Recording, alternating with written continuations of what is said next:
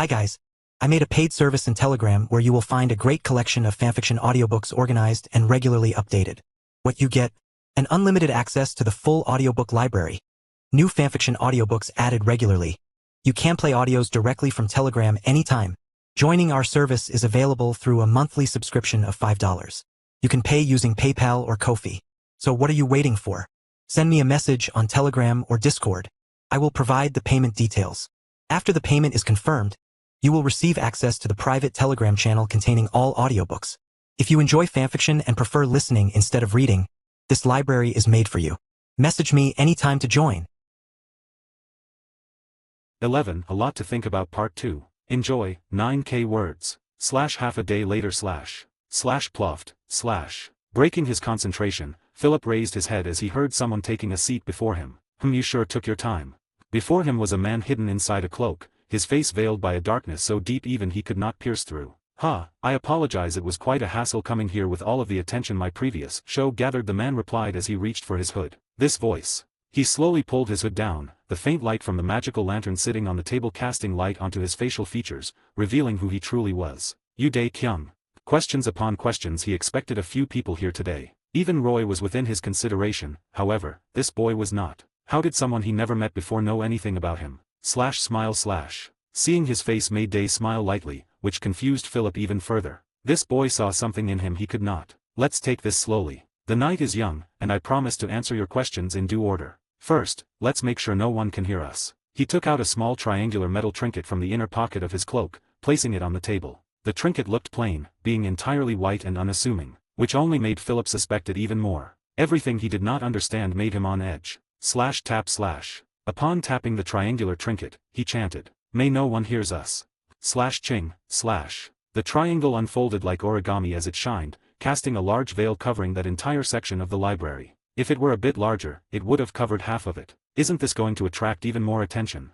Philip asked as he looked around. I can't feel anything magic or whatever this is, I need to step up my game and soon. In a normal place? Yes, it would. Like a fireball in the night sky, but here, nothing will happen unless one of those knights decides to do a little stroll in the forest. Philip wasn't exactly buying his words, and Dae knew that, so he added to his explanation. If they weren't understaffed, well, things would have been different. Getting here was pretty simple, as well as this cape takes the credit for that.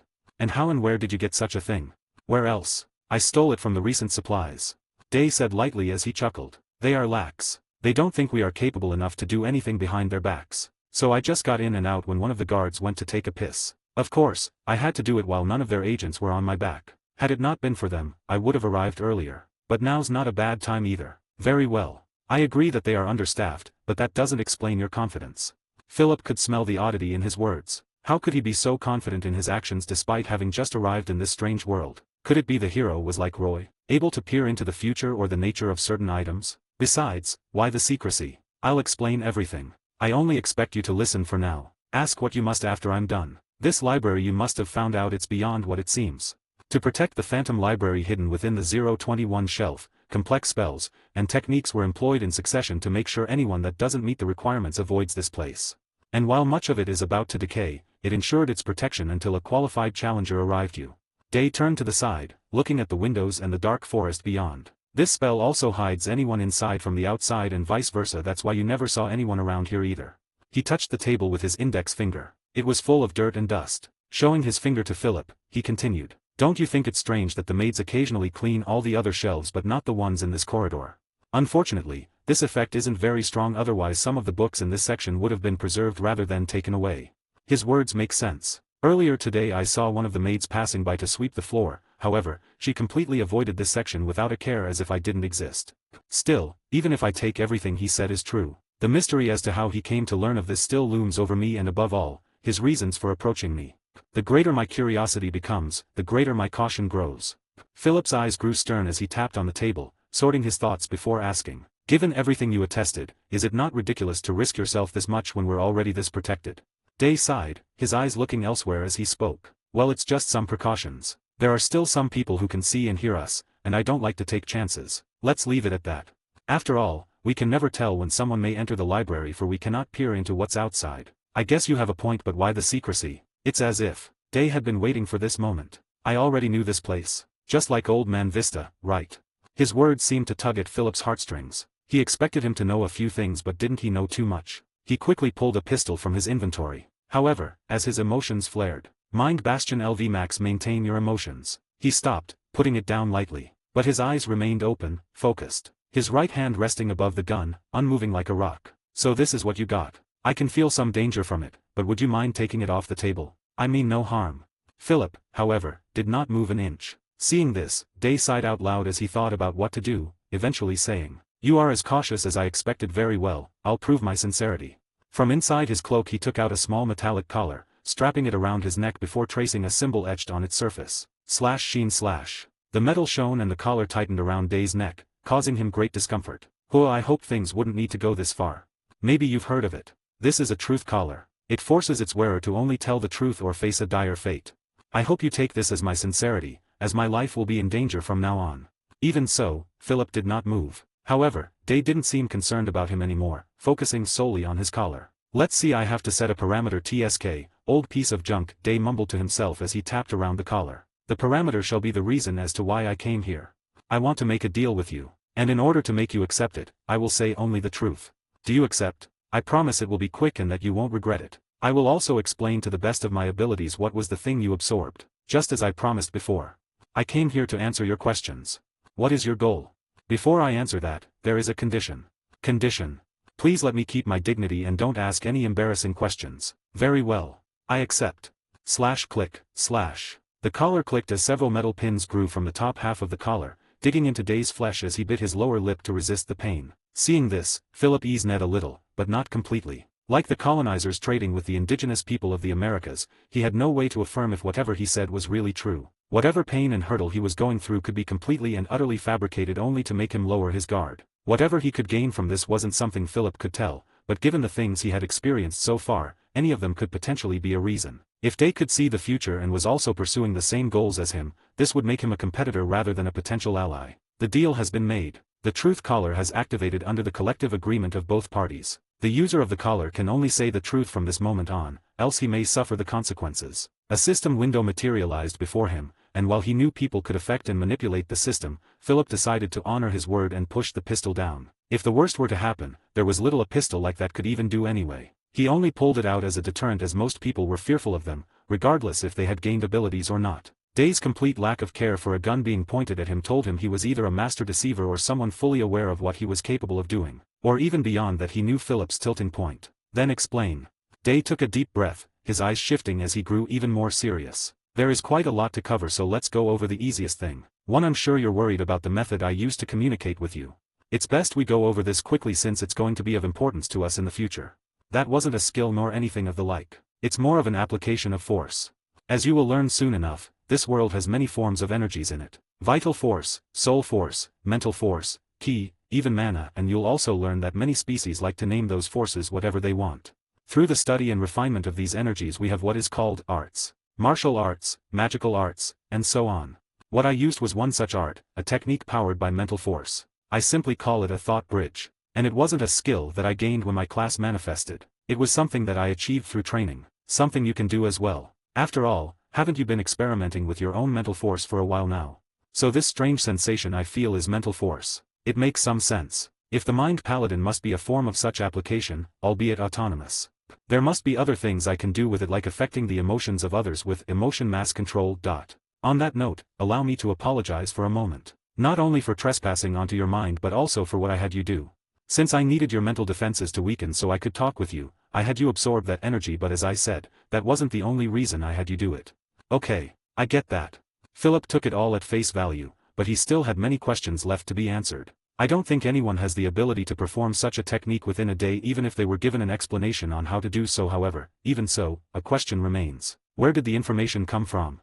Given how much he knows, I believe he also knows of my trait. Otherwise, I'm sure a reaction would have occurred had he tried to contact me and failed. Yet he had me weaken myself first on purpose.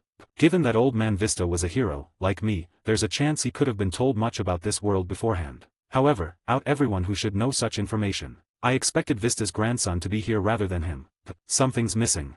You are right to believe that there's no one like that here. Yet I must say you are underestimating the talent of the inhabitants of this world. Somewhere out there is sure to have one such person, someone who can learn and master what they see and hear within a day. Nonetheless, that doesn't matter now.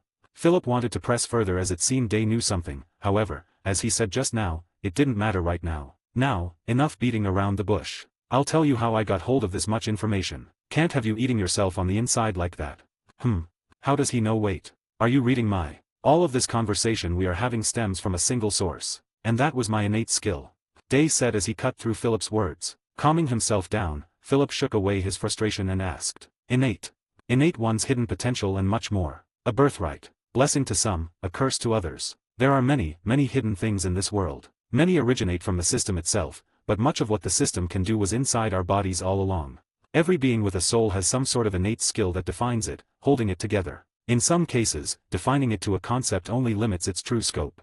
The definition of a soul is often beyond the grasp of most anyway. The problem is that innate doesn't often correlate to it being at someone's disposal, quite often, in fact. I see. So, is there something hidden in me as well? How did you know? He replied sternly and without hesitation. Your case is special. Your innate skill has already manifested and so has your class potential. Stop. I know less than you think and would prefer if things remained like that. Remember to keep your information private, even from me, at least until you fully trust me. That's quite contradictory. Even so, you haven't answered my question. I know, but let's continue. That'll be clear soon. Your innate potential awakened early due to the influence of a certain item, and no, I don't know what it is. I only know that it exists and you used it. This item is the same reason why you didn't gain a class. Its interference led to a distortion in the parameters and with it, a fault in the distribution of the artifact's energy, leading to a halt in the process. Energy, artifact. The strange machine in the church, the big ball, let's call it that. It has a limited energy reserve, one that takes 100 years to refill, even when the kingdom uses a lot of resources. The way it works is so complex that even after a millennia of research, human scientists and mages are still rather clueless about how it works. When it accessed everyone's parameters, it evenly distributed its energy to each person. In your case, everything was used to awaken your innate potential due to the item's interference. This normally wouldn't happen, but nothing is always true in the world. This is my theory, at the very least. You're free to look out for the answer if you wish for it. Day took a deep breath as he closed his eyes, thinking, or rather, remembering what he was supposed to say next. Anyhow, due to the complexities of each person's personality and soul, some may become much stronger than others and there is nothing much I can do for them. Only they can change themselves. It has always been like that. From the time we're born, we're separated. Some are born rich and others poor, some with a vision and others clueless about the world, destined to be but a cog in a greater machine they can't see its end. Here is no different. Some were given such immense potential the world quakes at its mere mention, while others are destined to see nothing but their footprints. And this is the origin of innate abilities. What matters of it anyway? But why say all of this? Day smiled. That's because the awakening of this innate potential is the very purpose of the orb in the gymnasium. My innate skill came to be like this. Answering your previous question. Philip lightly tapped on the table, not surprised. I figured that much when you told me all of this, but in that case, why is it changing everyone's memory? That was a safety measure put in place by its creator to protect it, since the orb is technically an illegal creation. And those in power make the rules. If it's illegal or not, it doesn't matter. It seems you're still looking at things from an earthling perspective. You must have heard of the other species, right? There are many, many more than just your usual elves, dwarfs, and goblins. Where do you think those ideas even came from? Are you saying our ideas of folklore and fantasy came from real contacts and not just imagination? There is certainly some truth to that, but it's not everything. Still, let's return to this world. Earth won't matter to us from here on out for a long while. Many centuries ago, the species banded together and created something similar to the UN. You may have learned of that thanks to some records lying around. To avoid significant conflicts that could end in the destruction of large portions of land and endanger the lives of many creatures within. This is one of the many purposes of the organization. To name a few, we have protection against foreign forces, maintenance of the continent's ecosystem, regulation of conflicts and interests between the species, and so on. And that orb is something considered illegal by that organization. Very illegal at that. To the point that mere possession of it could cause a war if some conditions align. Like a nuke being detonated a little too close to one's territory by a foreign nation.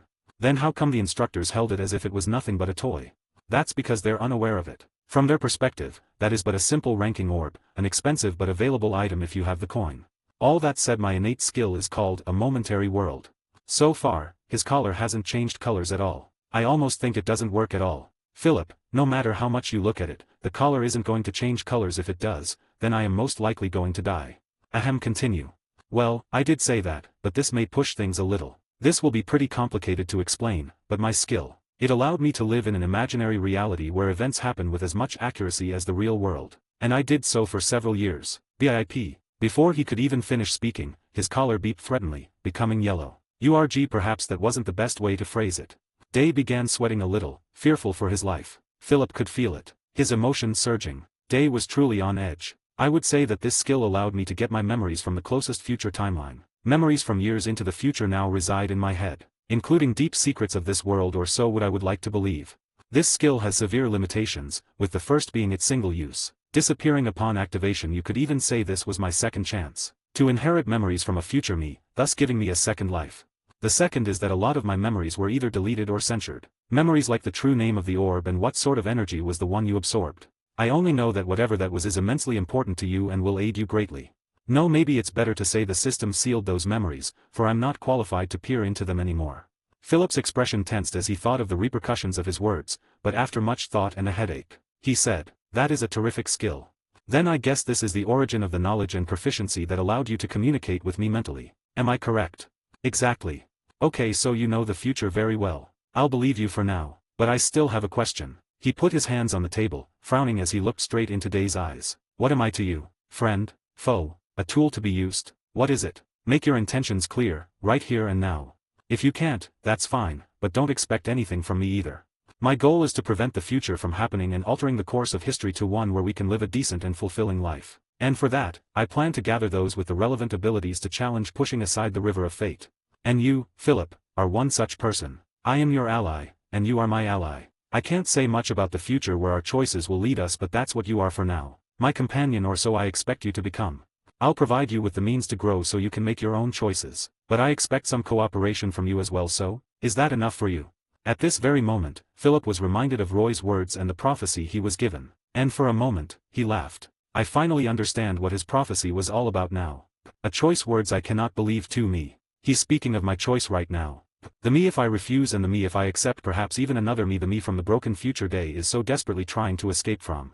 His stern expression may say one thing, but his eyes and body say another. He is desperate and energetic, moving eagerly somewhere else, somewhere that's not here.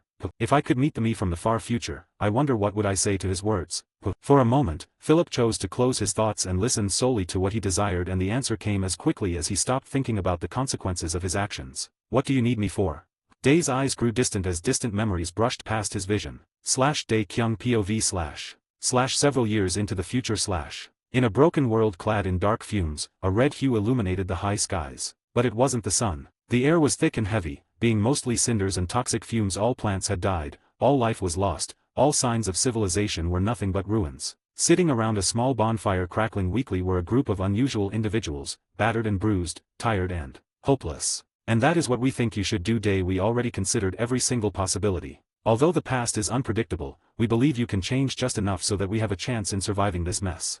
The only thing left is crack, splash, /. Above them, the empty space seemingly cracked, shattering like broken glass, making all the warriors gather together as they mustered their waning strength, clutching onto their weapons as they stepped in position. /tum, /. However, from the void inside the crack, the empty world beyond form, a single man appeared. His entire body bloody from multiple injuries, he lacked many things: an eye, a part of his arm, an ear, and the most recent of them all, his legs. In fact, it seemed that this time this scar would be his last, as he lacked his entire lower body from his chest downward. The moment he left the crack, he immediately fell into the ground. Philip.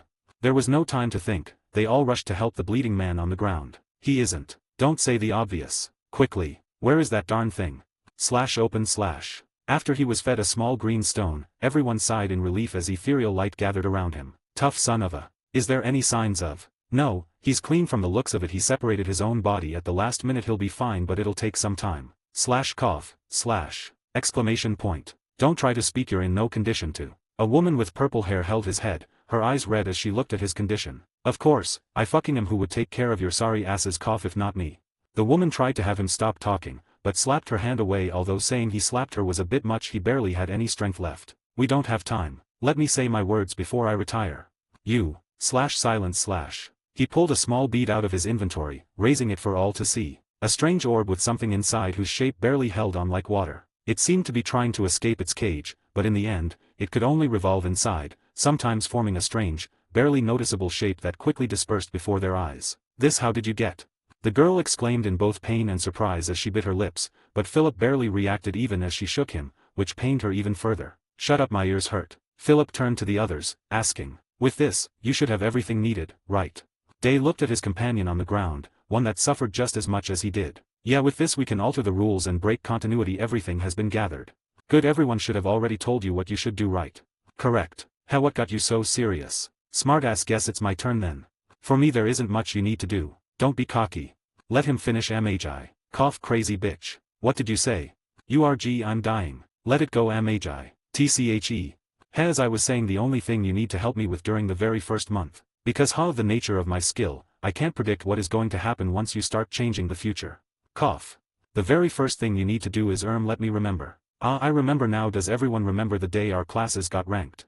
Day smiled, a rare thing to see. I remember that I got so smug because I got a red class, when in truth it wasn't anything impressive. So the thing is, I actually got the chance to absorb it. You what? But in the end, I got too fearful, so I didn't absorb it. You got such a chance so early on and you just threw it away. Calm down, Magi, continue. Hee, don't you all find this funny? Hee, you need to help me stop being so overly cautious. I lost many opportunities due to this habit of mine, but it was also what helped me last this long. Cough. Philip spit out some blood together with a strange maggot. Oh no, he's been. Talk slowly, we still have time. No, we don't, Vincent, our time is already over. Philip replied as he took a deep breath. Let's not waste any of it. You already know what to do next, right?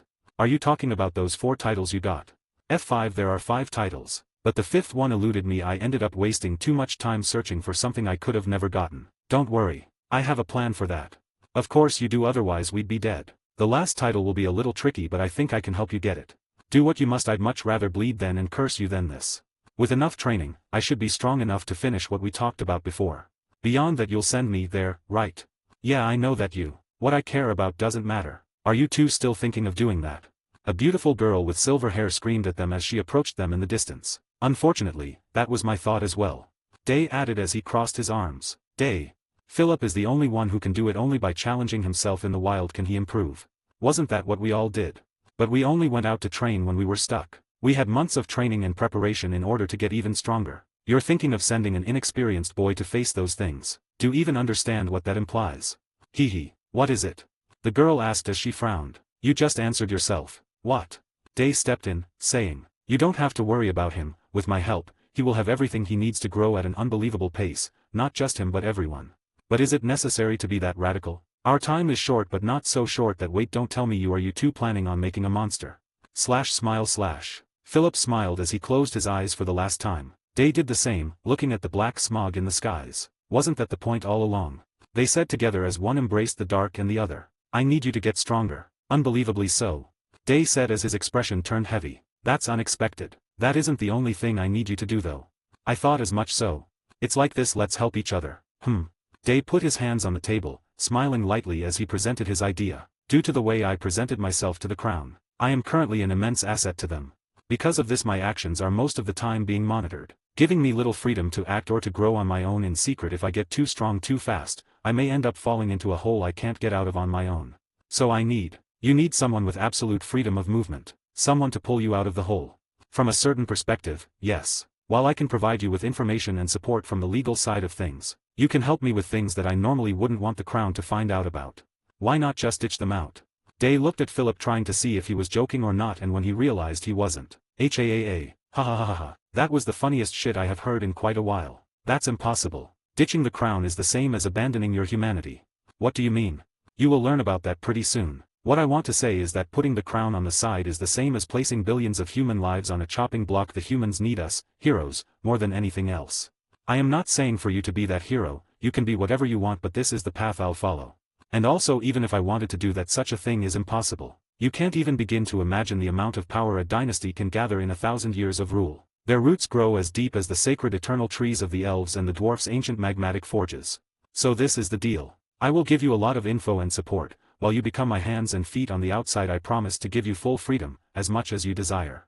Freedom? Then what guarantees you that I will do what you ask? How do I even get out of their radar? If they are so incredible, isn't escape impossible? Day smiled lightly, looking outside, saying, what is it that you seek in this world, Philip? What do I seek? That's an interesting question, honestly. I don't know. Just a few days ago I was busy surviving. It's too early for me to think about anything else. Until now I guess I've been moving merely because why have I been doing all of these things anyway? Well, I guess it's easier to follow someone's words than do nothing. Staying still isn't my style, but I can't say I've been moving for a purpose that's entirely my own either. I guess if I were to condense it in one word, curiosity. Since you're having so much trouble piecing things together, let me help you figure it out. Day took out a small dagger from his chest pocket before throwing it at Philip. Grab. What was that for? Can't you tell? That's the reason you're here. Your motivation. Power and entertainment. Everything boils down to you wanting to satisfy your curiosity as you find happiness in exploring the unknown that is this world. And you will see, my goals perfectly align with yours. My goals? I am scared at how perfectly he nailed down my own thoughts. But is that truly what I want? I know that's a lot to digest, so let's stop for. Continue. Very well. As I said, I will give you full freedom of movement since I seek to make you stronger and the others too. Getting you out of their radar is also pretty simple. We were lucky that we had over 100 people this time, making individual tracking pretty much impossible. They might have hundreds of trained assassins and scouts, but they can't be focused only on us all the time. They have to protect their borders and VIP figures. It's already impressive they sent so many agents to us in the first place. And currently, you just had to be of minimal value to the crown, and we shall make them believe so for a little longer, until you manage to flee. From then on it will be my turn. But let's leave the discussion of your escape for later. Wait, there's one thing I don't understand. Say it. Why? Why do you need me to grow stronger? Can't you grow stronger yourself? Of course I can. Were the reasons I shared before not enough? Do you take me for a fool? That only explains so much, not your targeting of me in particular. Well, this is hard to explain. Let me finish what I had to say first before I share the rest. Is that alright? I was planning on listening regardless. I know. Day picked up a big map from his inventory and placed it on the table, pointing at a continent in the corner. Image. You already know what this is, right? This is the West Continent. He then went to place 4 dices in 2 different areas. 3 of them were gathered in the same place. But that wasn't all. He then went to throw in 5 more pieces in seemingly random places. This is what I want you to do. Gather these items. I don't have a name for them, nor do I know of their appearance and even less about their uses, but I assure you that they are more important than you could ever imagine. I just can't tell you much due to the restrictions of my skill. What are they? Remember the ranking orb? Yeah.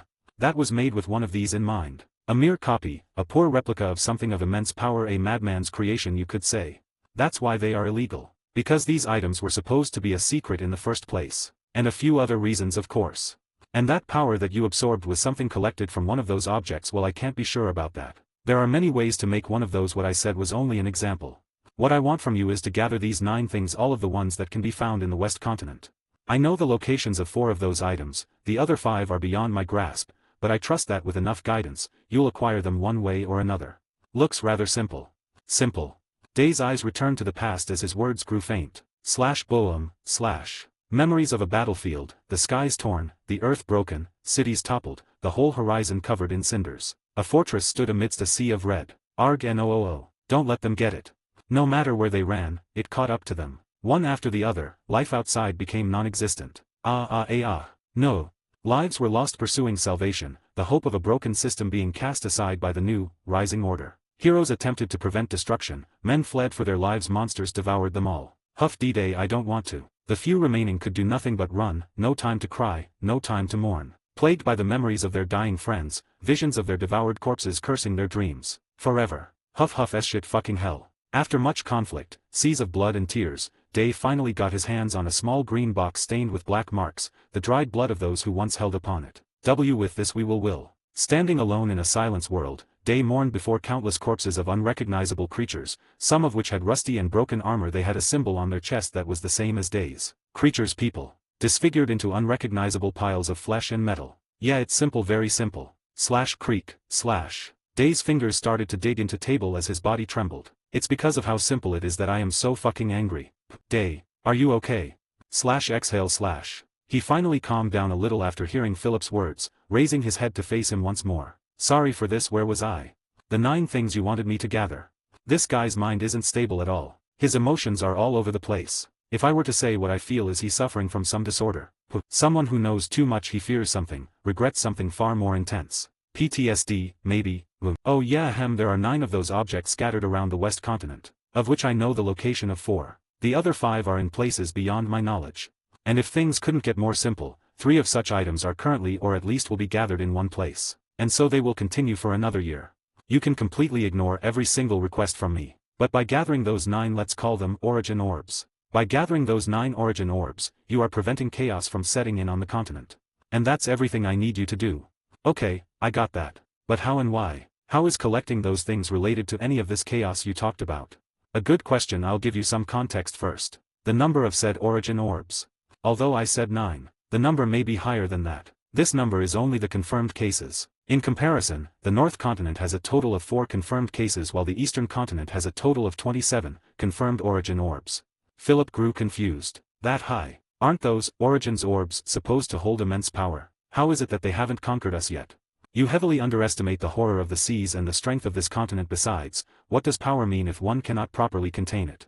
Even if they have that many, so what? A high number only means more competition, and even so this information came from the future. Who knows how many they actually have right now?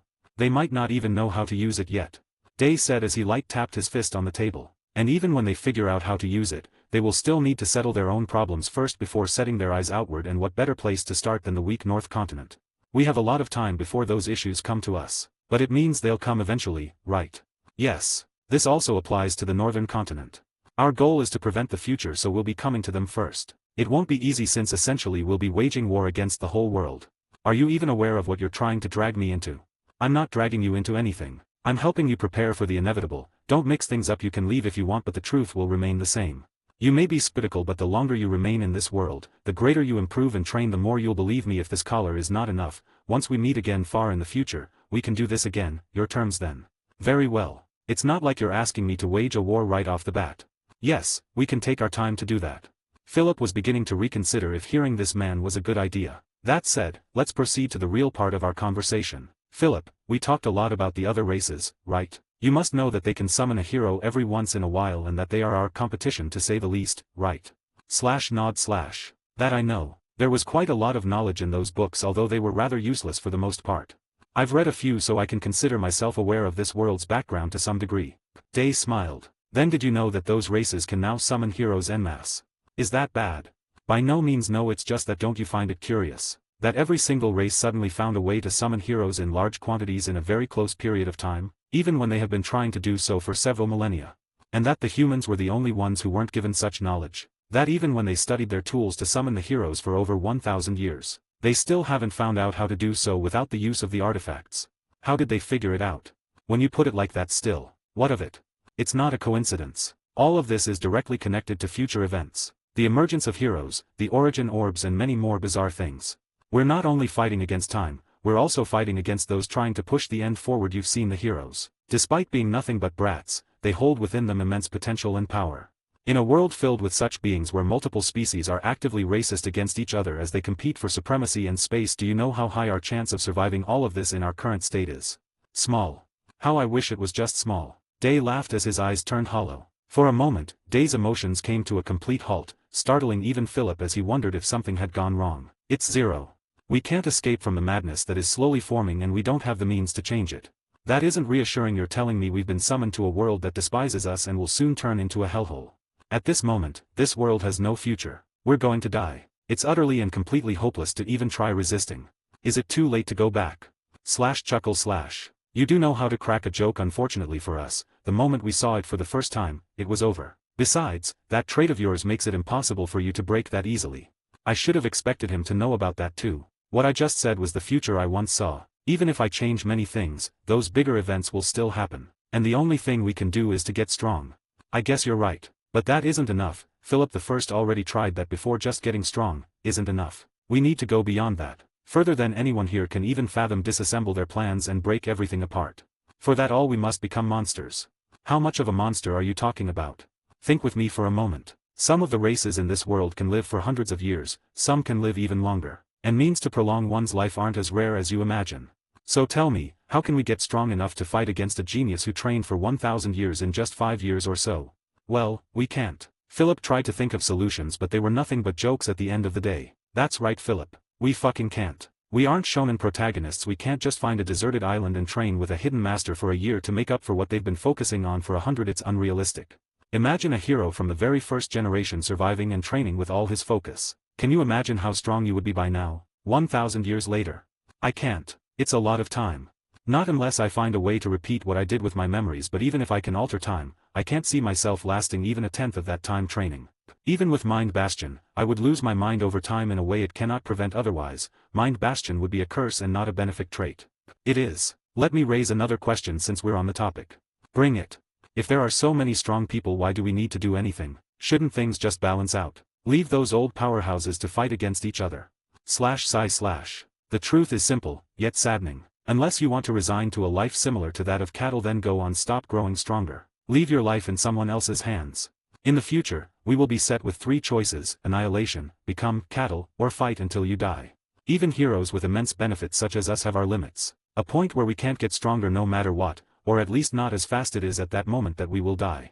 His eyes narrowed, his intentions clear. I think it's obvious what both you and me choose. So how can I change all of this? Or at the very least, survive? I already told you. We are going to become monsters. A creature that, in a few years, grew to rival those ancient creatures. How? That's the complicated part. But I can assure you that together we can at the very least survive. Just survive. This level of difficulty is higher than in the memory trial. How long do we have?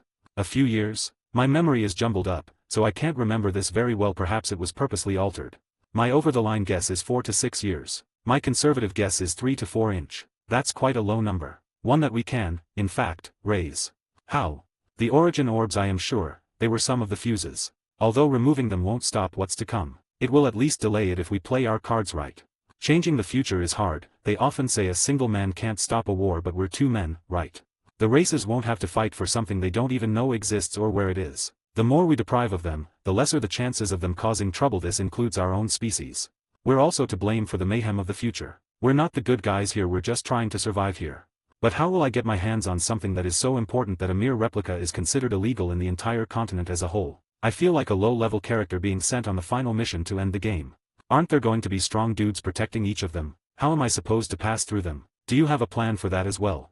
Day smiled mysteriously once again, and Philip focused. That's the cool part. So far, everything he had learned told him of a bleak future. One that was prone for disaster if he acted or not. Even if he turned back here, he wouldn't be able to sleep soundly regardless of how much truth there were in his statements. However, while Day tried to frame things as him being fully in control of his own actions, it didn't seem like he had much of a choice on the matter either. Even so, although he didn't quite trust him yet, he was willing to follow his words until he had a method to verify the veracity of his statements. So he paid attention to every word Day uttered. After all, there could be hints hidden in each letter of every paragraph. That's your problem.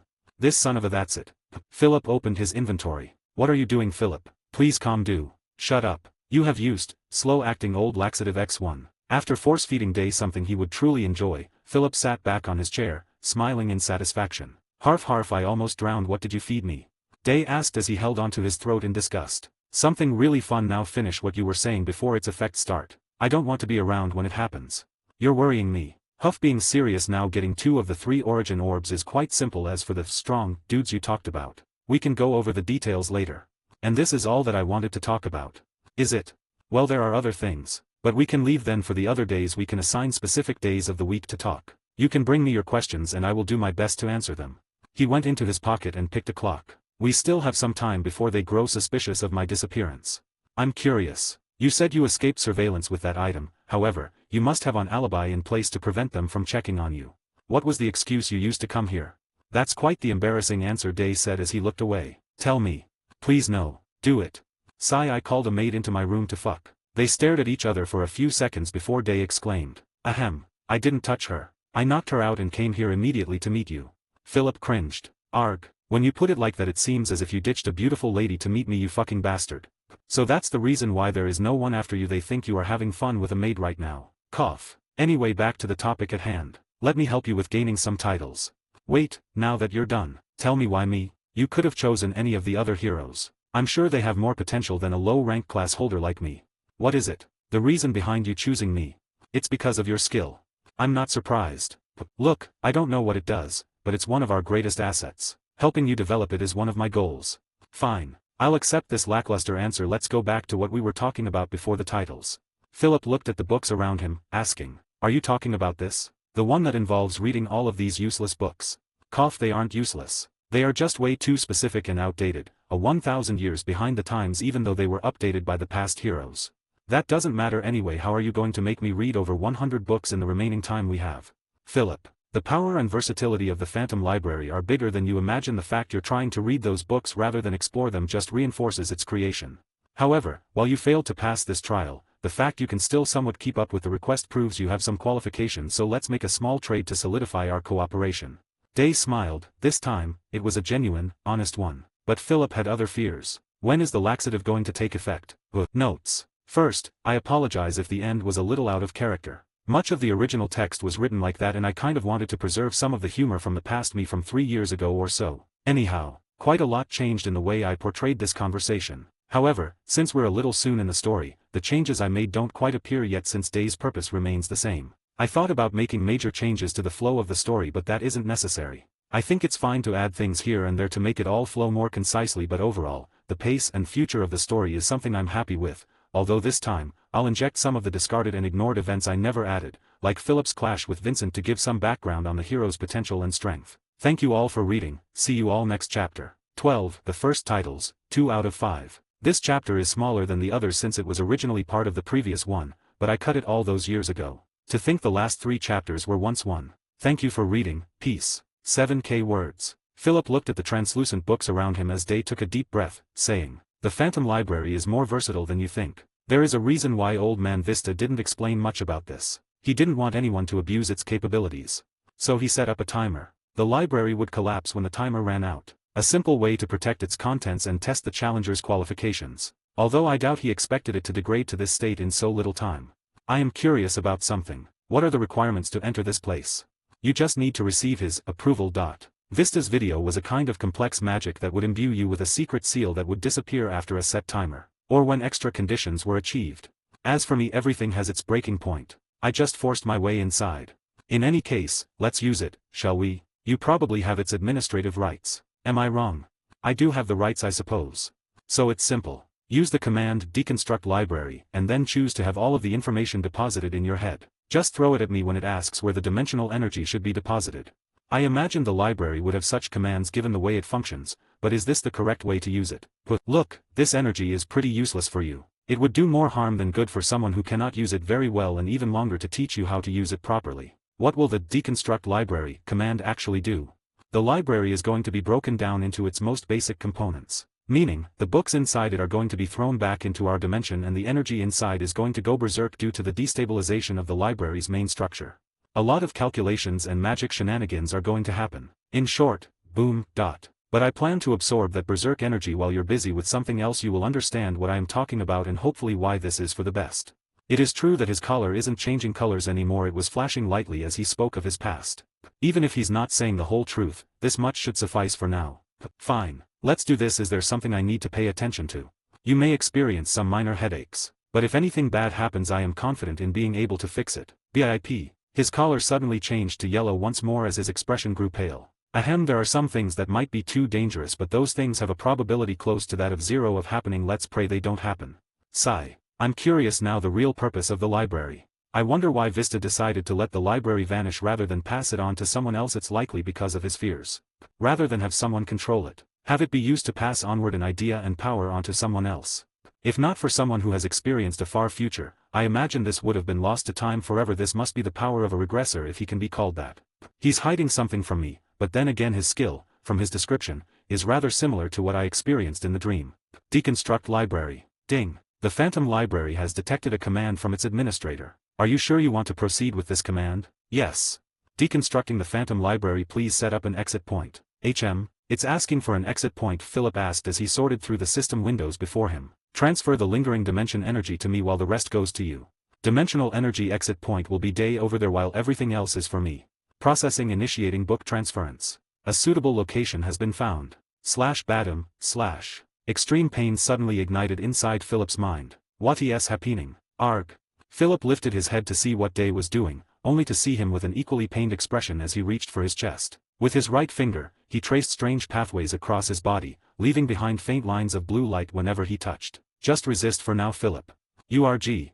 Fucking hell. This massive pain lasted for a few more minutes. Dozens of books entered his mind at an unbelievable speed like bullets. It was like standing in high-speed tunnel as lights flashed by. It was hard to grasp how each of them were, their shapes and sizes. Finally, it ended. Ding. Mind Bastion LV Max has absorbed a part of the Phantom Library, gaining a new sub-ability. Ding. You have read all of the books in shelf number 021 of the Royal Library. You have made a considerable achievement. For your curiosity and thirst for knowledge, you have gained the title, Scholar. You have gained the skill, Scholar Vision LV0. Clutching onto his head, Philip took a deep breath as he clutched onto the table. URG my head. You have used, painkillers X1. Thank God I have so much trash in my inventory. URG. While he recovered, Philip watched in silence as Day struggled with whatever he had absorbed. Magic, I want to learn it. But for now, I'll make sure this guy doesn't die. Carefully observing every single one of his gestures, Philip learned as much as he could before their conversation continued. Harf harf, it finally ended. You okay? What just happened? Huff, that was the process of transferring, wasn't it easy? He asked with a tiny smirk as sweat fell on the ground. Easy. I felt as if my head was going to burst. Huff, just you wait. Your expression is quite macabre. Philip snickered as he tapped on the table, asking. In any case, just what is this title? I absorbed a part of the library, and I even gained skills. Yes, the scholar title, while it looks fairly simple to get, it requires dozens of years of accumulation and comprehension for one to qualify for its acquisition. That's why it's so rare and valuable. Scholar Vision is the manifestation of the title. It allows you to instantly analyze anything using your knowledge bank, but that's the least important part of this skill. Our focus should be on its secondary ability. The skill allows you to see other people's state, or in your case, level. To confirm this, Philip equipped his title, and as expected, a number appeared above Day's head. 1. Level 1. It seems you already learned how to use it. Out there where it's pretty hard to gauge someone's ability, seeing their overall power in numbers is very good. Just be careful not to trust it very much. Some people are capable of messing around with such values, intentionally or not. As for its primary purpose, it's forgettable really well. For someone who has difficulty analyzing things, I guess this is a good ability, but this is not your case. Nonetheless, your case is even more unique than that you absorbed a part of the Phantom Library, meaning you must have a part of its abilities on top of your trait. Why don't you check it out?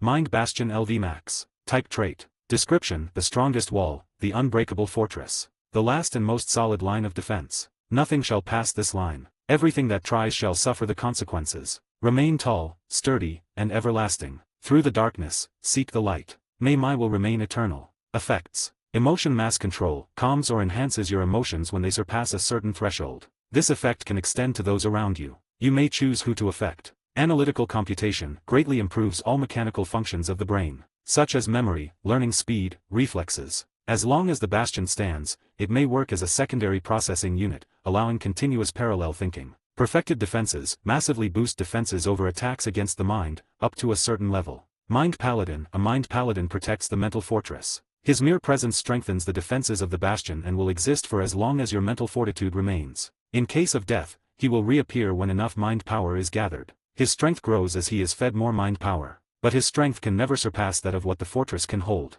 The Mind Paladin is currently hibernating due to the absorption of. Hence, all of its related abilities are presently deactivated. Mental Library. Due to the absorption of the Phantom Library, a new subdivision has taken shape inside the Mind Bastion. The Mental Library will greatly help you in all activities around acquiring knowledge. All information you acquire will be stored inside the Mental Library in an appropriate form. Mental Library. For a moment, Day's expression became one of utter relief, as if a large weight had been taken off his shoulders. So you really got it, phew. Why do you look relieved? This was probably one of the reasons why Vista opted to have the library be destroyed rather than passed on, as when it is combined with Scholar Vision, it becomes something out of this world. Normally, to fully use Scholar Vision, you would have had to study, master, comprehend, and memorize the entire library's worth of knowledge. But now, you can read anything, and it doesn't matter if you memorized it or not. Even if you don't understand its contents, whatever you come in contact with will be stored inside the Mental Library, which massively strengthens the skill as it'll take that knowledge as yours. You can see where I am going, right? The more books you read, the more monstrous the analyzing capabilities of this skill will be. It synergizes well with your trait as well, making it all even stronger. A skill that can pierce into their most sensitive knowledge, decoding the world for its master as long as it has the necessary components. Do you understand why the people of this world fear this ability so much?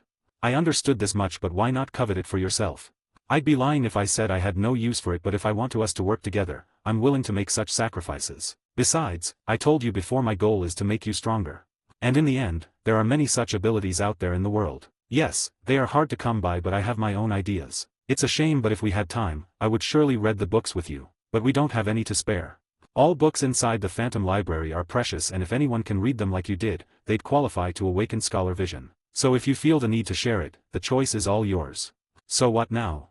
I suppose we should move on to the next title in your list. You have a lot of knowledge that was forcibly lodged in your head. It's time to make use of it. Day opened his right palm, gathering strange, shimmering wisps of light above it. The simplest ability we can make comes through shaping energy in some unique way. That is the basis of manipulation and transformation, which leads to the magical phenomena you see every day. He lifted his hand, and bluish energy began coating his skin, shining faint light onto the table. This is a very, very basic application of such principle. If there is something you don't understand, just tell me. If you can recreate what I just did, this should you get 2 titles at once, you know which, right? Create one martial/magical technique while in the lowest state. Want to give it a try? Okay. I should begin by maximizing my chances. Equip title, number 1. Title equipped. I don't know what sort of energy your class uses, but mana is a pretty solid one. Try it out first. It's the easiest to feel and manipulate, after all. Although it's one of the more complex to master. But I don't even know what mana is. I can see it, but if you can see it, then you can sense it. You just have to feel it. That's easier said than done. I doubt it's so simple. If you had to be able to sense magic to see it, then all magician's spells would be invisible to most people, which is definitely not the case given the books I've read unless the threshold is very low. Thinking like this won't change a thing, might as well try something. Following Day's example, Philip closed his eyes, focusing his senses inward like he hadn't done before. After feeling the energy, think about shaping it. It can be anything you imagine. If that's not enough, think of a use for it, like incorporating it into a specific move or action. While he pushed his senses inside, looking for something he never felt before, it suddenly came to Philip. I have already been using some sort of magic for a very long time. The first thing that came to his mind was the art of quickening, followed by Lady Maria's combat technique. And if he decided to go even further, Philip had experienced the arcane many times before. He had never thought much of its principles as he had been far too busy before, but maybe now was time to delve deeper into the source of Hunter's powers. If he can keep himself sane, that is. By following the strange feeling he had every time he invoked the technique, Philip channeled this strange sensation towards his right hand, thinking, I'll have to freestyle this now that I think about this. There is almost no proper theoretical studies into the nature of the arcane back in the nightmare. I wouldn't say there was none, it was more like I was avoiding it. As since the arcane was mostly the source for all the madness, even if such theoric knowledge wouldn't prove detrimental, it was best to cut my curiosity short for the sake of survival. I can't say I'm pleased with being in the dark, but I owe my survival to my pettiness and methodic behavior back in the memories.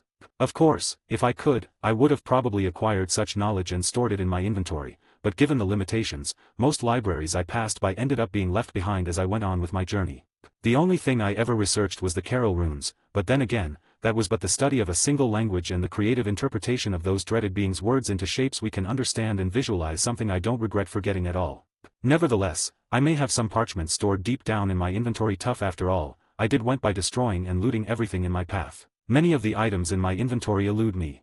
And above all, while my memories were cleaned of corruption, my inventory was not, which means something inside it could still lead to me going mad, which is why I'm avoiding playing too much with it. All that said, the past can't be changed, but the future can. What do I want to do with this energy? He straightened his back, scratching his chin, pondering deeply. This could work. An idea struck his mind as he opened his right palm. Shine. At that moment, Philip's hand started to turn red until a blood-red flame thoroughly covered it, casting distorted shadows throughout the library. How eerie.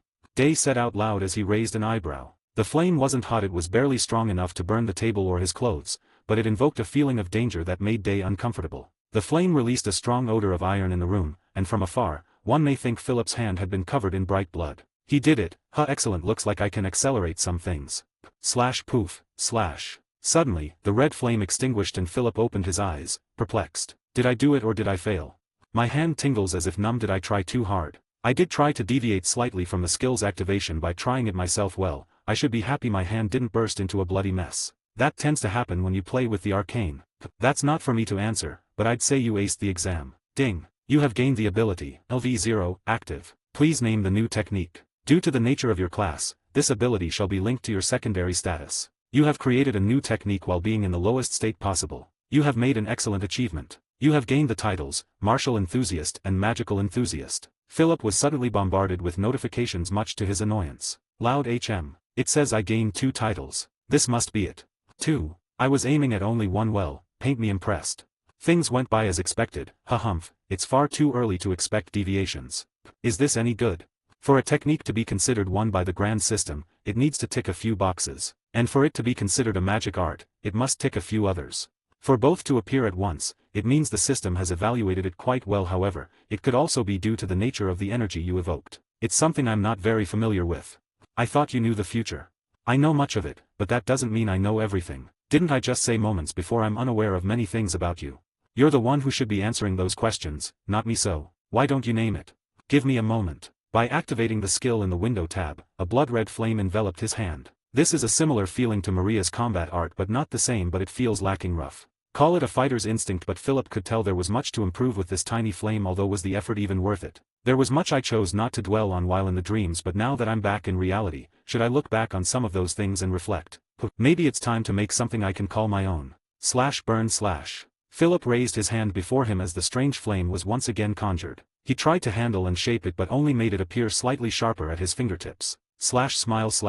But as the flame vanished amidst faint embers, Philip smiled slightly as a name formed inside his mind. So this is how it looks like. I think I have an idea of what to call this. While I never experienced it, I often delivered it to my opponents. And given where I took this from, I think Maria deserves some credit for its creation, regardless of what I do with it from this moment onward. Eviscerate. You have named the ability, Eviscerate. Eviscerate LV0. A brutal technique born from one of the most basic principles, taken from a fellow hunter's combat technique and repurposed onto a coarse art. Although it's a rough application of force, it still does its job pretty effectively, which at the end of the day, was what defined a hunter. Effects. Activate this ability to greatly enhance the strength of your palms, making them momentarily glister. It's pretty basic. Don't sell yourself short. I'd call this a great success. For a half-assed attempt. Besides, you gained 2 titles. Given you haven't said anything yet, you must have gained the martial and magical enthusiast titles, right? Philip nodded. Those are excellent titles. Be sure to train them well, and even if you have the chance, don't fuse them. Titles represent achievements and hurdles in one's life. They're like marks that authenticate your efforts. As such, careless handling may lead to their depreciation rather than an increase in value. Evolving them separately through training is the way to go. And once you've reached the end of their paths, well, I'll leave the choice to you. As he said that, Day stretched his arms, satisfied with how much he had already spoken. I think this is enough for today. But before I leave here, this is yours. Day picked up a coin from his inventory. Looking at someone else raise their hand into the air and pull an item from empty space was a rather strange feeling, making Philip realize how unusual his actions had been till now. He took the coin as he shook those thoughts away from his mind, focusing on the coin's details. A small golden coin with 2 symbols on each side, a pen, and an empty scroll, each accompanied by a series of words and symbols he couldn't decipher, even with his language skills. Contract coin. Description: a coin used to initiate a contract between 2 individuals. Break the coin to bind the contract conditions to each member. Reading its description made Philip immediately realize where this was going. However, he still acted a little oblivious, asking, "Do you want to make a contract?" "Yes, but not for the reasons you're thinking about." "How can you be so sure of what I'm thinking? You take me for a fool. Anyone with a sound mind would reach similar conclusions as you right now." Philip's eyes narrowed as he scoffed loudly. "Well, in my defense, I wasn't the one who proudly revealed my skills and called myself the legendary hero before everyone on a stage on an alien planet as I posed. Ahem, that wasn't my proudest moment, Mr. Eviscerate. I didn't even pose." Philip flinched for a moment as he looked at the side. "Seems like someone hasn't fully grown up yet," Day said with a chuckle as he crossed his arms. "Humph, don't they say men never grow after a certain age? Besides, I mean what I said, I'll use that to its literal definition. So I don't find it unusual. I believe you, truly. You're the kind of guy who'd pull up a gun and point it at someone while speaking in a deeper tone just to sound imposing." "I didn't do that." Scoff. Day scoffed on the side just like he did moments prior, smirking at Philip as he brushed the subject aside, saying, "What I meant to say is that a contract can make us rest easy knowing our information is safe. But at the same time, the contract can also protect our minds from being read. This coin can create a barrier protecting any information about me in your head from leaking. The reverse also applies. So this contract is more so a safety measure for ourselves than anything else. And I plan to have its conditions reflect that as well." So if someone read my mind, any info about you is going to be protected?" "Pretty much, but not all, only this deal and our next encounters if we wish.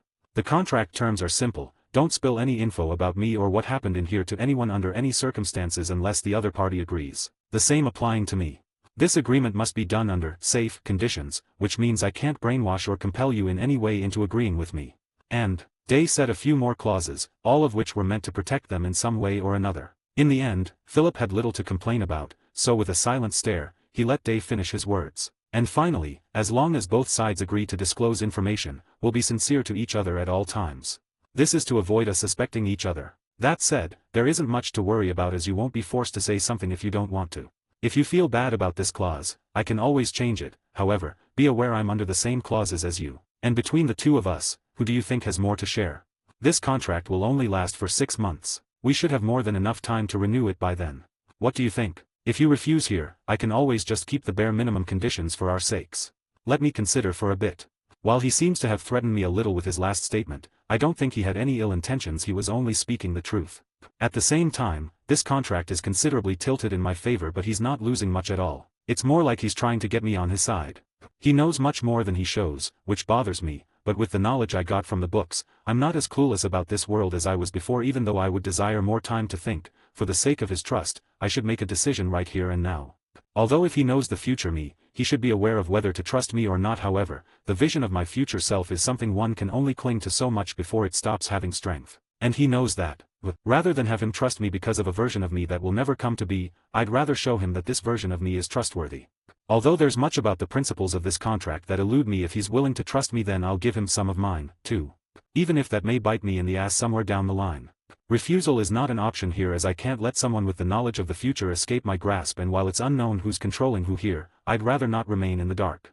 Above all, I have an inkling that by refusing, I will lose far more than anything I could ever possibly attain on my own.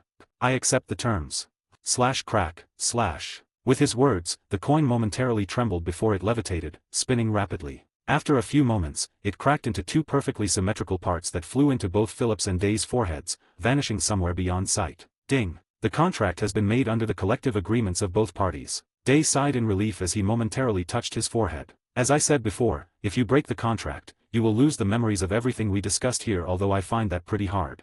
With his trait, even if the contract is forcibly broken, his memories may remain somewhat intact. But there's little I can do against that, even more so with what I have in mind for him. He'll end up outgrowing the item's strength in no time. Still, as long as he believes in it, everything will be fine.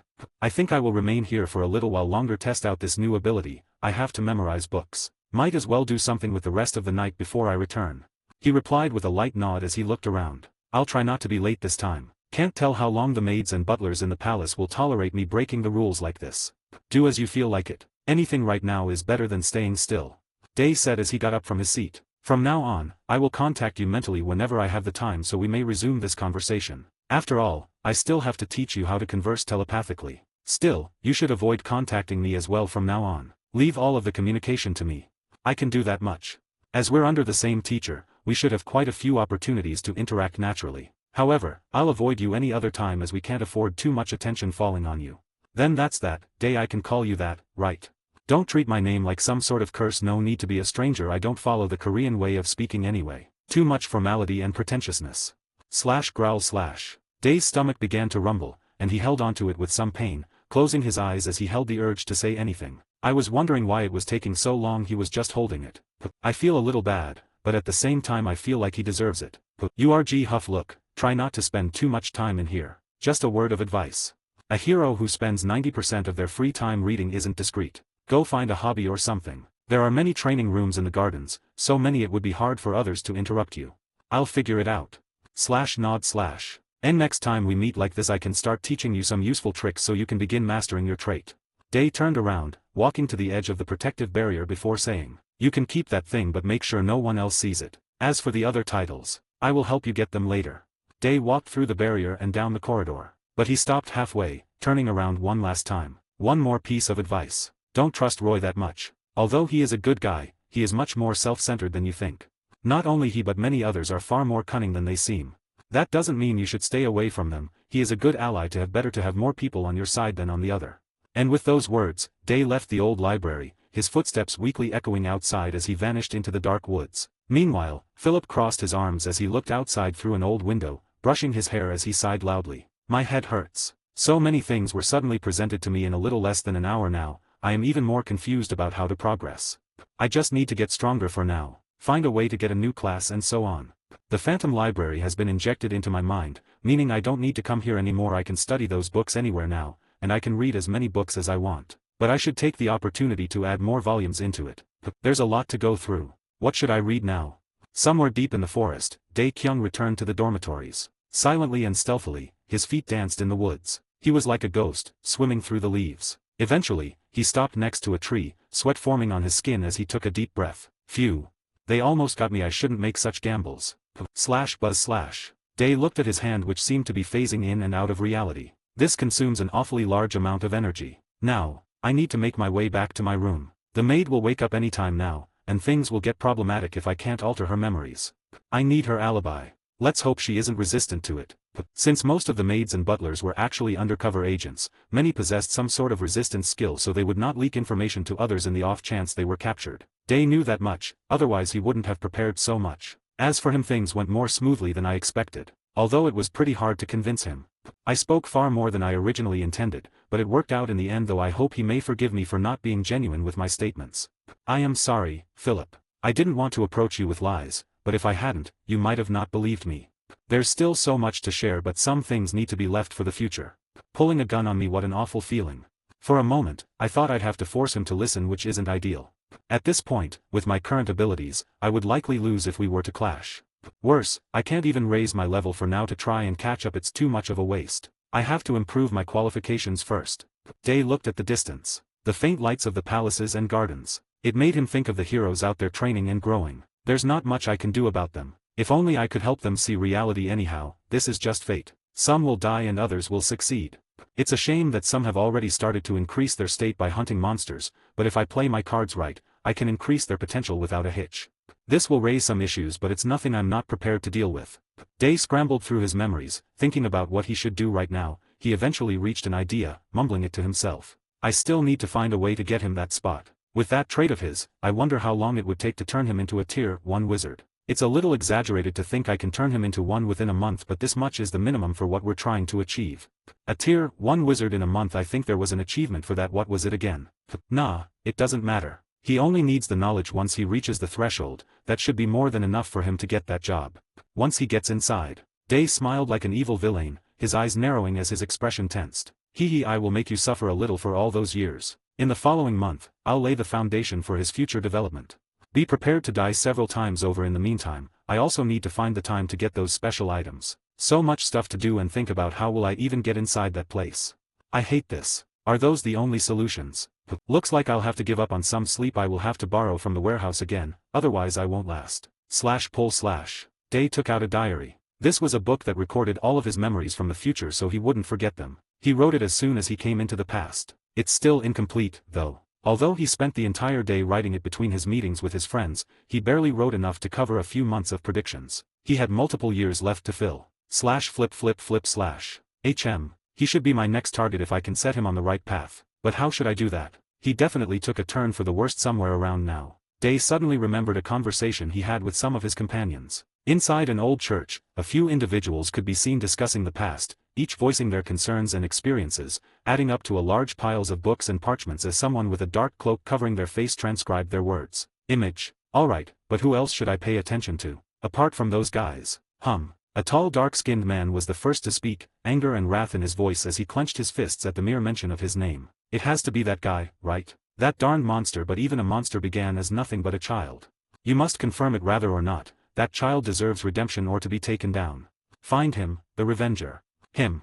A blonde which was quick to reply, confused at the unexpected name. No, it went beyond confusion. Indignation. Wasn't he just a madman? How can you even mention him? He was the one that ended up going into. You know what they say, no one is born like that. Somewhere along the line, he was blinded by wrath and anger after he became a criminal. He was prosecuted by the crown, and eventually you know what happened. I don't know how he became like that, so rather than preventing his growth we should prevent him from becoming like that altogether. I used to know him before he became like that. He's a good person, someone that deserves a second chance. Maybe not now, but back then, no one carries the sins and consequences of the future. You must act accordingly. Then, you won't be facing us. You'll be facing our past selves. Everyone changed one way or another. See past your resentment and face all accordingly. The Revenger, a good person. Don't talk as if you knew him, which. He was once my student, yet like many, I thought the troubles of others were unrelated to me, and regardless of what you may all say, I'm not entitled to solve someone else's problems. It remains true that this ignorance led to the creation of a monster. If you stand by as someone abuses a dog, who are you meant to blame once that dog comes biting back? The owner who made the dog like that. Don't make me laugh. I failed to guide him, that's all there is to it. Don't be so down. I will try my best. What I feel doesn't matter. It has been this way ever since we began this journey. The only thing that matters now is completing it. Let's move on to the next subject. The day half of us died. That's right, the Revenger, but how do I get in contact with him? Actually, I'll just leave this for later. I've already done enough for a day. I'll just... /frop/. He suddenly placed his hand in his stomach, his face palling. Arg, What is happening with my stomach? /pbbbt/ Holy I think I. Huff Philip U. /thpptphthphphphh/ What in the hells did he feed me? // And so ran Day at a speed far beyond what he believed possible for his current body. His destination? The toilet. / A few hours later / Philip was now back at his room, reading a letter of thanks written by Petter. Was there a need to write a letter? I know phones aren't working anymore, but I guess he is still a little introverted, even after all of that change. They say people change when they are put in a dangerous situation. I wonder, have I changed in any way? Today was quite a surprise. So many new things, even that new skill. /sheen/. Philip's eyes shined slightly when he used the skill on the letter. Petter's handwritten letter. A letter written by Petter. His calligraphy is terrible. Its contents are relatively simple, as he only thanks and says he will repay you. Although you can see he had trouble writing with a feather pen. The paper seems to be made using an archaic method. Well, this skill is quite interesting. When I gaze onto an item or a situation, this skill will use every single piece of information in my head to try and decipher what is going on. Meaning, this skill can be very, very impressive. But it can also be pretty terrible in other situations. For example, it goes as far as to describe what sort of paper and the type of ink thought was used on the letter, but was this even necessary? It even speculates what sort of tree and the materials used. Is any of this even accurate at all? This is a skill that grows in efficacy the more information I have in my head. I can see why only scholars would gain such a thing. With my mental library, I can record any book/information I memorize. I don't even need to waste time comprehending it. It seems incredible, but this may create other complications later down the line. This is because scholar vision may use complicated language to describe some subjects. And if I don't even understand the subject, then no matter how incredible the skill is, it'll fail at its purpose. That's pretty much it. In 2 to 3 hours since Day left the Royal Library, I managed to skim through over 30 books. And I know I can increase those numbers. If I can assimilate the information of the library in my head, not just that but the others as well, including the Royal Library, it would be like having a super scholar helping me at all times. There is no need to worry about me getting dependent on this skill because I can always read the books stored in the mental library myself. Although it would take a while to go through all of them, maybe an entire lifetime to some. That's why it's called scholar vision, I suppose. Philip looked at the bright moons in the sky, turning around as he went to the bathroom. Tomorrow our training will start. I wonder what that mad girl will teach us. Is Day even alright? With those thoughts in his head, Philip showered before napping soundly in his room. Notes. From here on out we'll likely see far more extra edits compared to the previous work as we reach sections that conflict with the new things I added/changed. Piece 13, the first in history. 10k words. Had some exams pop up. Enjoy. Alright. I see everyone's here. Then, let's begin. It was just shy of 8 a.m. and the sun shone strongly in the sky above them as Philip and a bunch of other dudes waited inside a large arena-like structure for their teacher to begin their class. She did take her sweet time to begin this. Everyone arrived over half an hour ago. I didn't take her as the punctual type, or maybe is she using some longcast skill? Anyhow, it seems not everyone chose their professors as faithfully as I thought, given there were several more combat-focused classes yesterday, at least amidst the ones I managed to overhear. They probably went to the other instructors since they were much more welcoming than this girl. I don't blame them. I would have done the same if I hadn't been interested in physical training. I would have much rather gone with the pretty wizard lady than this brutish woman. Also, seems like there are some uninvited guests to the party, mostly men, all men. But I see now. These guys are here for her, but I can't relate to their tastes. She's pretty, especially in her tight clothes, but I guess Mind Bastion is preventing me from thinking about those things. Let's see. 1, 236. Meh, I thought we would have more. Humph. So be it. Let's make things clear here. While this is the combat class, I won't be teaching any of you Green's tactics or any of that. In here, I'll be teaching you how to take a punch and throw one back. On the battlefield, you often don't have time to think before it all falls on you, so you must act quickly and swiftly. So before you learn the complicated things, I'll teach you the bare bones of the subject. That said, I'll ask you all a question. Just how many of you have held a weapon in your life? I am not talking about kitchenware or shit like that. I am talking about a tool made for killing. Everyone looked at each other for a few seconds before 12 or so boys lifted their hands, Philip included. Who? Pfft. How pathetic now. How many of you 12 killed something with it? Everyone took down their hands. It was too much to expect city people to have ever hunted anything in their lives. As for Philip, it would be a bit much to be the sole weird guy in the group, and seeing how this girl acted, he was sure she would constantly try to push him into annoying things, so in the end, he chose not to act out of line and follow the crowd. Phew, forget it. Looks like I am going to have to start slow. But suddenly, a person raised one of their hands. Excuse me, miss. Why do we need to learn how to wield weapons? Irena's expression told everyone she was looking at the stupidest person in the world. It wasn't that hard to figure out why they need weapons. Although the boy in question could be probing her for answers which neither she nor Philip believed was his original intention. Why? For fighting, of course. Why do we need to fight anything? Because you were called here, obviously. But I don't want to fight. Why would I put my life on the line for people I don't even know? We were taken into this place against our will, and we now have to fight. Where are our rights? This guy, he can't see the bigger picture. There are some things you just can't say or state not without understanding your position first. Those are the easiest to manipulate, plain dumb people. Chatter. With his words of defiance, many others started to voice out their complaints as well. Humans are social animals. If one acts, this gives a lot of courage to the next one. Sigh. Fools. Yeah, I don't want to fight. Me neither. Chatter. Writes oh boy, this itches me in the wrong place. Sigh. I need to calm down. If I beat any of these people, Huaf is going to make me deaf with his screams. I just can't believe they are our hope or whatever. But even the greatest heroes started small and weak as toddlers. Irina mumbled something in a low tone that most couldn't really hear as she went over a moment of self-reflection, turning to everyone once she calmed down slightly. I will be direct. This training isn't just for you to fight just for the sake of it. The world out there is dangerous, so as the hope of our kingdom, you need to be at least able to defend yourselves.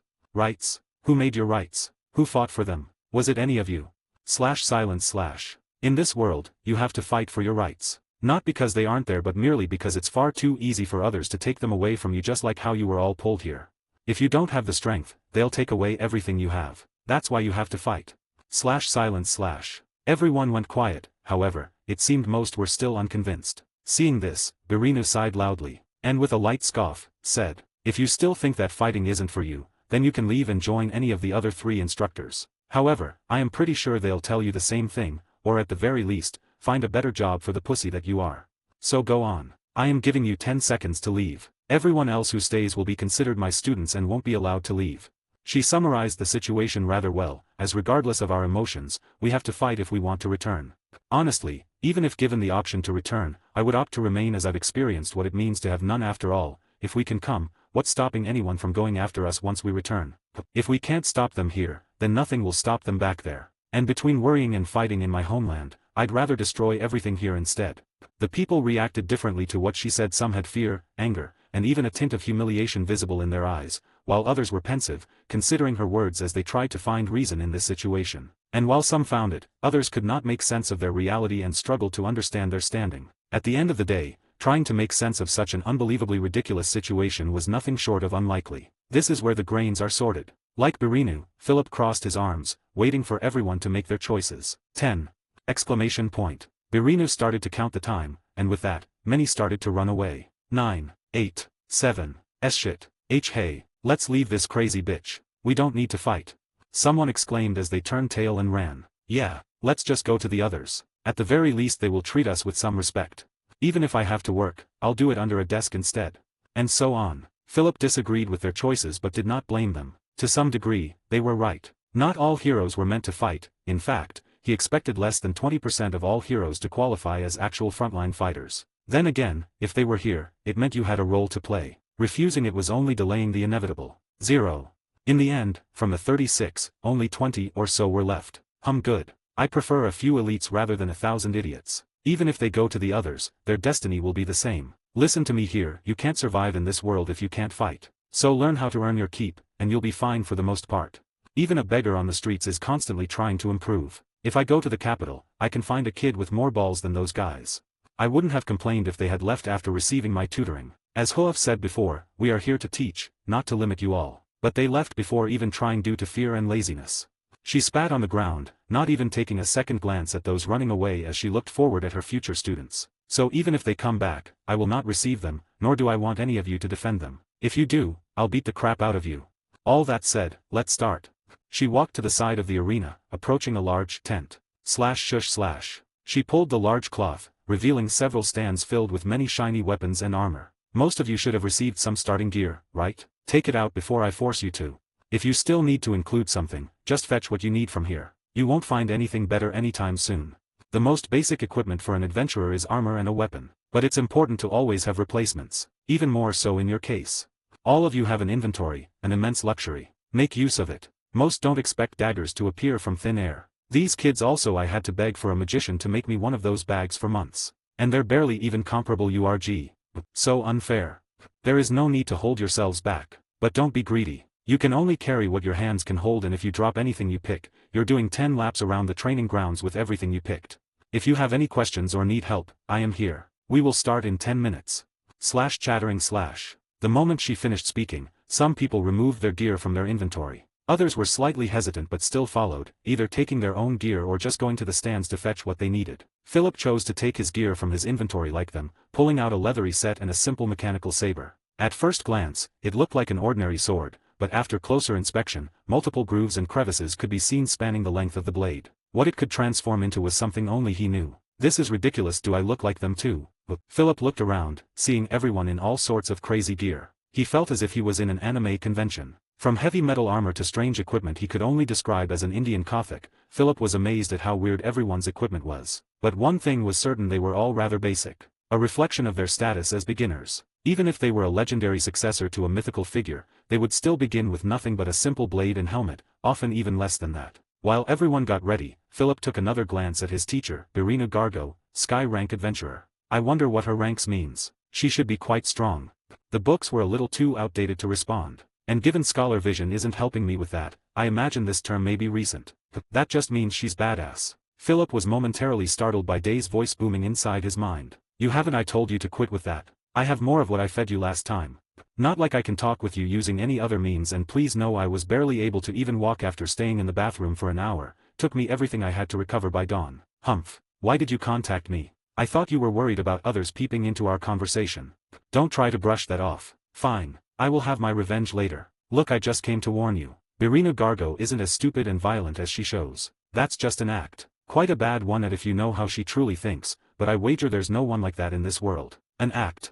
Do you think it's easy for a woman to rise in a medieval-style society where strength and background rule supreme? You can say they could resort to magic or something that doesn't require physical strength, but they need knowledge and time even to do such a thing in the first place. The current position women have in this human society is mostly due to the hard work of many generations of strong women over the centuries. Look, all the power for her, I guess, but I couldn't care less. It's not like I knew much about this world to know that anyway, so what does all of this have to do with her? Well, it has everything to do with her. It is the foundation of her persona. Adventurers are a rather barbaric bunch, and Irina's personality is closer to that of a mage's, and in a society where women are already at a disadvantage, what do you think would happen to one that also resembles a mage's but fights like a warrior? Sigh, I'm not stupid. I figured that much the moment you told me she was faking it. What I need to understand is why is any of this even important?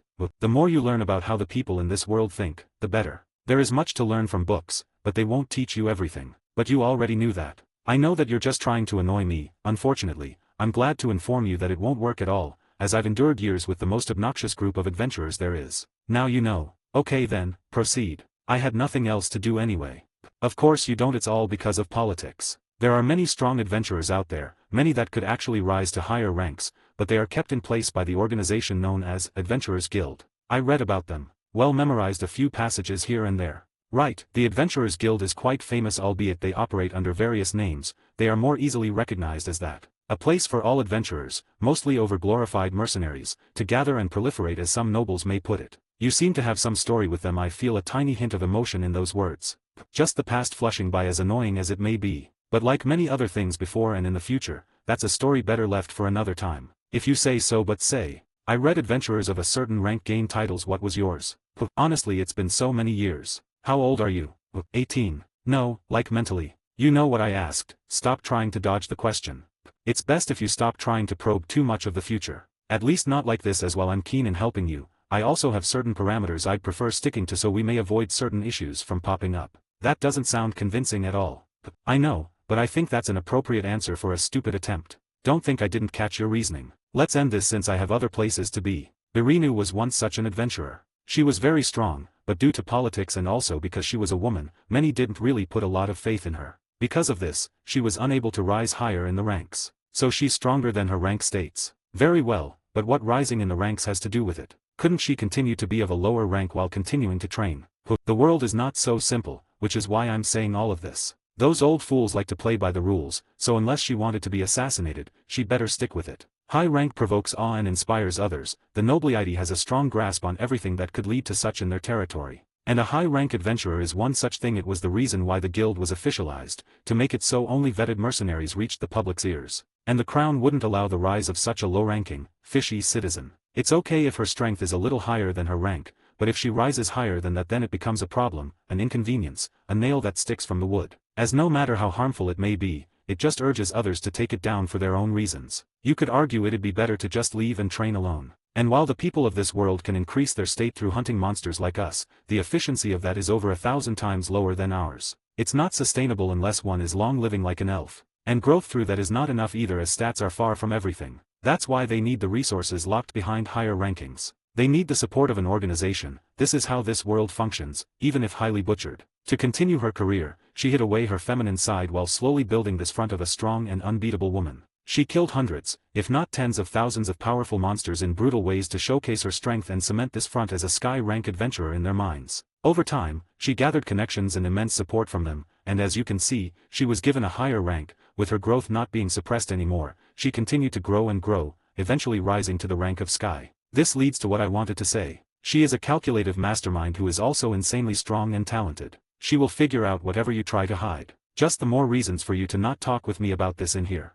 And since she's this genius mastermind, what do you suggest of me? Because while I'm confident in myself, acting is not my strong side.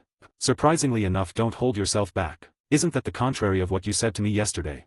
Yes, this didn't come to me without some thought. But after settling my memories, this is by far the best approach. Rather than giving her a bad impression, try to train and grow as you would without caring about the consequences of it. She'll see you in a much better light then, and with it, assist you in your training. While this may go against the plan, Birinu is selfish and egocentric, as she'd rather focus on her own actions than do things like report every detail of your adventure. And even when she does it, if all goes well, you'll be far from the kingdom's grasp once it happens. Very well. Just one less thing for me to worry about. And it just so happens to fall in line with what I wanted to do.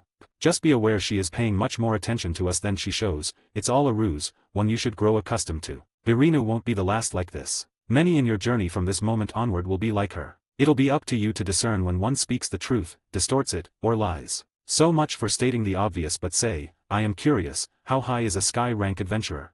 That? Well, starting from the bottom we have Earth, Hill, Mountain, then we have the metal ranks, white gold, purple gold, dark gold. Earth and Hill are deemed low rank. Although that is an unofficial terminology, albeit often used by nobles and royalty because of how catchy it is. They love to call others low rank. That I can understand. The next rank, Mountain, is a division, also called a plateau. Many stop there, without any hope of advancing. This is why this rank alone constitutes the middle rank. And finally, we have High rank, consisting of all three of the metal ranks. And that is also the first barrier that adventurers meet with. In order to become a purple gold and dark gold adventurer, one has to pass the association exam. You know where I am going with this, right? Corruption sure spreads everywhere. You undermine what it truly is, they will give you something almost impossible to do, and unless you have the connections, it's over. Anyhow, beyond that, there is what they call heaven, those at the very top of this world, air, sky, and star. Those are the last ranks of the adventurer's kind off. This was also the place where Birinu was actually stuck, and she used to be an incredibly talented woman that rose to the dark gold rank by the age of 26, even though she wasn't a noble nor someone with an incredible role. But she had to stay there for 10 years, slowly building an extensive network only so she could progress more. Her potential was wasted, yet she still managed to raise another rank and reach sky.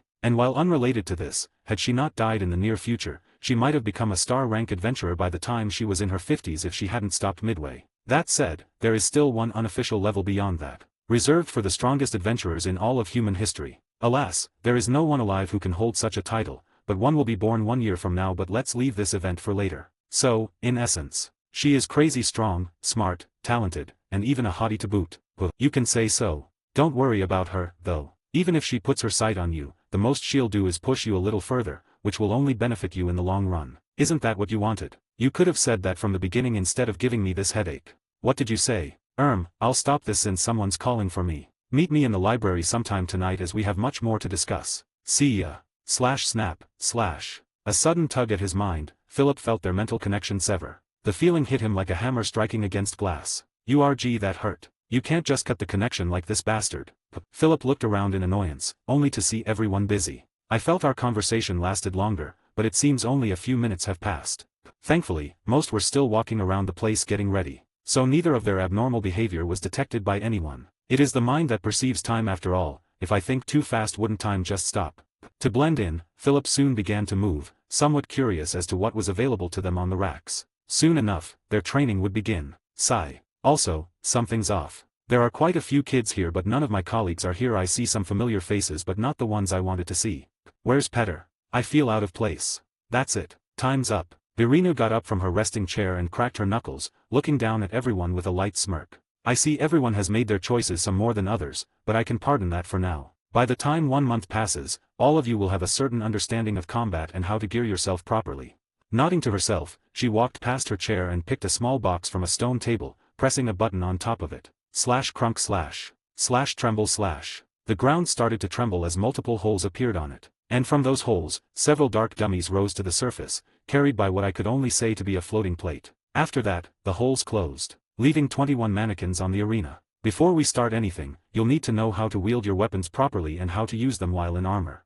Everyone has their individualities and mannerisms, so instead of teaching you a standardized technique or method, you all must first understand the limits and ratios of your body. That's the difference between a third-rate and a master. Someone who can learn and adapt and not merely follow routines just for the sake of it. Not that there's an issue with that, but that's not the issue here. I need you all to learn how to think. That's the minimum, so let's start with 101,000. Yeah, 1,000 swings. What are you all waiting for? Go on, just hit your weapons on the dummies. I will be here to correct any mistakes you all might make. Today we're only going to enforce the absolute basics, so get moving. Slash step slash. The first one to move was none other than Day. He picked his sword and slashed at the dummy. Slash slash, slash. Oh. Was it a coincidence?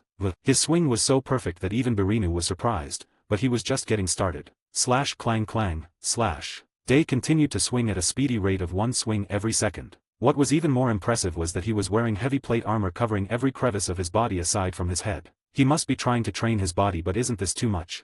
Day used only the most minimal movement, consuming the least amount of energy with every strike. People thought he would tire quickly, but they couldn't be more wrong. I need to start too. Nothing will come from watching him.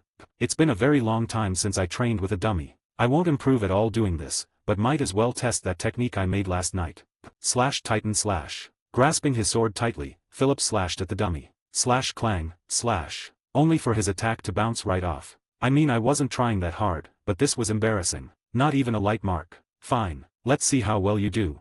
Philip's eyes sharpened as he attacked the dummy harder than before. Slash clang, slash. And thus, the hellish training had begun. Slash first hour of training slash. For the first hour, most were still trying to get used to their weapons and what it meant to strike something with the intent to cause damage. While some had an easier time getting used to things, some still struggled to deliver a decisive blow without having their weapons flying in the air, which was quite common to see. Day, on the other hand, had a rather easy time striking the dummy, but Philip soon noticed Birina's attention shift from him to everyone else. And for good reason. Humph, there's nothing to see in someone who already excels. She may as well spend her time looking at others.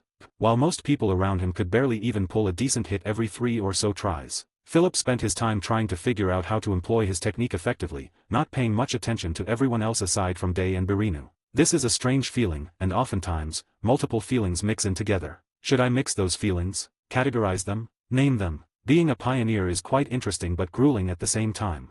I guess I should just do what I feel like doing the most.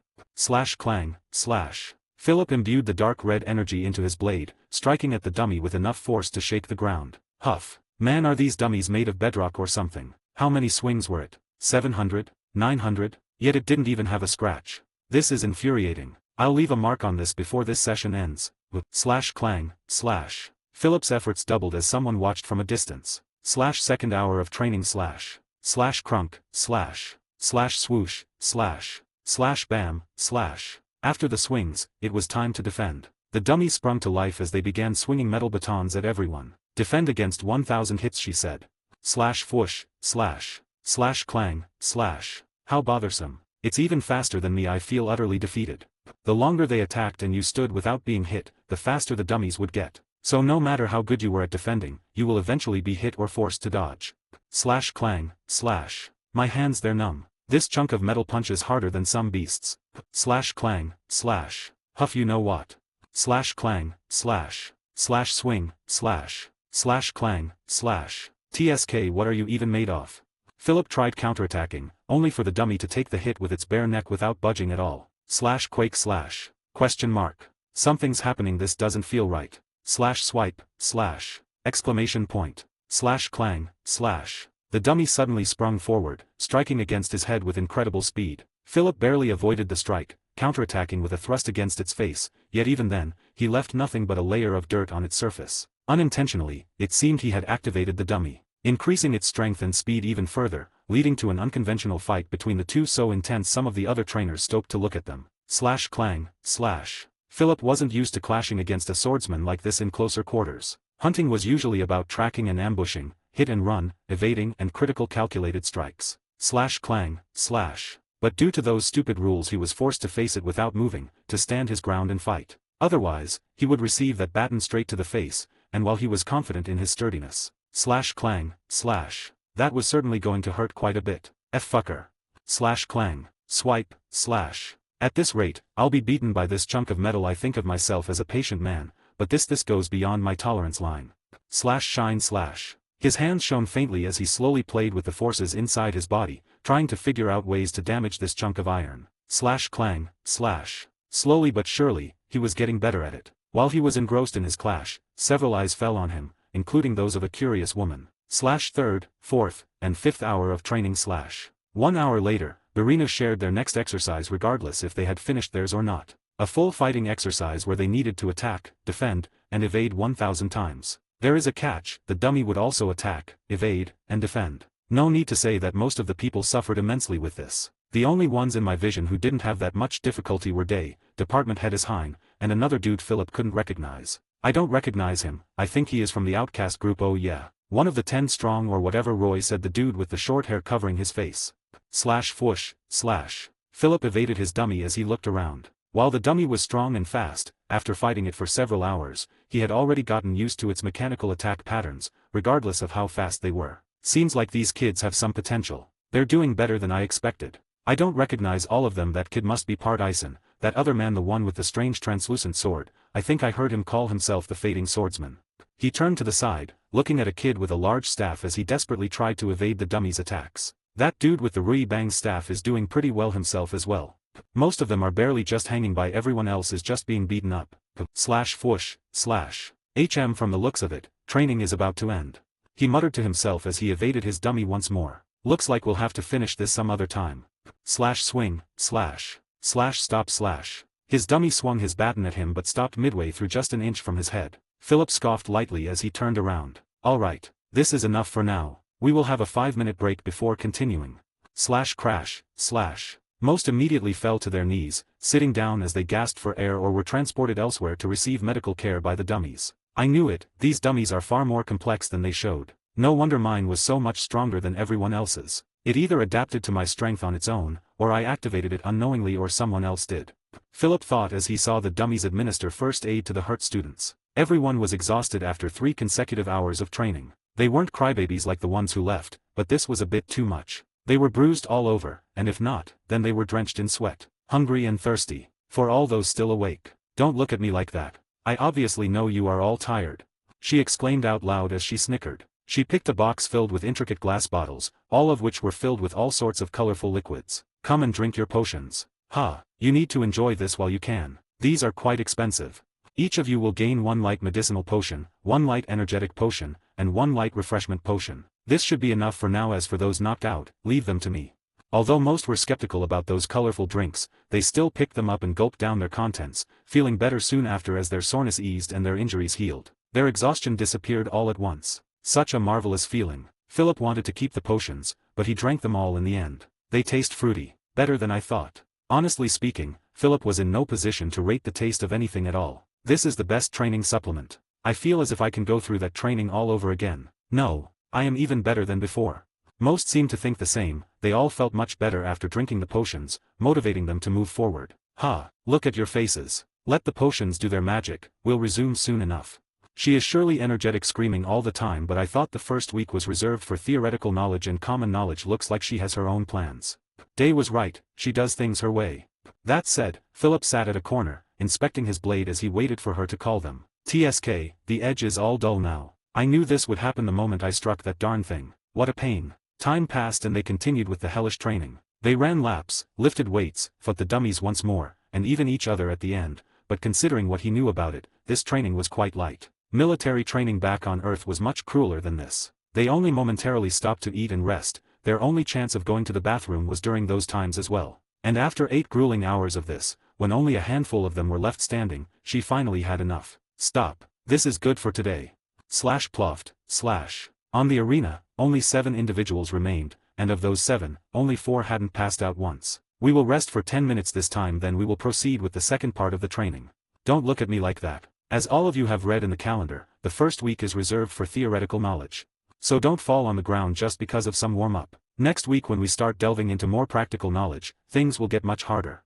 Many wanted to scream in agony and despair at her words, but Philip just went to a rock and sat down. His body was a little sore, but this level of activity wasn't even enough for his warm-up. Although he felt somewhat mentally tired from thinking about his technique all the time, you could say he was training himself mentally while everyone else struggled to keep up with their untrained bodies. Even Day was like that. Everyone is quite tired, perhaps I should unequip my class for once. That's a good idea. I am not even surprised anymore. Don't you think you are going a little too far? I thought last time was it for today. I really need to learn how to do this myself, but tell me, what was that about me removing my class?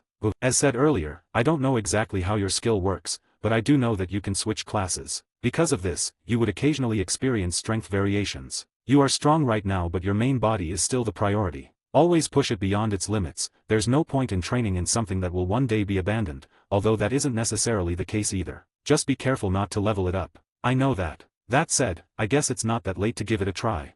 If only, now it is indeed too late. If you change classes right now, Birinu is going to notice it. Try tomorrow if you want. If Birinu asks, you can always give her an excuse. The abilities we possess are too complex for people to follow. She'd accept a lame excuse here and there if you don't abuse it. Humphy Sapasi, it was my oversight.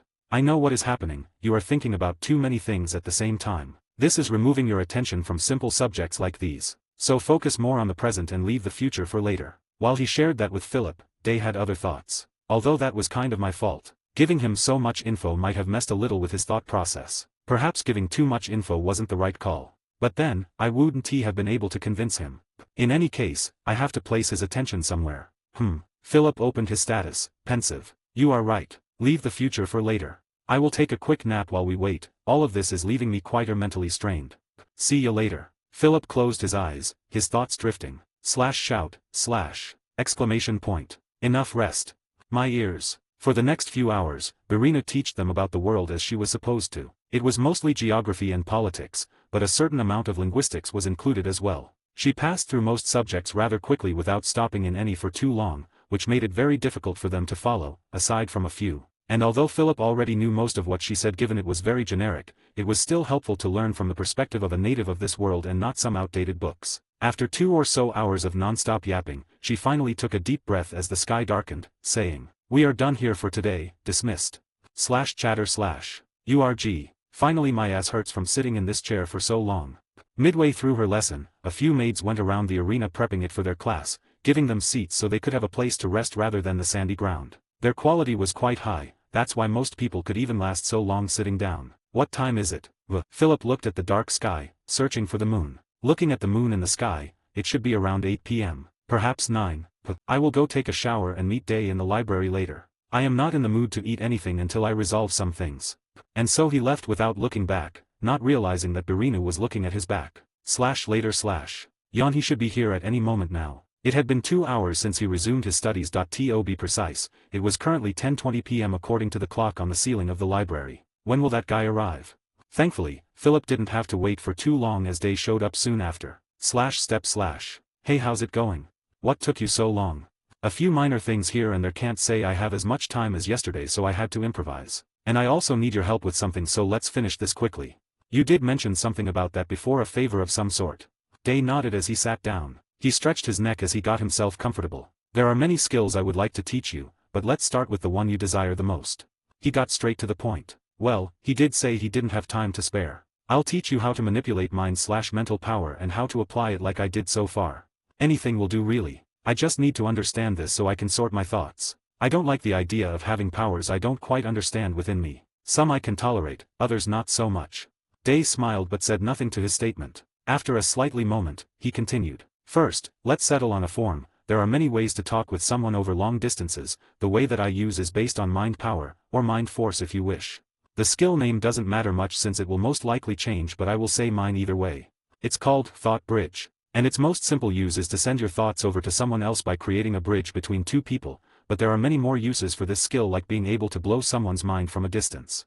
That's quite the extreme example. I like the idea of strong examples. It makes people remember them. Anyhow, you should feel honored. Although this skill is simple, it came from the combined knowledge of many masters, and keep the lore for later. Didn't you say we don't have time? Alright. The first step in developing this skill is to have a decent understanding of mind power, which you probably do thanks to those books. If not, you can complement the rest later, since it should be enough if you can feel it. However, don't expect anything to appear in your status. The system is quite stingy in recognizing anything, even to us who are exceptions to most of its rules. The second requirement is also the most important one. You need to have a sufficiently strong mind power. It doesn't matter just how proficient you are in using this energy if you don't have enough to initiate the technique. The same can be said for many other things out there. But considering your trait, I think you should have more than enough talking about traits. It should still be absorbing it as we talk, right? Yes, albeit it has been dormant for some time now. Once it awakens I can proceed to teach you some cool stuff, but let's return to this skill. You have sufficient knowledge and you have the necessary amount. Let's proceed to the basics. First, you need to build a mind palace. Mind palace? I think I read about this right. Isn't that something quite advanced? There was only a single book that explained such things within the library. And while it helped me considerably, it's not very comprehensive, lacking many ideas to cement my understanding of this subject. Yes, it is at this early in the timeline. It is indeed something near impossible to make for someone like you. Do you remember Arani, the wizard we met yesterday? The pretty lady? How would I forget someone I met yesterday? Right, even though she is an archmage, she just recently built her own mind palace, and after teaching us for a month, she will enter seclusion and miraculously advance to the 8th tier. He talks about the future in such an easygoing way. She should only doing this because she needs time to settle the chaotic forces in her mind. Sigh, not much I can do for her. So what? Do you want me to build one right now? I'm sorry, but that may be too much for me. And for such a simple technique, this skill needs something quite complex. It's not as hard as you think. Making a mind palace isn't that complicated at all. Even a child can make one if he met all of the previous conditions, much less for someone like you who already has something similar. Something similar. Does my trait count as one? I guess from a certain angle it may pass as a mental construct, but that'd be like trying to compare the complexity of a slingshot round to a thermonuclear missile. Sigh, the current difficulty in creating a mind palace revolves around the rather crude level of knowledge the people of this world have towards the mind, not because they are weak. The same thing can be applied to subjects related to the soul. I wouldn't say people are that lacking, it's more like, how do I put this? There is a lot of knowledge in this world, but it's all scattered. Certain species hold pieces of ancient knowledge hidden to only a select elite. Others treat it as part of their bodies, not developing it as for them, it is natural. Pieces have been lost to time, others have faded. It would only be when all those pieces were gathered and studied together under a collective that things will change. In the future, all areas will experience a massive explosion of development in order to cope with the changes. Lost knowledge will come back and the organizations will be incapable of suppressing rising stars. A very chaotic era, but one of uncompared development. What people believed impossible will happen. As information once locked to a few thousand throughout centuries would now be available to 1,000 times that. And all it takes is one idea to change everything. My point is that as long as you follow my instructions, building a mind palace should be a matter of course, much less when you have that energy inside of you. To some degree, perhaps creating a palace might accelerate the absorption rate. Philip scratched the top of his head as he sighed. Sigh, the way you talk makes it seem as if the natives were the country bumpkins, not you, the newly summoned hero from another world. What can I do? You are kind of right.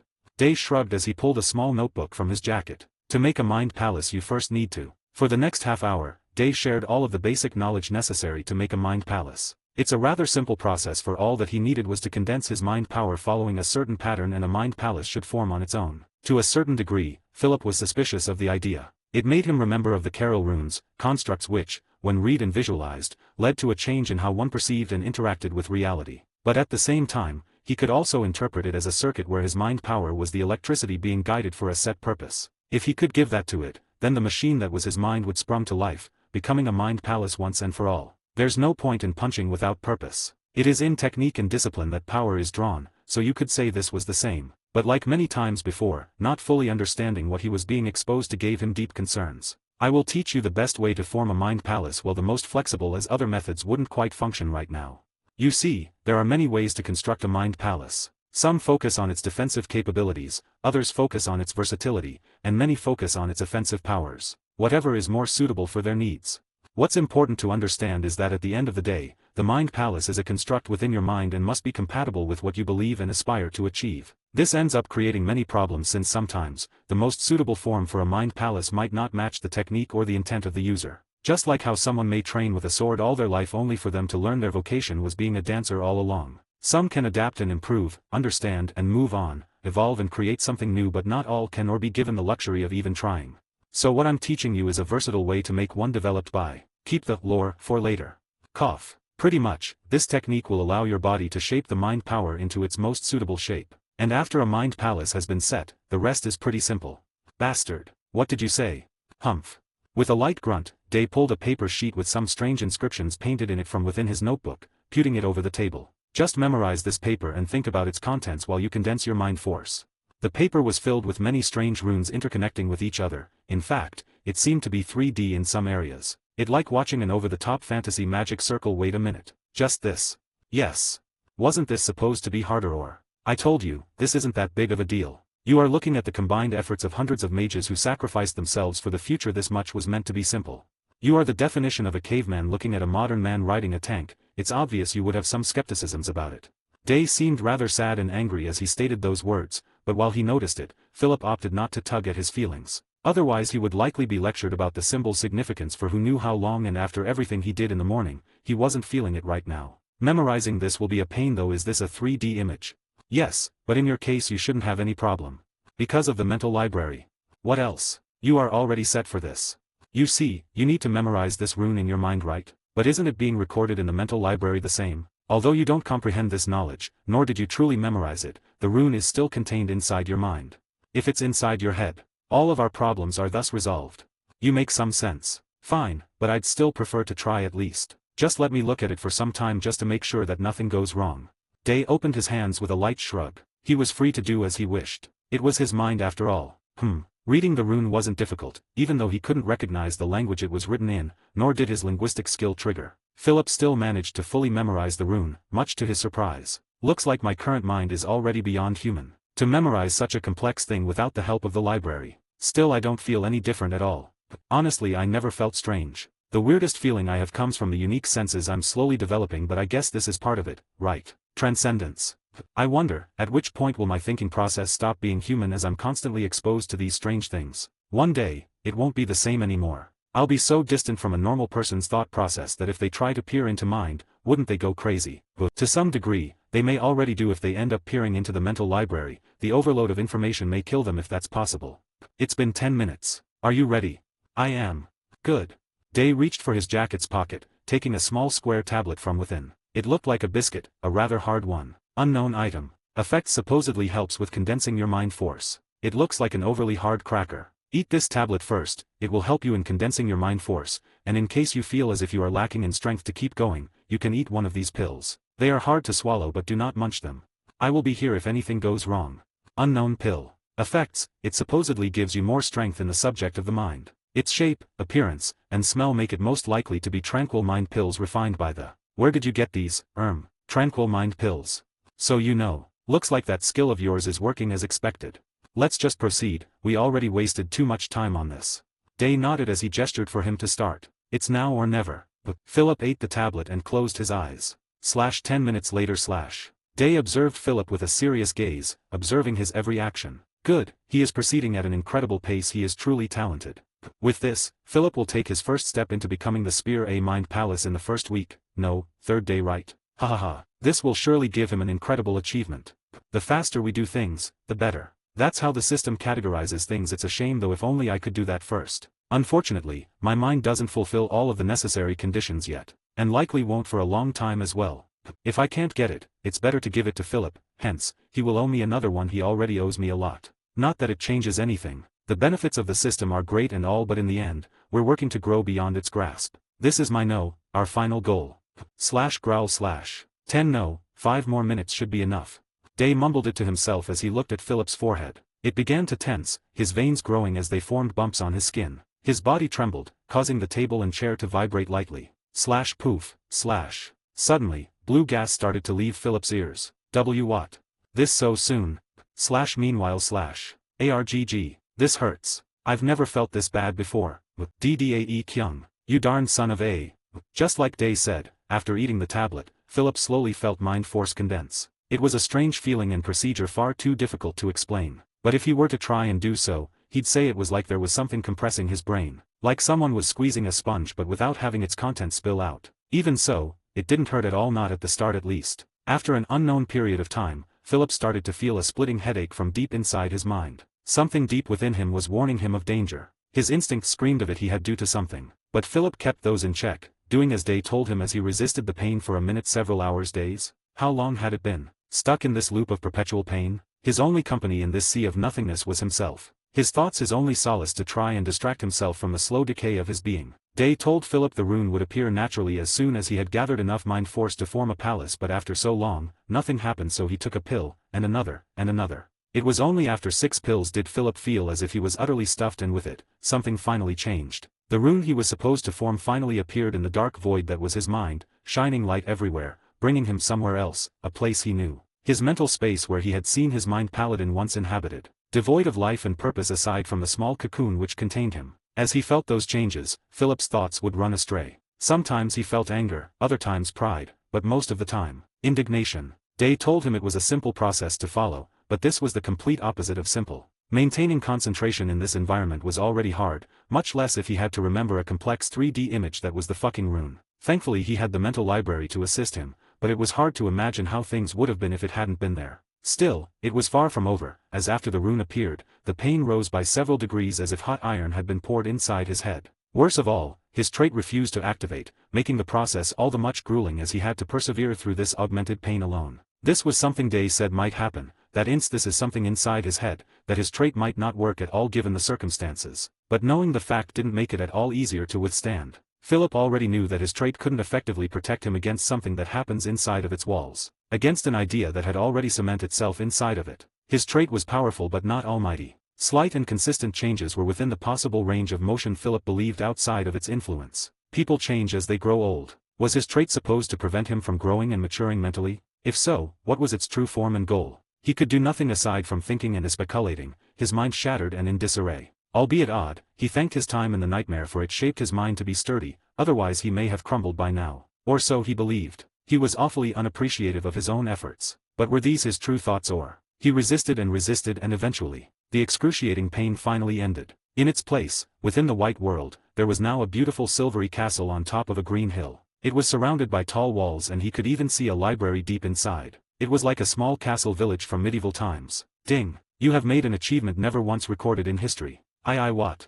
Notes. I say this in advance for I am sorry for this fact. But PoE2 early access will drop by tomorrow and I'm definitely going for it. I should still be posting once a week though. Albeit I'll take a vacation with my father and brother this weekend, so it may be an issue to post another chap. That said, thank you for reading, peace. 14 Notification spree. Hello again. Thank you for reading, see you soon. You have made an achievement never once recorded in history. You have successfully transformed and condensed your mental force into a mind palace. You have gained the skill, Mind Palace LV0. There are too many mental constructs in your mind. If not resolved soon, it may result in its collapse. Immediate action is advised. Ding! Skill fusion has automatically activated. Your trait, Mind Bastion LV Max, is fusing with Mind Palace LV0. Processing. The fusion rate is over 99% due to the characteristics of the Mind Palace. Fusing fusion complete. You have acquired a new trait, Castle Town. Intermediate skill fusion LV3 LV13. Please name the settlement. Ding! Trait, Castle Town settles the chaos within your mind. The castle defends your mind from interference. There isn't enough mind force to fully activate the Castle Town. Castle Town, weakened. Ding! You have made an achievement never once recorded in history. You have successfully established a mind palace and successfully raised it to the state of a castle town in record time. Processing achievements. /open/. While the system calculated something beyond his understanding, Philip opened his eyes to a new world under the influence and protection of his strengthened mind. Somehow, everything felt different but looked the same. It was an odd feeling as if he had woken up, yet the dream remained. Like an all-powerful lucid dreamer. It was a dangerous feeling. It made him feel things he shouldn't. If he entertained them for long, he feared he might lose himself to those unruly desires. Philip, if you are opening your eyes, I assume the process went as expected. Philip still felt somewhat dazed, but his body, or rather, his thoughts, seemed to form and gather without his control, stringing ideas and explanations for his hurdles and more he hadn't even begun to think yet. As he thought of that, another answer came. It was simple. My head hurts. I feel as if I know everything, but that can't be true. It's my consciousness. My mind has been strengthened but I can't keep up with it. This is all too metaphysical for me right now, beyond what I'm willing to take right now. Now should I tell him about this particular event? He has been honest all this time, and thanks to him I acquired quite a lot. Yeah, there's little to hide. Hiding works against me more than the contrary, at least in the short term. For all I know, this could be dangerous. Or worse, fatal. Well, in short, yes. Everything went as you expected. You talk as if something else happened, Day added as his face twisted into one of worry. I was getting there seemingly, something went wrong, for I received a message about there being too many mental constructs in my head. Day raised an eyebrow as he processed this before his eyes shot open, shocked. What? But of fucking course. How could I have forgotten this? What should I do? Okay, . After darting his eyes around in panic, Day took a deep breath, much calmer than before. Philip, let's do it like this. But Philip plainly replied. It has already been resolved. Philip chuckled mentally as he saw Day's face of confusion. It seemed this event was far grander than he originally expected, although he figured that out from the number of levels he got for his skill just from its creation. The thing is, when this issue was presented, skill Fussian automatically activated and well, it fused the mind palace with my trait. Slam. Day slammed his hands on the table as he got up from his seat, a bead of sweat falling from his forehead as his eyes shook. You what? Philip. That is extremely dangerous. Not only did you only have one chance at this, you also risked the integrity of your own consciousness. This isn't something that can be solved even if I were to rip your soul out of your body and shove it somewhere else. It wasn't my own actions, it fused on its own. He replied as he took a deep breath. He said something rather interesting there. What on its own, and given you're still sane, this means? Would you mind telling me the end result?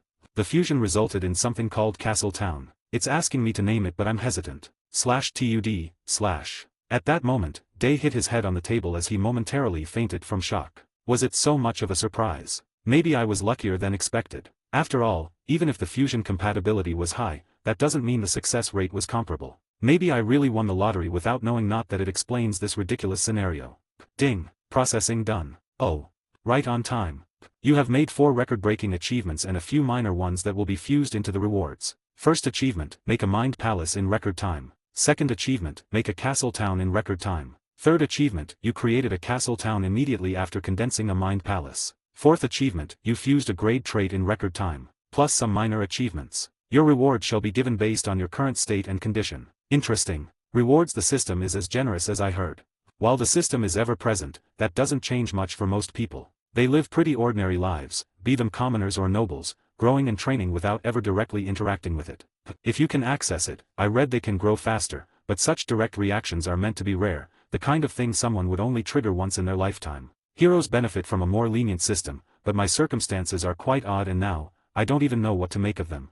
Displaying rewards. You have gained the title, Mental Lord. You have gained the title, Pioneer. The time for the absorption of the has been reduced to 1 month. To balance your body, all of your stats will be regulated. You may choose 3 skills from your secondary status to pass to your main status. You have gained the abilities, Mental Force Manipulation, and Mental Domain. Some abilities have been deprived of being handed to the host due to the fact they can be easily acquired through training. The last reward shall be a pick between several choices. 1. Race. 2. Talent/potential. 3. Skill. 4. Title. 5. Knowledge. 6. Order. The host has 24 hours to make a choice. That's a lot. I gained a title and a few abilities, which was expected. But I also gained stats, and the absorption time has been reduced, or should I say, I at least have a time prediction now. Lastly, I can pick 3 skills from my secondary class and pass them on to my main class. And those choices, race, knowledge, and what is even an order? I can make assumptions for the skill, talent, and title. But not for those. I should look at the changes before talking with Day. He still seems quite shocked. Open status. Name, Philip Vin 10. Race, Type 1 Human, plus. Home world, Earth, plus. Registered world, Eden, plus. Level 0. Class, None, plus. Title, Hunter Genius, plus. Exterminator of Nightmares, Ancient Explorer, One-Man Army, Jack of all trades, Number 1 Scholar, Martial Enthusiast, Magical Enthusiast, Mental Lord, Pioneer. Vital Info, plus. Mind 29, 92.9, plus. Physical 20, 44.6, plus. Energy 35, plus. Spiritual 15, 24.3, plus. Mystique 12, plus. Abilities. Mental Force LV0, Hybrid. Mental Force Manipulation LV0, Hybrid. Mental Domain LV0, Hybrid. Skills. Gamerverse, plus. Intermediate Skill Fusion LV13, Hybrid. Western Continent Language, Incomplete, LV0, Hybrid. Scholar Vision LV0, Active. Traits. Castle Town. Are these my stats? Quite overwhelming to think they could change within so little time. The benefits of being a regressor, I imagine. It fills me with both glee and dread. For everything Day can provide me, he can provide it to himself. Whatever growth I can achieve, so can he, even if in another path. What other rituals and secrets does he hide? Forget it. None of it matters now. My head, the headache's gone at least, he mumbled out loud as he reached for his head. URG Philip, you gotta listen to this, I had this crazy dream. As Philip checked the notifications, Day got up from the table with a broken grin, touching his forehead with a tired gaze. Seeing this, Philip rolled his eyes. Is this your idea of a joke? For a regressor, he can be rather immature, but what do I know? If a man could turn back time to be a child once more, would he rather not act like one again instead of being a stressed-out adult? That is, if he isn't faking it. Look, I need your help here. It says I made 4 record-breaking achievements, and I need some help in choosing the rewards. /tud/. Day lost consciousness again. Sigh, come on, we don't have all day. /grab slap, / Philip pulled an old wooden spoon from his inventory and slapped it against Day's head, jerking the man awake as he reached for his neck with a pained expression. Actually, the spoon was a trick weapon. It could become a knife by pressing some buttons, one of the many miscellaneous items Philip made or found. And in more ways than one, the reasons those items were made are shared between the creators, often to pass the time or to cope with the times. ARRG, that hurt. I wasn't even sleeping. Stop messing around then, don't we have things to do? TCHE, you need to think about my perspective. Do you even realize what you have done? Something really cool. Sigh, it's more than just cool. My head hurts just thinking about the consequences. Although I wonder if that's due to his spoon. Either way, it's his damned fault. Well, then, don't think. How about that? Hey, right, you sure know about that, don't you? Do you want another laxative?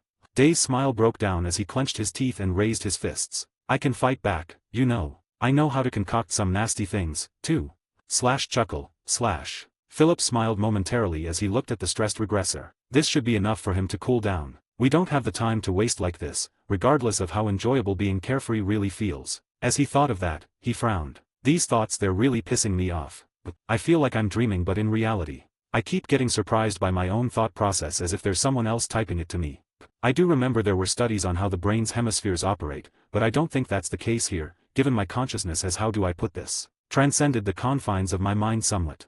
This is hard to explain, but the explanation I can give is that my brain is so fast at processing things it can generate responses to my will before or rather, my consciousness can actively process it, which doesn't make much sense either, but it's the best answer I can accurately give right now. This seems to be a problem that will solve itself over time as I grow used to this. That said, I've thought for far too long, or rather not. A mere second had passed. We played for too long. Now help me in here before we grow too sidetracked. Day took a deep breath before he exhaled deeply, refocusing. Sigh, tell me what you need. In fact, explain everything you can if possible.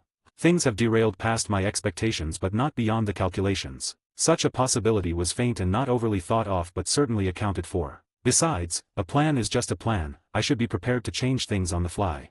There isn't that much to say anyway. Where do I start? And so, Philip explained word by word what happened while Day remained serious, taking each other deeply until his narration ended, a minute or two later. And you received a message saying there wasn't enough mind force, and now your trait is weakened.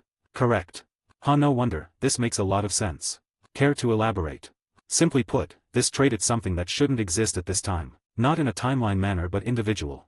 Day said as he reached for his chin. Your body simply can't handle its full capabilities at all. The mere concept of it should have been innatable. However, the fusion of unusual circumstances has made what was impossible reachable, somewhat. Like a child that has begun to walk being introduced to the cockpit of a rocket going to the moon, only to have the cockpit be reduced to a children's toy so the child can interact with it. That's how I'd say your circumstance currently is. For you to understand the sheer magnitude of what this represents, you are one step away from creating a mental space. Mental space. Well, an odd analogy, but have you ever read those cultivation novels? Mental/mind space refers to a world inside of your head. A real world with tangible and functional principles. A world of your design, of your creation, a space you shape with nothing but your sheer will. Time, space, idea, thoughts, emotions, matter, everything is and shall be subjected to your consciousness, for it derives from it.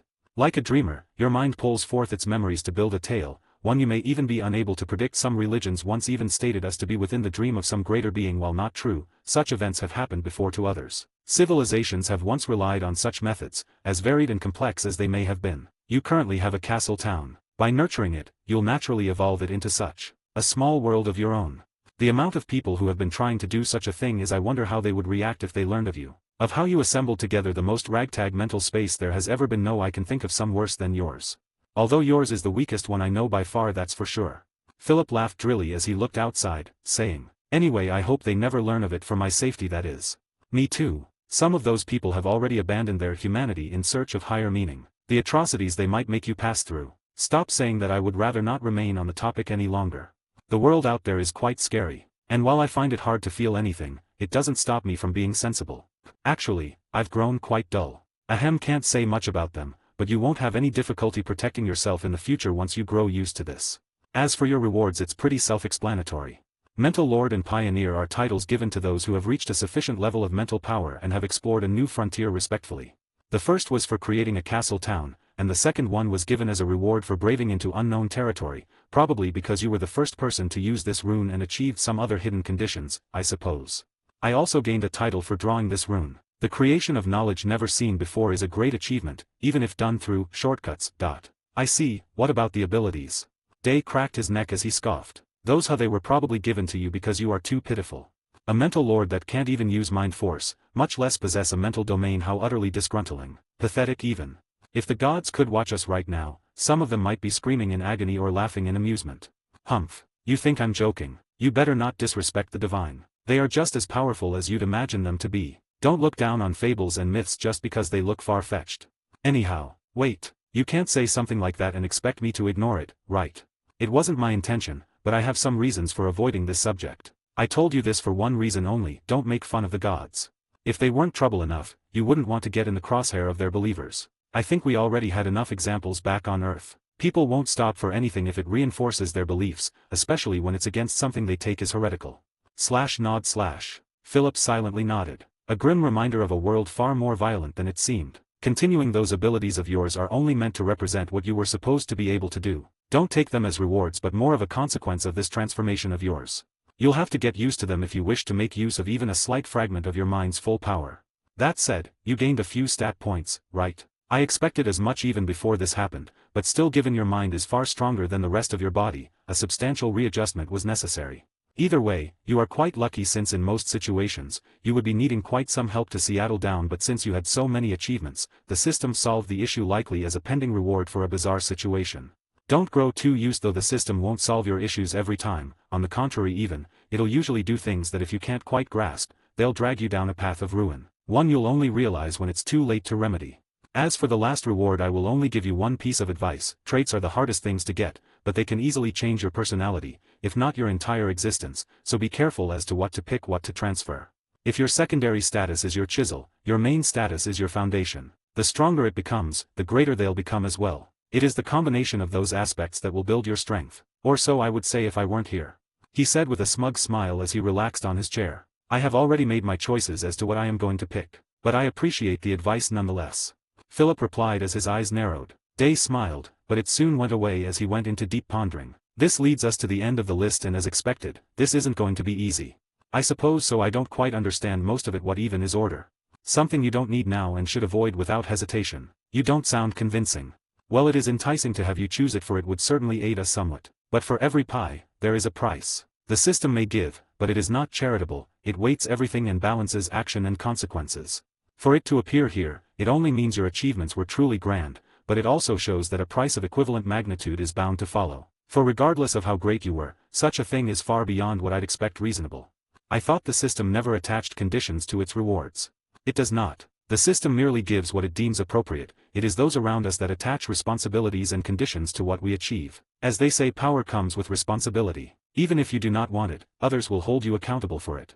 There are, however, faint cases where the system may attempt to divert someone into a certain path for some greater purpose, but even given what I know, it's far beyond me to try and grasp its intentions, if it even has any right now. Honestly speaking, I believe this particular order isn't anything great, and that's that. A simple rewards that befits the achievement. An opportunity to the wise, a curse to the ignorant. Or maybe even a blessing in disguise.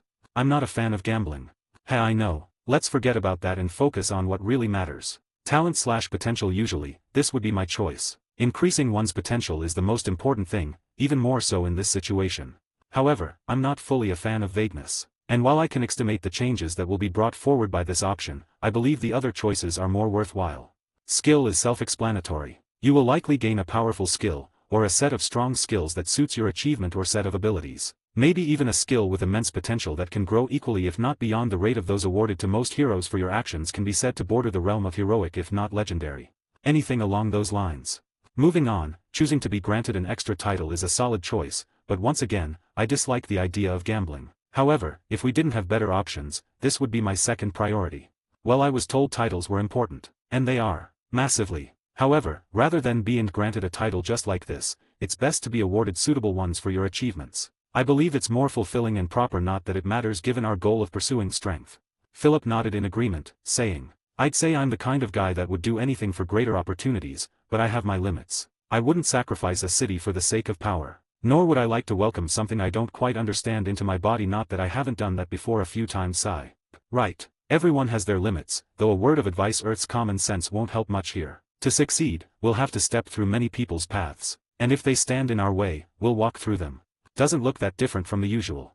To some degree. But on Earth, there was a faint illusion of coherence and law. Here, the illusion persists, but the scope of everything that can shatter it is far greater anyhow. We spoke enough, time's ticking. The next option, knowledge, is the least useful, and that's all because of me.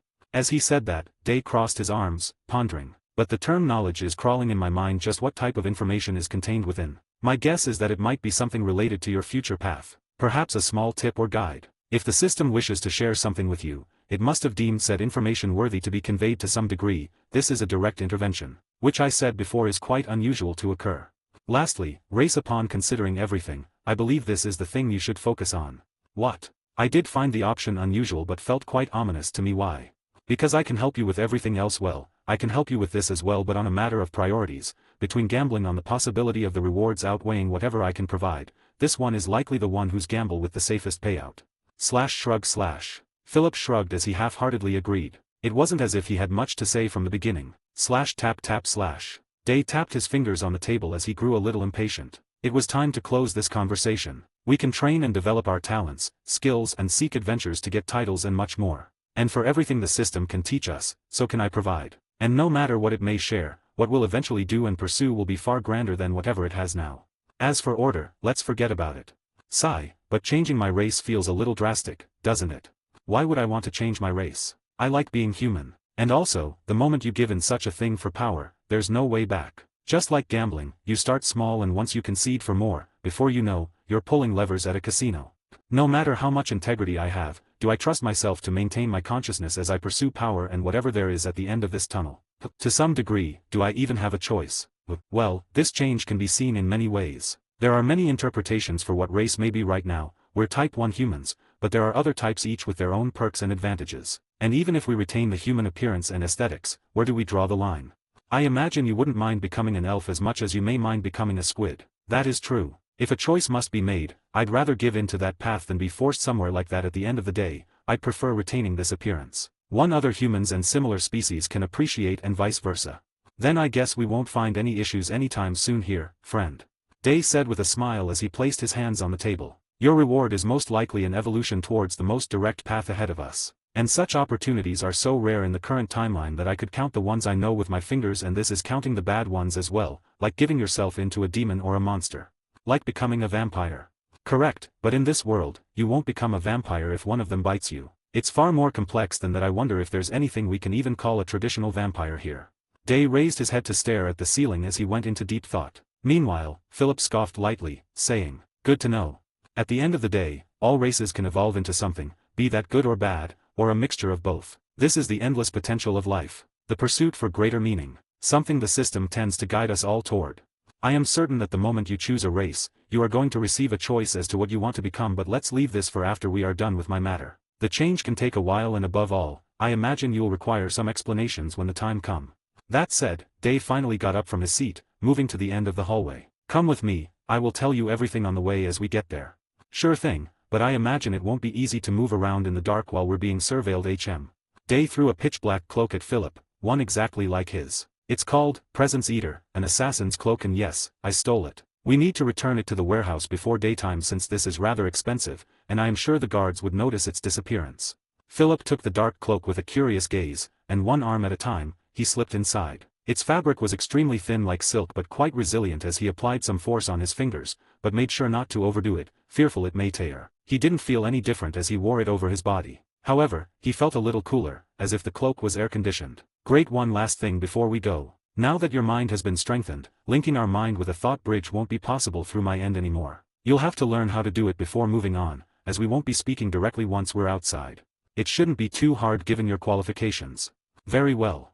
Philip closed his eyes while trying to feel the strange force inside his head. His vision locked within a vast expanse of blurry white for a moment. He knew what that was, but it wasn't his target. Around this ball of light were many stray rays of pure energy, swaying around like weeds in the water. Slowly, Philip guided one of those rays outside using the knowledge from the books he read and Day's tips. Mental Force Manipulation LV0, LV1. With little effort, he shaped this string, going beyond the boundaries of the darkness surrounding the ball, and eventually, light. Even though his eyes were closed, he could perfectly see in all directions, albeit not very far. This is disorientating. You will get used to it. Being able to perceive the world directly with your mind without going through the distortion of our senses has quite its perks. Though it takes a while to get used to it, maybe even a lifetime. After a second of pondering, Philip managed to link the small string of mind force with Day's head. What a strange feeling. Of course, no matter how great his mental potential had become, had Day not allowed it, Philip's frail string would have been ripped to pieces. "It's done," Day uttered inside his mind with a strong and booming voice. "Wow, this is kinda neat and weird. Did you get a skill?" "No, but one of the skills I had leveled up. Maybe I'm not quite there yet." I think I know the issue. Thought bridge is a form of mind force manipulation, and well, lo and behold, you already have a skill that can do that. And regardless of how great of a technique it was, your skill unloads its sphere of influence. Nonetheless, once you start to delve into deep research of mental magic and techniques, then you are sure to gain a few more skills, just like we can with our bodies. I get it. Enough talk, let's go. We are way behind schedule, but if we run fast I think we can get to him in time. Sure. Him. Notes. For those who can't remember this chapter, it was once named Revenge, but I divided the chapter in order to avoid spoilers. Anyhow, next chapter, Revenge. See ya there. Maybe tomorrow since it's half finished, though I'll likely post something else before. Anyhow, before you go, what gamerverse do you think would fit for the MC? Bonus points for small and concise indie games with potential. Furthermore, I would love sending the MC to the Warhammer universe. Do spare me the trouble. Think of something that can be achieved within a year or two at most. Peace. P.S. If you notice any mistake in the status display, please, don't hesitate to point out. Even a question may lead to me thinking again and seeing something wrong. 15. Revenge. I'm here, not dead. Now then, where were we? The two left the library under the cover of the cloaks, avoiding all as they dove into the forest. As they ran, Philip realized that with every step, they walked further from the shimmering lights of the palaces, diving deeper into the unknown. However, despite being in the middle of the night, the forests were full of activity. While he didn't know if his companion could, Philip could hear echoes and tremors from all over the forest.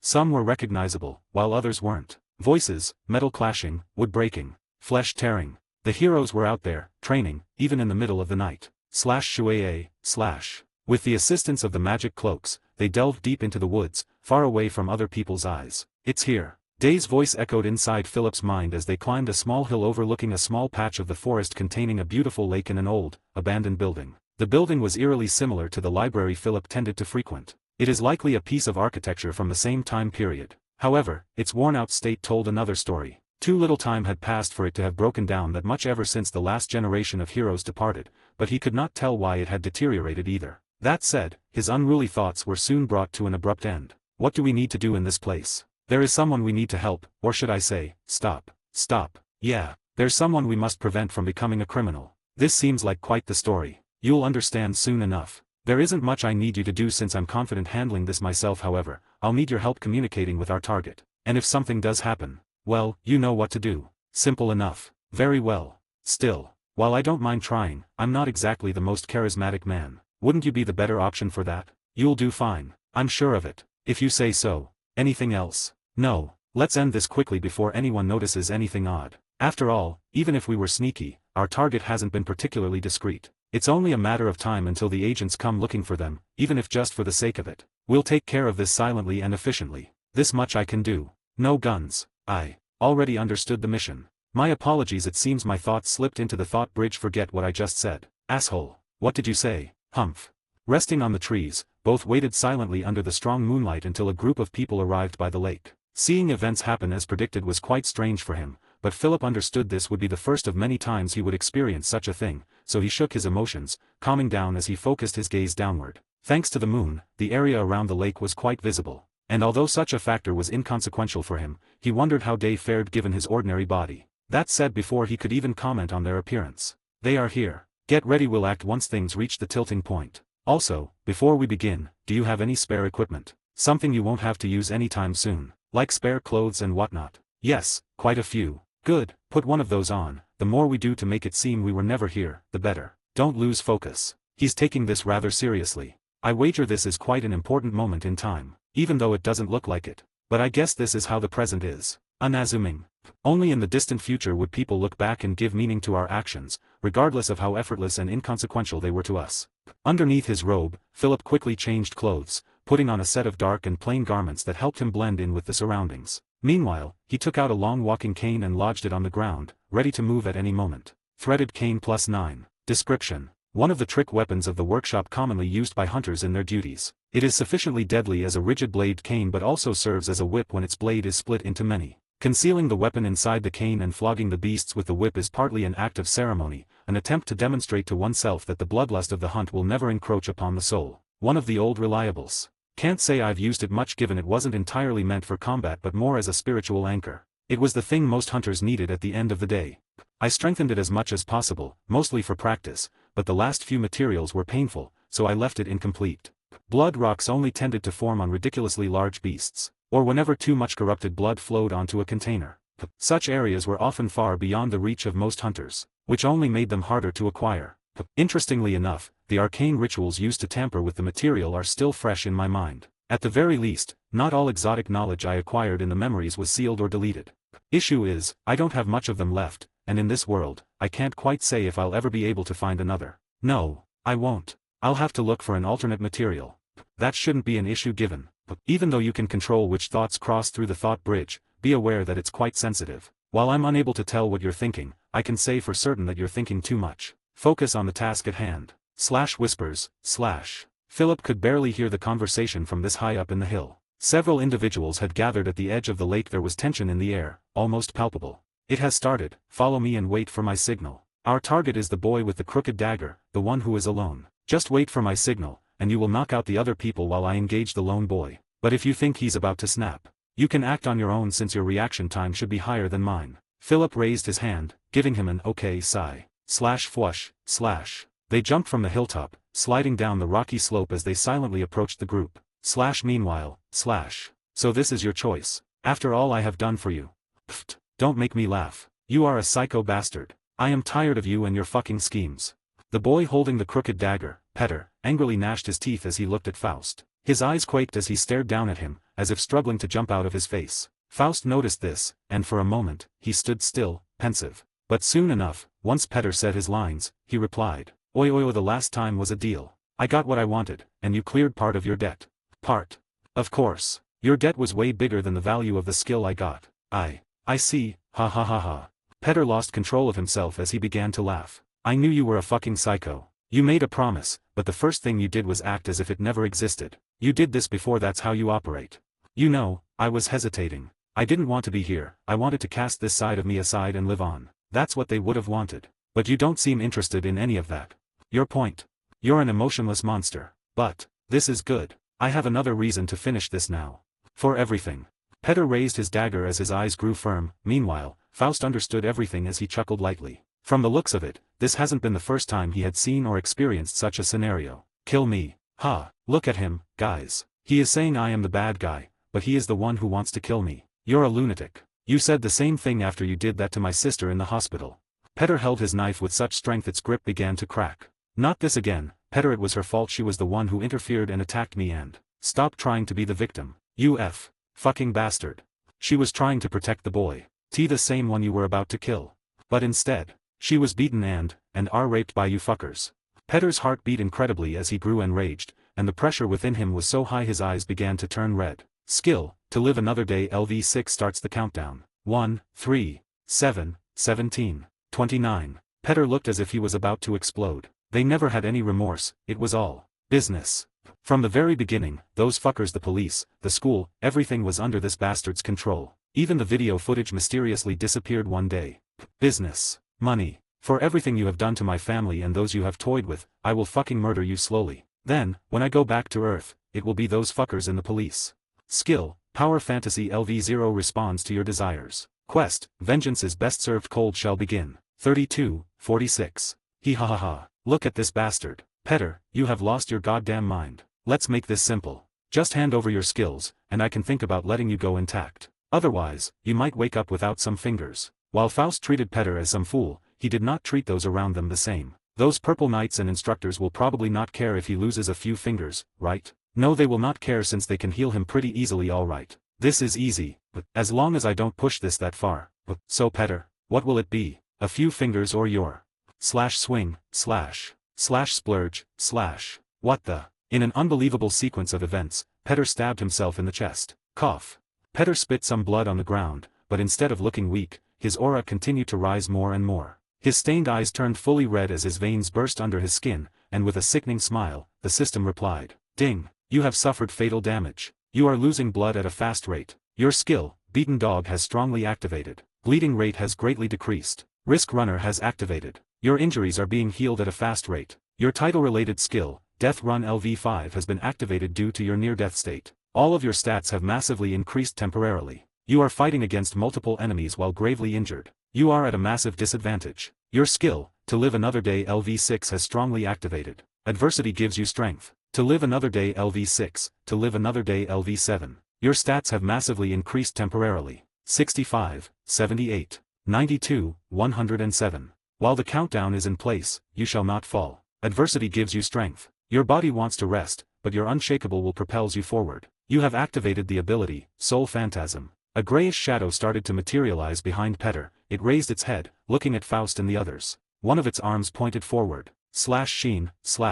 Immediately after, a glowy mark appeared before Faust, but he did not seem to realize it. Soul Phantasm has been successfully formed. It yearns for revenge. Satiate its desire to get a reward. The skills, Fighting Spirit LV3, Desperado LV2, Berserk LV4, Final Breath LV5 have activated. Your powerful will cannot dissipate. Berserk side effects have diminished. Your body is starting to fall apart due to the pressure. Skill, Rock Bottom LV Max has activated. There's nothing else to lose, keep moving. 235, 273, 309, 308, 307. Biting his lips in pain, Petter's thoughts slowly cooled down as he retained a figment of his rationality amidst his body's imminent destruction. I should be able to maintain this state for about 5 minutes. I have more than enough time. Even with a hole through my chest, my heart still beats. That's all I need. Don't worry. I too, have a promise to fulfill. Seeing this unfold, Philip frowned as he turned to the side. I don't think those guys can even last a second against him. Is that really Petter and not some berserk demon? This emotion I'm feeling from him. If I close my eyes, it would be like the dream all over again. It's not the same, but Petter is not some bloodthirsty beast. Whatever happened to him, my senses tell me he won't be that easy to take down. Don't worry. Right now, Petter is not in his sound mind. But for our benefit, he won't take them down. Not without fulfilling his own desires. We can interfere when the fight reaches that stage. By that point, he will be weakened, and we can strike. Our sole goal is to stop him from going too far. The Revenger, his weakest moment is when the fight starts. From there on, he only gets stronger and stronger over time.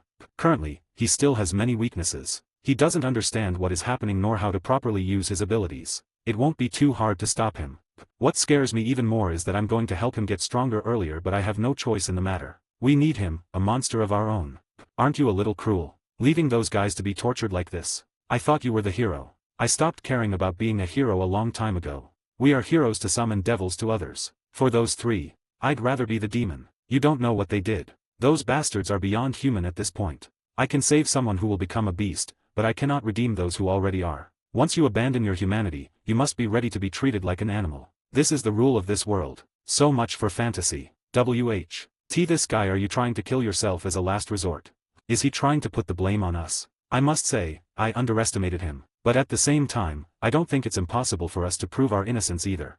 You win. I'll admit it, this time, you've bested me. It's a shame I won't be able to eat his other skills. I should have been able to upgrade Lone Shark by 1 or 2 levels otherwise. However, there was a strange feeling in Faust's tongue. Something was odd with Petter. The fact he stood standing despite piercing his own chest was proof of that. He wondered if the boy had grown stronger like him. Maybe that was the reason he could still stand. Either way, he turned around with a scoff. The less he interacted with him, the less evidence there would be of him. So be it, boys, pack up and let's go home. The moment he turned around. Fling, splurge, What is this strange feeling of lightness? Tud /. FO Faust. What is it? Yo. I asked what is it? And then he felt it, something was wrong, so he looked at his left arm. My arm. Ah. My arm. What happened? Do something, you bastards. And from here on it was a slaughterfest. Slash swoosh, slash. My finger. No. Stop. Slash whoosh, slash. Please. I didn't want to. I was. Slash. PPEPA please STST. Slash cut, slash. Although this was a very brutal and violent sight, neither Day nor Philip felt much. They had already passed through things much more brutal than just this. And those guys were not deserving of any mercy. I've seen enough. I'll try to talk with him. You go heal those bastards. Take these potions. I thought it was my job to talk with him. And it is. After me. I'm tired. Petter didn't feel good. Even though he got his revenge in the best way possible, killing and healing these pigs repeatedly, he still couldn't get the satisfying feeling he expected. No, he knew this feeling would never come. His mission will soon end together with all of his past regrets. It's time to move on, hopefully for a better future. He looked down at the twisting man at his feet. Even for a man of such power, everything came down to such a simple thing. I will live a better life. Sister for you, Mom, and Dad too. And a life that I can be proud of. Not one like theirs. Sheen, slash. For a moment, he felt as if he could see the figure of a beautiful woman dancing in the water, smiling back at him. Petter started to cry as he remembered his happy days when his family was still together. But now he was alone. Is this enough for you, sister? I hope you are safe out there, looking after me in whatever sky you are on now. He whipped out his tears, telling himself it was unmanly to do so. This is enough. Let's end this. Nimeremmers Mershai. Faust, now a nugget of a man, without legs and arms, teeth and eyes, and many other parts either mangled up or missing, continually tried to ask for mercy despite being unaware if he could even speak or not. He couldn't even think coherently anymore. He just wanted to live. The words he never uttered before came instinctively. The overwhelming human perseverance was unbefitting in such a twisted soul. It's not empty, but it isn't fulfilling either. I'd rather be forced to clean the dishes forever than to resort to this. To hear their nagging for all time. Then never again. This is a farewell. To them, my world, who I was before. This world will not wait for me.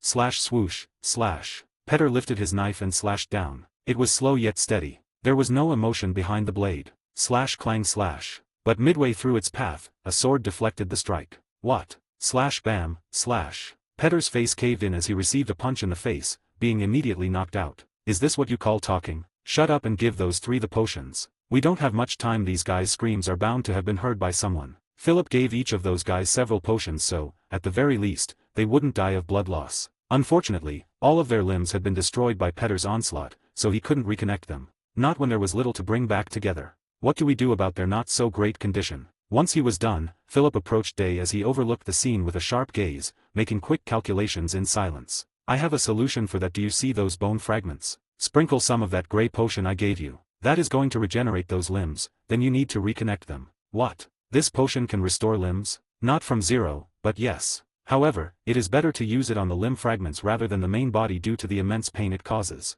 They may die from shock or have their mind broken completely. Okay, that's a brutal potion. A small price to pay not to become handicapped. Besides, this is enough to ask from a potion that can be used anywhere. It's also the perfect training material for pain resistance since this potion doesn't hurt your body. And so Philip went and regenerated the body parts. The gory sight of seeing 3 pairs of arms and legs and a few ears and fingers didn't shake him in the least, but it did make him sigh out loud. Just like when I was a kid, just connect the Legos. You know that the thought bridge is still on, right? Legos of all things. I knew you were a little fucked up, but damn. Fuck you. Everyone thinks shit in their head. Without warning, he cut off the connection with an upset gaze. That fucker, I can't relax for a moment, and my thoughts drain through the bridge.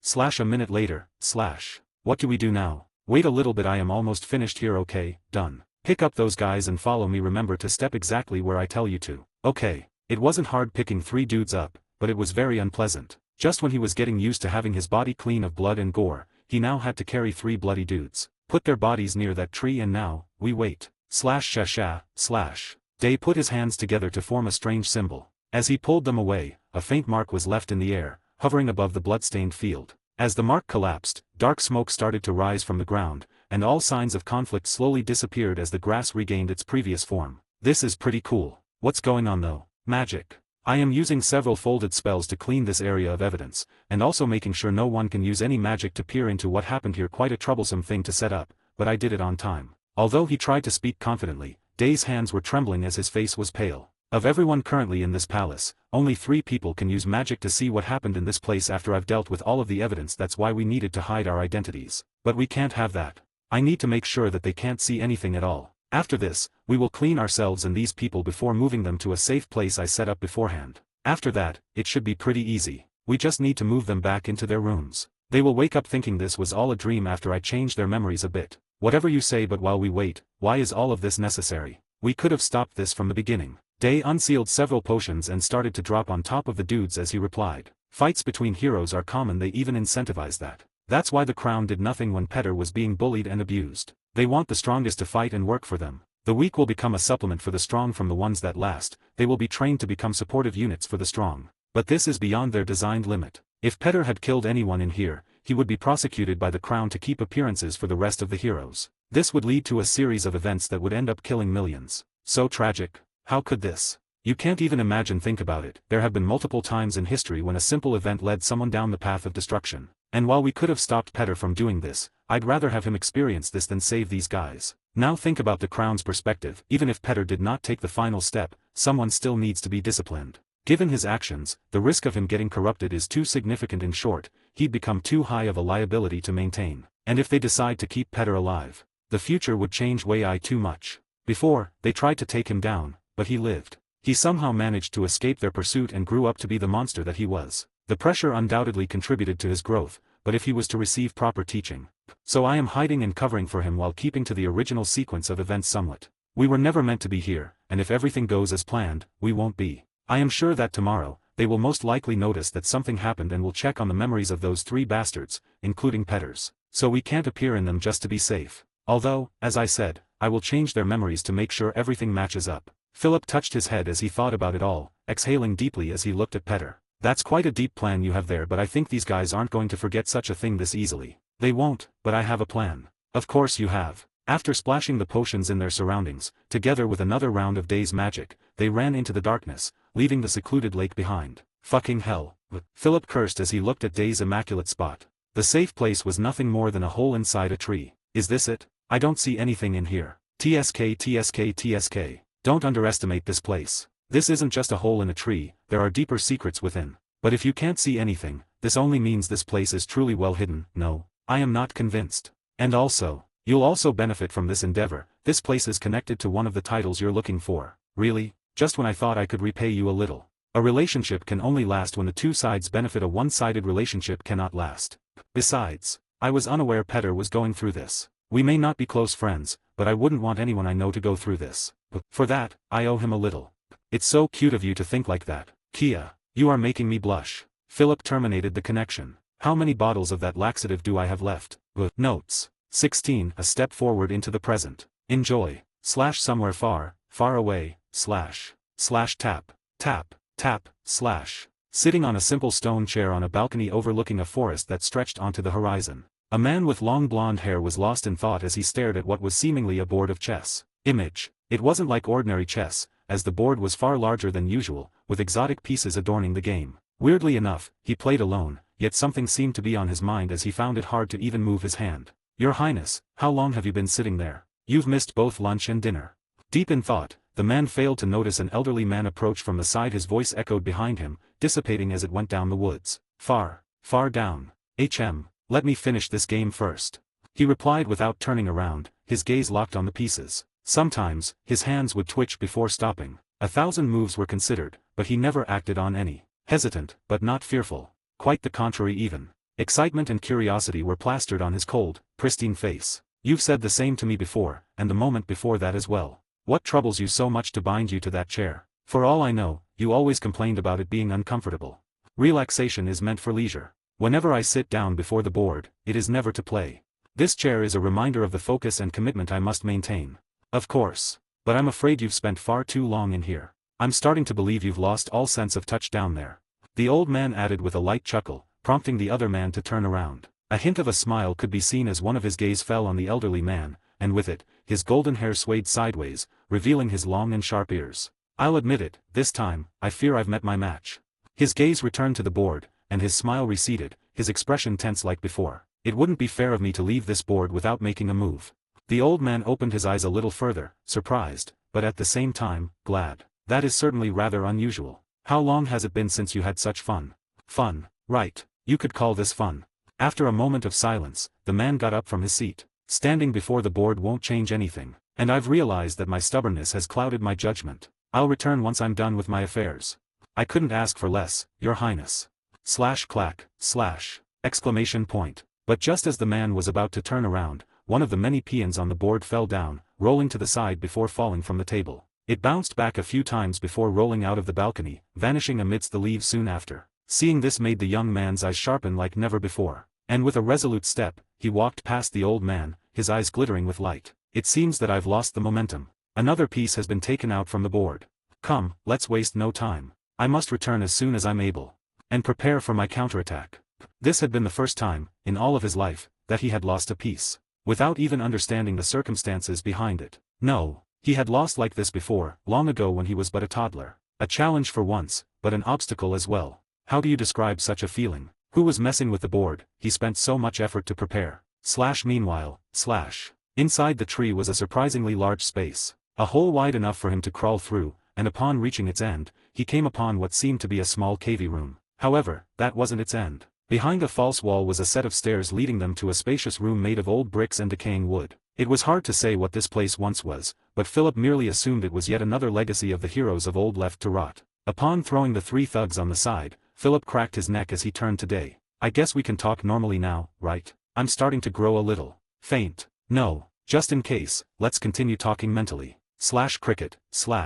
It was quite a strange scene. In a dark room underneath a tree, the only sounds in this place were the breathing echoes of 6 individuals as the many alien noises coming from what he assumed were bugs hidden from view. Taking a deep breath as he tried to push his headache away, Philip asked, "What now?" "Carry them to that red circle over there, I'll handle the rest." The more he explored the place, the more he felt this place looked like a church. But the severe damage all around made it hard to decide on the answer. After placing the 3 dudes on the red circle, Philip went towards a bench where Day was also sitting. Meanwhile, Petter was placed with his back against the wall. "Just what is this place?" "It looks like a church, but it's underground. You are right to think that. You see, this entire valley that is now the royal garden used to be a massive holy place." Cut. Day bit his thumb and started to write several symbols on the ground near the circle with his blood. As you probably read in the books, due to some event, historical information dating to before 1000 years ago has disappeared, right? That's true. The earliest thing I have is some war where humans emerged victorious. Everything else is a bit odd and vague, which is quite frustrating now that I think about it. I didn't have the time to go through much of what I forced down my mind, but there seems to be a gap in the history of this land.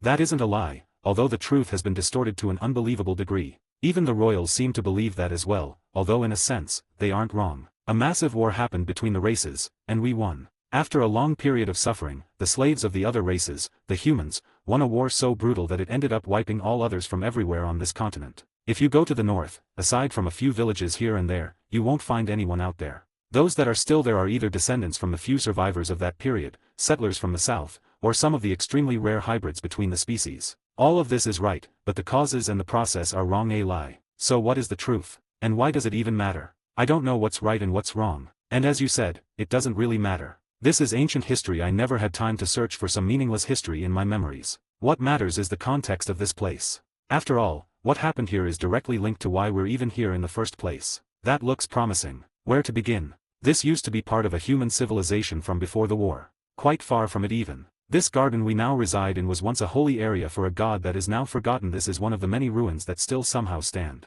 Even after the destruction of most of its architecture, not by our enemies' hands, but by our own hands. Saying that, Day shook his hands slightly to clean it of dirt and dust before resuming his drawings. Why? Who knows? Humans will attack each other for any reason, really, even in times of war, if they believe there's something to gain, something to protect, or even just out of envy and spite. We're notorious in that department. There aren't that many species as inclined to turn on each other as us, but funnily enough, we're the kind to stick together when the foundations we built begin to shake. Ironic, isn't it? Isn't that just natural? Perhaps for you. But we're straying from the topic. This place was once trimmed with large and glorious structures, but all traces are now gone. The few that remain, such as this place, can only hint at the grandeur this land once contained. They perhaps destroyed most of the ruins to hide the fact that this church existed in the first place. The only building still in public sight is the main church where we appeared, now redecorated to fit the dynasty's culture and religions. They couldn't bear to destroy the particular building due to its significance. And that is, you already know, Philip.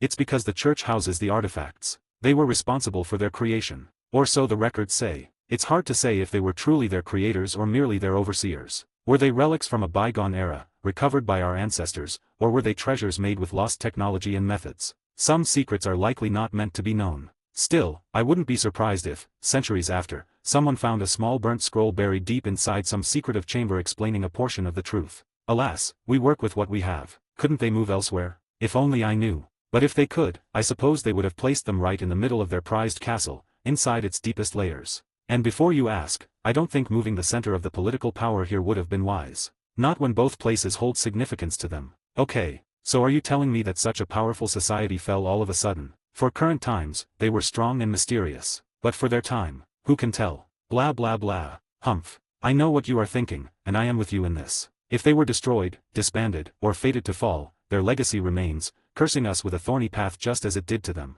Anyhow, I'm almost done here. Day had almost finished a full circle of bloody runes on the ground. It was almost impressive how he could speak and paint those symbols simultaneously. Almost. A piece of advice. Don't get heated up about these subjects. Their old history is mostly meaningless to us. And at the end of the day, the artifacts aren't the only way to return to Earth. Whatever force they tap into to bring us here, we can tap into to bring ourselves back. We'll return without a shadow of a doubt. Once we're done with what we're meant to do. Because even if we return, it doesn't suddenly mean we can rest in peace. Time moves equally for all. End done. Shunch.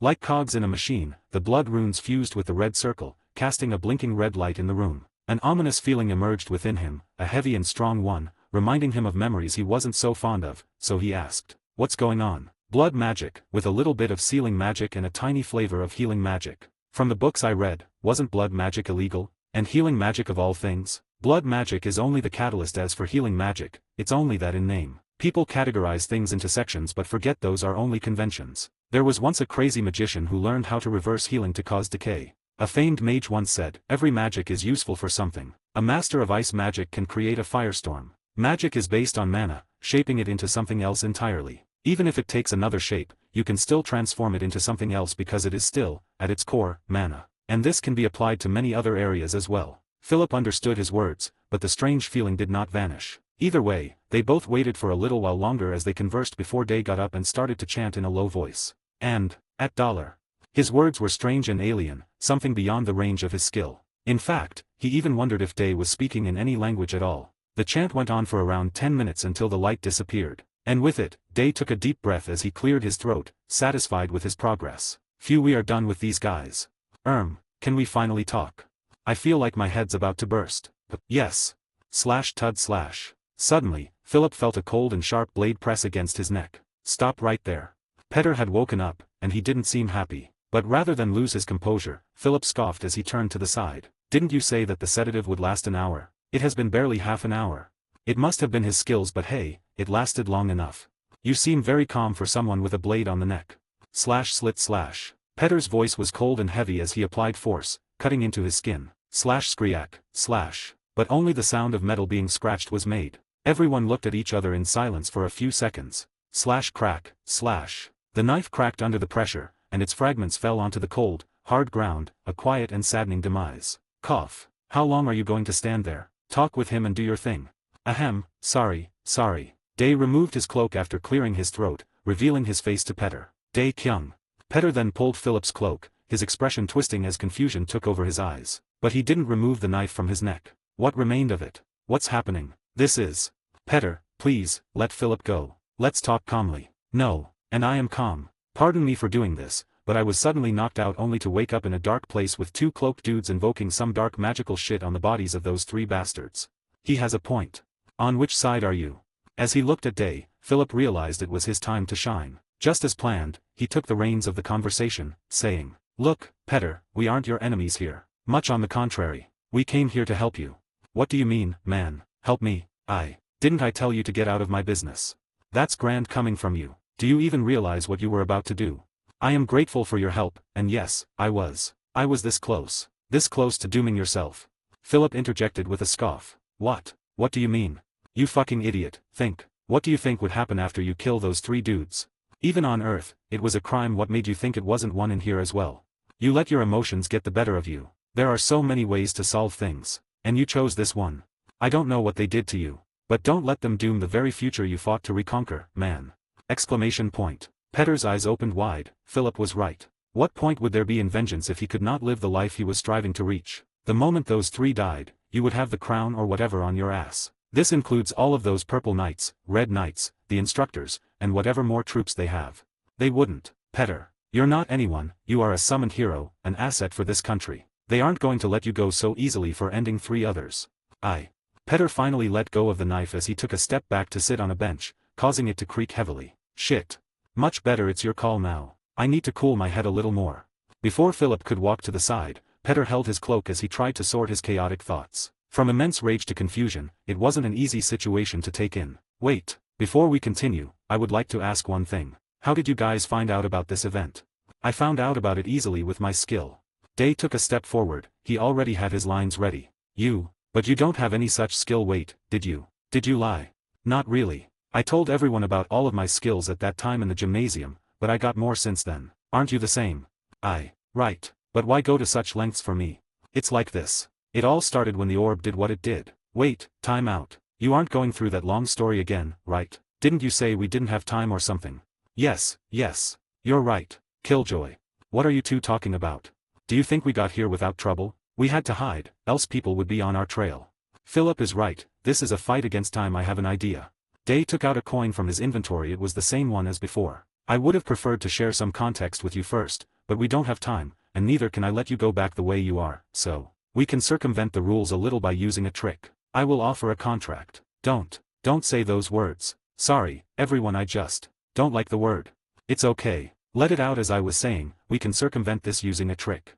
I don't like the fact you can twist such an important contract with a trick. Makes it sound like everything you told and did before, cheap. Philip added with a frown. Cough. Give me a break, will you? I won't do this again anytime soon, and even if I do, you'll know. Philip shrugged. Here, I'll answer your question, and you offer to keep quiet about this. The coin will ensure you learn everything in a second. The only problem is that it might hurt and you will get a headache later. But as he said that, Philip whispered through the thought bridge. Is this fine? To just add more people to this? I know what I am doing. Apart from him, I don't have anyone else in this place with whom I would share this kind of information. Only some bits and pieces. I told this before, we can't do this alone. We all have roles to fulfill. I ask for your trust once more. Sigh, out of everyone, I hoped it wasn't someone I knew. Follow whatever plan you have. Do I even have a choice right now? I don't have the energy to move, and you two seem quite strong. Of course you have a choice, and that is forgetting about this situation. But that would also remove your chances of getting stronger. What did you say, Philip? Is that true? What are we talking about, exactly? He bit that pretty quickly. This might be easier than I thought. It's your turn now. He isn't wrong, although I wanted to leave that for later. Me and Philip are in a corporate deal. Yeah, we are helping each other grow stronger among other issues. And let me guess, you want to invite me in? Why? If you decide to cooperate, I can explain it to you. That wasn't very convincing. You're selling him a product but aren't even explaining what it is. I've seen scams more elaborate than this. What can I do? I don't have the time to go over the whole story again. I accept. So quickly. Why don't you think a little bit more? He made his choice. Day, we don't have time to rummage through it. We aren't in a classroom. Sigh, sure. Here we go. Slash cling, slash. The coin flickered in the air and parted into 2 parts, one entering Day's head and the other Petter's. For some time, Petter just stayed there with his eyes closed as if he was meditating. 5 minutes later, he opened his eyes, all of his confusion gone, replaced with certainty and confidence. I understand now. I was being short-sighted. I am sorry. For the both of you. Petter bowed his head slightly, twice toward Philip, as he apologized for what he had done before. It's okay, man. No worries. Petter's expression relaxed a little as his lips curled a little, but soon enough, his eyes sharpened as he added, I would like another contract. The old one only says not to divulge information about this event, but I think that's too shallow for what I have received. It's the minimum that I can do to pay off this debt. Above all, I'd like to know more. The truth this time. I had enough of being the one in the dark. Sigh. Why are you exhaling, Philip? Nothing, poor thing. What did you say?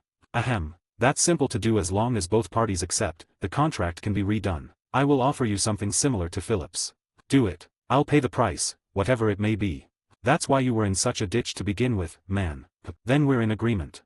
Golden light shone on their foreheads, but it didn't last long before disappearing. Mission accomplished, I suppose. Not yet. There are 2 things we need to do first.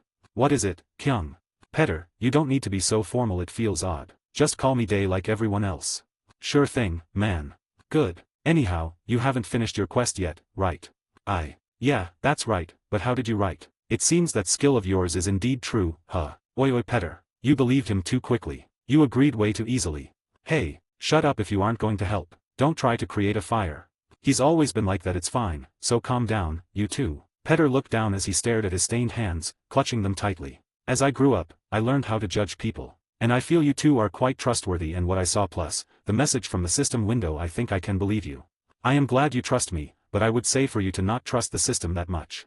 What did you even show him? Our previous conversation in the library, but I cut out some details like the origin orbs and your personal information to make this situation easier to deal with, especially since he's not like you, his head can't process that much information at once. Man, once again, doesn't this breach the contract? Technically speaking, you being here is a form of silent agreement. But I won't do this again anytime soon. I am speaking the truth this time. Besides, what he saw was so different from what we experienced that it may as well be something else entirely. I can show him my actual memories of our conversation if you want. That way, we'd all be on the same page. It wouldn't change anything. Just don't do it again. I'm already stressed out as it is, and it wouldn't be nice to have another thing to worry about. Haha, I didn't plan to do that again either. 3 people knowing this sort of information is already enough for me. Ha, I might have even shed a tear if I still had some.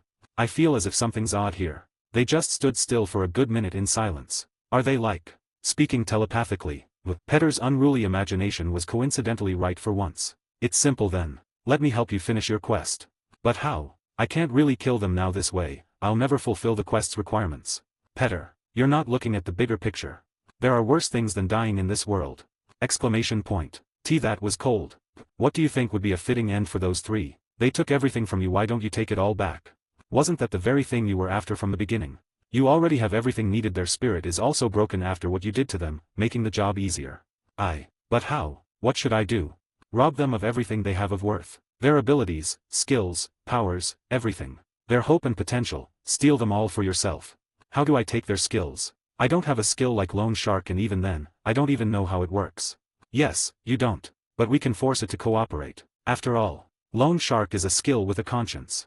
Exclamation point. What does that mean? Wait a minute, wasn't that supposed to be super rare? Guys.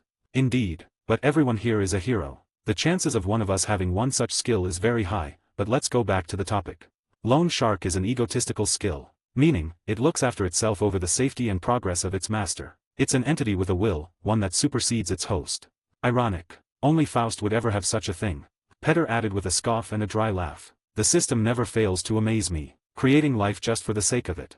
Consequently, if it determines its host cannot provide what it needs, it will switch hosts. And that's when you jump in. Go to Faust and take his skill. But you can't just take it, you need to have it submitted to you. Otherwise, it will only be a trash skill that can go berserk anytime. Lone Shark has immense potential limited only by its user's willpower and control. Alright, it doesn't hurt to try. Without hesitation, he agreed, making Philip sigh in pity. Just how much had he suffered to make him change so much? Meanwhile, Petter stopped right in front of Faust and asked, "What do I do now?" "Whatever you wish. Try speaking with it. Considering the person where the skill was born, it might understand you better if you use a similar language to those delinquents.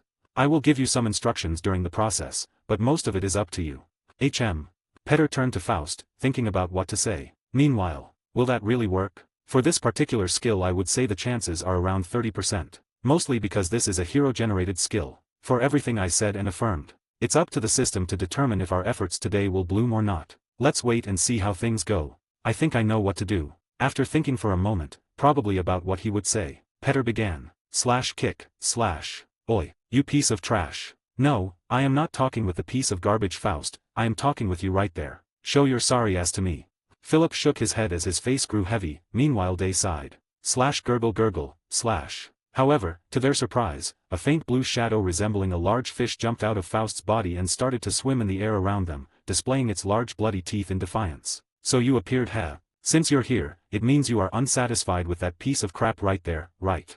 The shark didn't say anything and just looked at Petter. His large white eyes were full of emotion. Even so, it remained calm, as if trying to look past his facade. It knew who Petter was. It wasn't taking him seriously at all. Yet, it listened, and Petter knew why. That was everything he needed. Let's make a deal. Come with me, and I will make you stronger. There is only one condition you need to submit to me. Exclamation point. Growl. The shark's eyes narrowed as it showed its teeth once again. It was clearly unsatisfied. Slap. Petter didn't even flinch as he slapped the blue shark in the air, sending it crashing down against the ground like a sloppy fish. Gurgle. The shark made some strange bubbly noises before opening its maw and rushing at Petter. It was fast, like a sports car driving at full speed, but Petter remained calm. Slash bite, slash, slash slap, slash. With one step, Petter evaded the shark and slapped it once again into the ground. A beast will remain a beast no matter how smart it is, I guess. Coming in a straight line? Come on, even those bunnies in the forest are more deadly than you. Slash kick, slash. He lifted one foot and kicked the shark. You're just like that buffoon. All bark, no bite. Is that what you want to remain as? And he did so again. I can make you surpass him. The little potential that traps you. I'll shatter it. But in exchange. And again, you'll give me your everything. That's how the game's always been, right? Until. Ding. Lone Shark is begging you to stop. It accepts your deal. Oh yeah, but I don't think so. The terms have changed. If you aren't going to give me something in return, then I will not accept you. 1 foot over the shark, he looked straight into its eyes as he smiled deeply, just like Faust used to do whenever he faced him in the past. Lone Shark is confused. You better make up your mind. What could be worse than dying? If you don't take my hand, your destiny will be forgotten forever. No, in fact, you will be turned into food for that guy over there. Petter suddenly pointed at Philip. What do you want me to do? Sigh. What did you say to the kid? Just do your thing. Trust me, I think this will work. This isn't the problem, just how did you find out? Philip, just fucking do it. TCHE. Predator's presence LV Max has activated. Philip tried his best to act like a beast, but his expression didn't matter at all because... Exclamation point. At that moment, Lone Shark felt a strong pressure from him. Extreme danger. It tried to swim away, but it realized that it could not return to its host's body. Right, the moment it gave up on its host, it lost the ability to dwell within him. Like fish outside the ocean, soon enough, it would drown. Give me their skills, and stats. Make sure to gobble everything apart from traits unless they have to. If you do that, I can consider having you under my wing. As a treat, I will give you all of the useless abilities for you to eat food enough to make you roll over for days on end. What do you think? This won't be the last time I'll offer you such a feast. Lone Shark accepts the offer. Petter smiled. He raised his hand to the shark, and it reached forth as well. Slash sheen, slash. The shark vanished, taking residence within his body. A faint mark ignited within his palm, officializing their connection and his mastery over the skill. Today, the beast had found its master, the one who would set it forth on the path of consumption. Its limits unleashed, it opened its maw. The conditions have been achieved. The skill, Lone Shark, has activated. You are collecting your debt. Total value equal to the amount of suffering they imposed on others during their lifetime. Lone Shark is looking for an equally valuable skill. Lone Shark has found its prey. How the world turns. Take it all. Leave just enough for them to breathe. Bluish, dark light gathered on his palm as it spread in the room, reaching out for the trio. The light condensed into mist, taking the shape of multiple teeth. It bit down, but something prevented Lone Shark from taking another bite. Ding. Error. A strange force has blocked Lone Shark from devouring the skills. Exclamation point. This again. I don't know what to feel. This saved my life before by making the shark go berserk and devour that useless trait of mine, but it is now saving my enemies. It pisses me off. Processing. The conditions are suitable. The skill, Lone Shark, has been given free rein to act. Slash growl, slash. The mist condensed into the shape of a shark. It swam in the air, taking its first bite. Its old host, now a pathetic shell. It would enjoy its meal, and present everything to its new master. Lone Shark has devoured the skills, Tax Evasion LV2, Blunt Strike LV7, Intimidate LV8, Command LV8. Would you like to fuse with them? A long list of skills spread out before Petter as time passed, and as he read through it, Petter exclaimed in surprise and even a little bit of fear. This is it. It even devoured their classes. It seems you were successful. You can relax and think for a bit while Philip and I do something else. Choose the skills you feel will be the most useful. Everything else can be fed to the shark. And even if you have second thoughts, you can always feed whatever you have to the shark. Although it can't spit back what it ate. Not right now, at least. Where are you two going? Pardon me. I didn't mean to intrude. I understand you two have an agreement and... We are only going to that fountain over there. We will be back in a few moments. After you finish going over your rewards, come to us. We're in this together. So don't be a stranger. Philip may act like that, but he doesn't really bother. Day pointed towards a broken fountain in the furthest wall to our position. I can hear you just fine from across the room, you know. It was Day's turn to shrug as he turned around. Okay, I'll end this quickly. Lone Shark is nervous. What? I guess you did a good job. Here, have these useless things. Petter wasted no time, feeding the 3 classes he stole from them to the shark. Lone Shark's hunger has been satiated. Lone Shark LV4, LV Max. What? All the way to... Of course. I've essentially fed it 3 whole heroes. If I feed it their skills too, it would be like condensing 3 entire heroes into a single skill. Something was bound to happen. Lone Shark is overjoyed with its meal. Its hunger ceases. Loan Shark has pledged complete loyalty to its new host. All conditions have been achieved. The skill is mutating. Loan Shark has changed into Predator of the Depths LV0. Recalculating proficiency. Predator of the Depths LV0, LV1. /crack, /. The shark began its metamorphosis, its skin changing from a light blue hue to a full dark blue color. Its eyes became silver-colored, shining a kind of mystical light. Several luminescent stripes formed across its body, shimmering with its every move. It had a smooth appearance, but its ferocity disappeared, being replaced by a calmer aura. It also grew a little more tangible. And although still hazy, if placed underwater, it would indeed look like a fish from a certain distance. Image. Who? I like your new look. The previous one was rather ugly. TCHE. No wonder Faust spent so much time managing this. Petter looked at his window tab and couldn't help but click his tongue. This is a mess, so many unrelated skills. I can clean this later. They aren't going anywhere. Let me see what those two are doing. Ding. You have finished the quest. Vengeance is best served cold. To make a dog bite its own owner, and he won't even be able to use that hand forever. Never forget the pain and humiliation of this day until his last breath. A fate worse than death. You've stolen another's powers, changing your fate and striving for an unknown future. An incredible achievement. Your vengeance has been given a high degree of completion. Your vengeance was given the rank of S. You have received the title, Revenger. You have gained the skills, Beginner Skill Fusion, Counter. Your stats are being adjusted to balance the recent changes. You have gained a great amount of skill proficiency. Predator of the Depths LV1, LV2. Another long list of changes spread out before Petter, but he paid it little heed. Mostly because he didn't understand just how great of an action he had done. Good, with this, I am stronger than before, right? Distracted, he did not notice a strange figure from behind him. But once she did and he took notice of her, Petter's heart skipped a beat. A translucent woman in a long dress stretched across the room. Behind her were two somewhat blurred people, a man and a woman. Their expressions were blurry, but their emotions were evident. They went to the stunned Petter and hugged him, taking whatever breath he had left with it. The blurry girl was the first to speak. Never lose sight of who you are. I love you, brother. The confused Peter regained his senses, screaming in both excitement and fear. Sis. But before he could talk back, they all vanished like smoke. Sis, mom, dad. What just? You have been blessed by a spirit of fortune. A new trait blooms from deep in your soul. You have acquired the trait, focused. Petter cleaned his eyes and turned around. He had already cried a lot, but he couldn't help but shed another tear. However, this would be his last. His last tear for a past far too painful to live on. The first step was heavy and hurtful, but he knew. They had told him. It was time. He had dabbled in the past long enough. It was time to move forward. Notes. 17 Ruins of the Past, 3 Musketeers. Is this really it? The fountain I was meant to find. It looked elementary, with nothing unusual besides a moss-covered statue at the center of a circular water reservoir. The statue was that of a woman with her face covered in a veil. She had a simple robe, but what attracted his attention was the only colored thing in this fountain. The red jar. The water was still surprisingly flowing from a red jar, despite the many centuries it laid abandoned. Yeah, the fountain of the goddess of the valleys and mountains, Iridia. Good. I suppose all that's left is to find a coin and throw it inside. Looking inside the murky fountain, he could see a few ancient rusty coins lying inside. Are those the ones I should pick?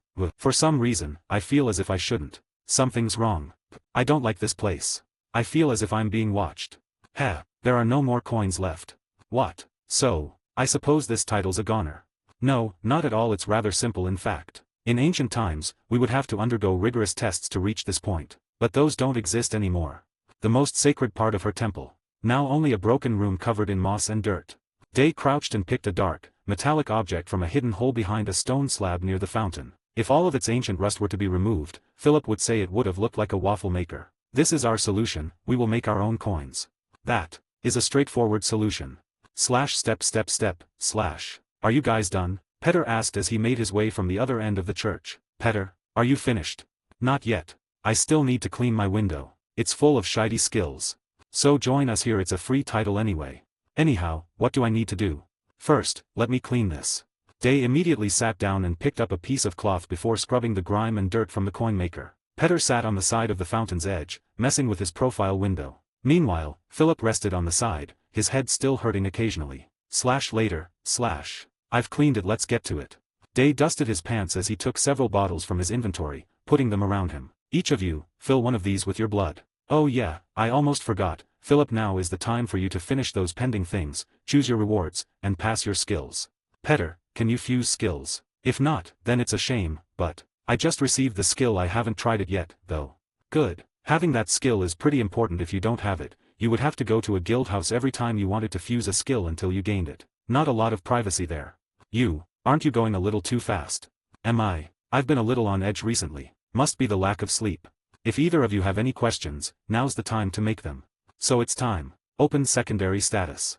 Name, Philip Vin 10. Class, Old Hunter, Rare. Subclass, Military Veteran. Kirill Runes, not applicable. Insight, 26. Blood Echoes, 223769220, 707,617 for next level. Level 278. Vitality, 99. Endurance, 90. Strength, 99. Skill, 90. Blood Tinge, 50. Arcane, 40. Abilities. Lady Maria Combat Technique LV5, 8, Hybrid. Gearman's Footwork LV Max, 10+3, Hybrid. Ludwig's Combat Technique LV Max, 10+3, Passive. Superhuman Senses LV Max, 11, Passive. Greater Riposte LV Max, 15+3, Passive. Perfect Throwing Technique LV Max, Hybrid. Stealth Mastery LV4, 7, Passive. Handcraft LV Max, Passive. Butchering LV Max, Passive. Medicine LV9, Passive. Tinkering LV9, Passive. Smithing LV8, Passive. Eviscerate LV0, Active. Skills. Summon Messenger Shop LV8, Active. Predator's Presence LV Max, Hybrid. Combat Genius LV Max, Passive. Critical Strike LV Max, Active. Multitask LV Max, Passive. Beastify LV0, 3, Active. Traits. Old Blood Infusion. Hardworking. Unyielding. Inventory, plus. From the looks of it, I can pass 3 of these skills to my main status. It's not quite obvious what I should pass on, but I can always get my abilities through training and hard work, while some of these skills aren't exactly impossible either. As long as I know how to get them, there's no need to waste this opportunity to pass them on unless they're hard to train and develop quickly.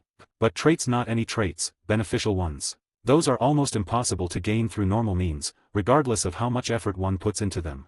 Traits define who we are, be it for the better, or for the worse. But more than psychological definitions, they also hold meaning within the system itself. I may try to steer my mind into being focused and calm, but if the system never recognizes it, then no matter how much I try, I'll never be able to benefit from it. Not that I'd need it. I can't deny the system's assistance. I'd rather make use of it until a certain point, but with how effective it is, I'm afraid I'll soon be unable to live without it. Quite the hurdle. I can't tell if this is the right choice, but if I can correct myself, it has to be these ones. Pass the traits, hardworking and unyielding to the main status. Choose one more skill to pass. Oh, it has to be all 3 at the same time. Stingy. The last one foot. It has to be a skill. Why? Because skills are the hardest to get. They only appear when certain conditions are met, and most of the time, they are achieved through the system's recognition of one's actions. I can't guarantee that the system will reward me with one of those again. I have 7 skills available. I can remove Critical Strike, as I know the conditions for getting this skill. Petter also seems to have it, and I think some of the other heroes have it too, or at the very least, something similar. It's not my priority. The next choice was quite hard, but I decided not to pass Messenger Shop. Most of the items sold there can only be used if I am a hunter, otherwise, they would be incredibly lethal to a normal human consumption. There is a chance this skill may change or adapt since I am removing it from this class, but I don't want to bet on uncertainty. But it would certainly be a choice if I had some chances to spare. Multitask is also out. My newly evolved trait has already granted me a similar bonus, and Day told me that although both effects may stack and work side by side, the pressure on my head may be too high. Albeit, honestly speaking, I didn't need his input to tell such an obvious thing. It could be beneficial in the long run, but I'm already having issues keeping my thoughts in line. If I give my brain any more power, I may end up with an alter ego forming. It wouldn't be too far off reality given how weird this world is. This leaves me with Predator's Presence, Combat Genius, and Beastify. Beastify wouldn't do either because my main status represents my ordinary body, and giving it such a brutally demanding skill may only end up leaving me crippled. As for the other 2, both are very useful. From what I have read, both are quite rare. The first is a skill that exudes a sort of psychological reaction. It's perfect against weaker mobs, and the second increases my talent in combat. Both are quite excellent in their own ways, but one has to be left behind for now. Taking their strengths and weaknesses into consideration, what I need the most right now. Philip chose Combat Genius to move on. Ding. The traits Hardworking and Unyielding have been transferred to your main status. The skill Combat Genius LV Max has been transferred to your main status. Good. Open main status. Opening. Name, Philip Vin 10. Race, Type 1 Human, plus. Home World, Earth, plus. Registered World, Eden, plus. Level 0. Class, None, plus. Title, Hunter Genius, plus. Exterminator of Nightmares, Ancient Explorer, One-Man Army, Jack of all trades, Number 1 Scholar, Martial Enthusiast, Magical Enthusiast, Mental Lord, Pioneer. Vital info. Plus. Mind 29, 92.9 plus. Physical 20, 44.6 plus. Energy 35 plus. Spiritual 15, 24.3 plus. Mystique 12 plus. Abilities. Mental Force LV0, Hybrid. Mental Force Manipulation LV1, Hybrid. Mental Domain LV0, Hybrid. Skills. Gamerverse, plus. Intermediate Skill Fusion LV13, Hybrid. Western Continent Language, Incomplete, LV0, Hybrid. Scholar Vision LV0, Active. Combat Genius LV Max. Traits. Castle Town, Weakened. Hardworking. Unyielding. 1. Philip proudly snickered at his status as he scratched his chin. Is this the stats of a level 0? I guess this is why heroes are always in high demand. At the same time, Petter also seemed to finish messing around with his window tab. He took a quick breath and approached Day with determination. I am ready. Me too, but I just need to choose my final reward. You said something about me falling unconscious. That's right, but it shouldn't be immediate. I am ready on my end as well. Just drop your blood in these flasks, and I will do the rest once the coin is finished. Just throw it inside the fountain. Crackle, slash. As he said that, Day ignited a small bonfire, adding dried wood into it to make it burn even hotter. Okay. Sure thing. Open the previous reward tab. The last reward shall be a pick between several choices. 1. Race. 2. Talent/potential. 3. Skill. 4. Title. 5. Knowledge. 6. Order. The host has 20 hours, 21 minutes, and 44 seconds to make a choice. I've already thought it over. I hope I don't regret this. Ding. Choose your race evolution. Type 1 Pure Human. Type 2 High Human. Type 2 Mental Construct, Shell, Human. Type 2 Carmesian Demon, Human Form. Type 3 Mortal Shell Judgment Angel. HM. Huff. /cut, /. While Philip became pensive, Petter slashed his wrist with a pained expression, trying his hardest to fill the bottle as his face grew pale. Meanwhile, so what is a Mortal Shell Judgment Angel? Wah. Pft. Cough. Caught by surprise, Day had a coughing fit, prompting Petter to look at him in slight worry. Are you okay, man? Cough. I am okay. I just choked on some saliva. Don't scare me like this again. How else am I supposed to talk? Would you prefer if I whispered first? What is it? It's something trashy, don't pick it up. Why? Sigh. You make everything that more complicated. I'll try to explain in a way you can understand. Don't blame me later for overly simplifying things once you learn more about it. A Mortal Shell Angel is the codename for an angel who has been reincarnated into the mortal realm because of something, and after finishing this task, he can ascend to heaven again as a fully fledged angel. This race will open the possibilities for the angelic race as a whole, but the angels aren't really that great. I suppose you had other choices. Type 1 Pure Human. Type 2 High Human. Type 2 Mental Construct, Shell, Human. Type 2 Carmesian Demon, Human Form. Type 3 Mortal Shell Judgment Angel. How generous or ominous.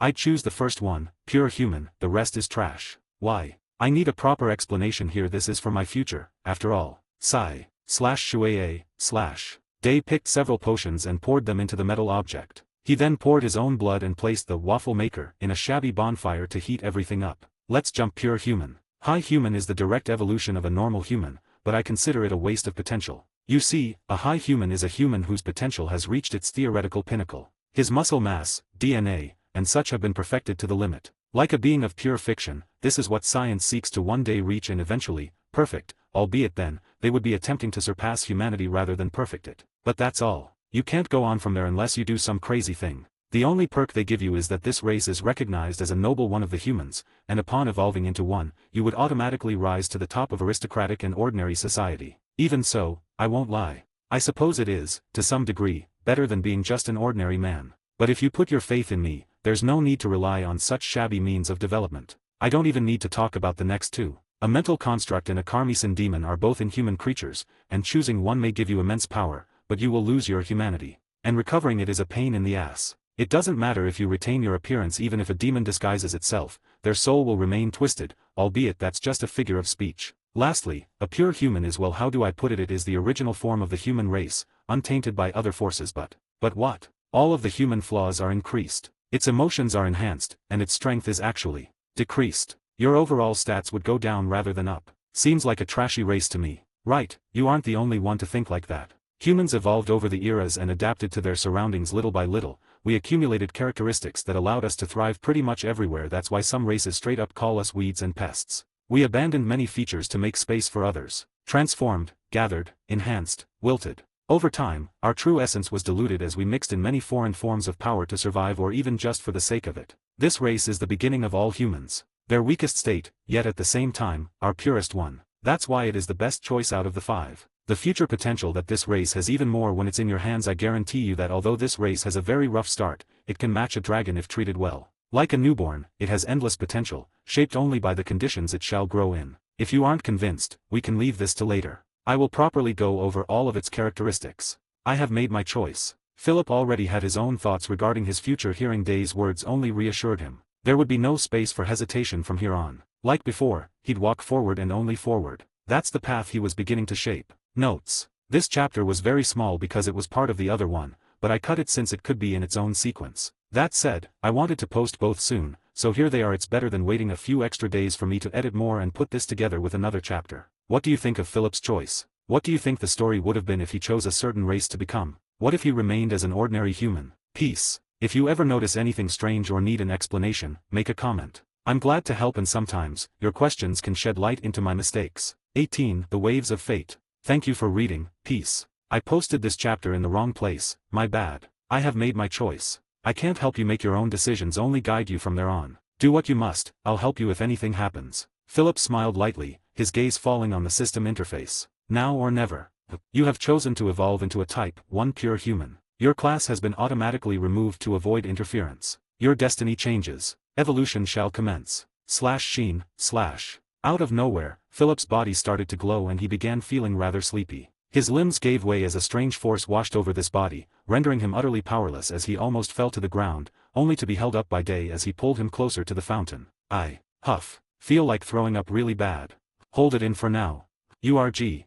Alright, we need to end this as soon as possible. Philip, Petter, I hope you two are ready. Philip, I'm sorry for this. Without wasting a single second, Day cut Philip's wrist, making him feel even worse as he gnashed his teeth in pain. Petter on the other hand gave Day his bottle, taking a deep breath as he felt a little light-headed. 1. After the 2 bottles were filled, Day picked the 2 and mixed each with a series of other materials, making 2 beautiful red coins after pressing them onto the waffle maker under the heat of the bonfire. Continuing the one he had made earlier, each of the 3 now had a bloody red coin with a few black marks here and there. Now we just need to throw the coins. Philip, are you still here?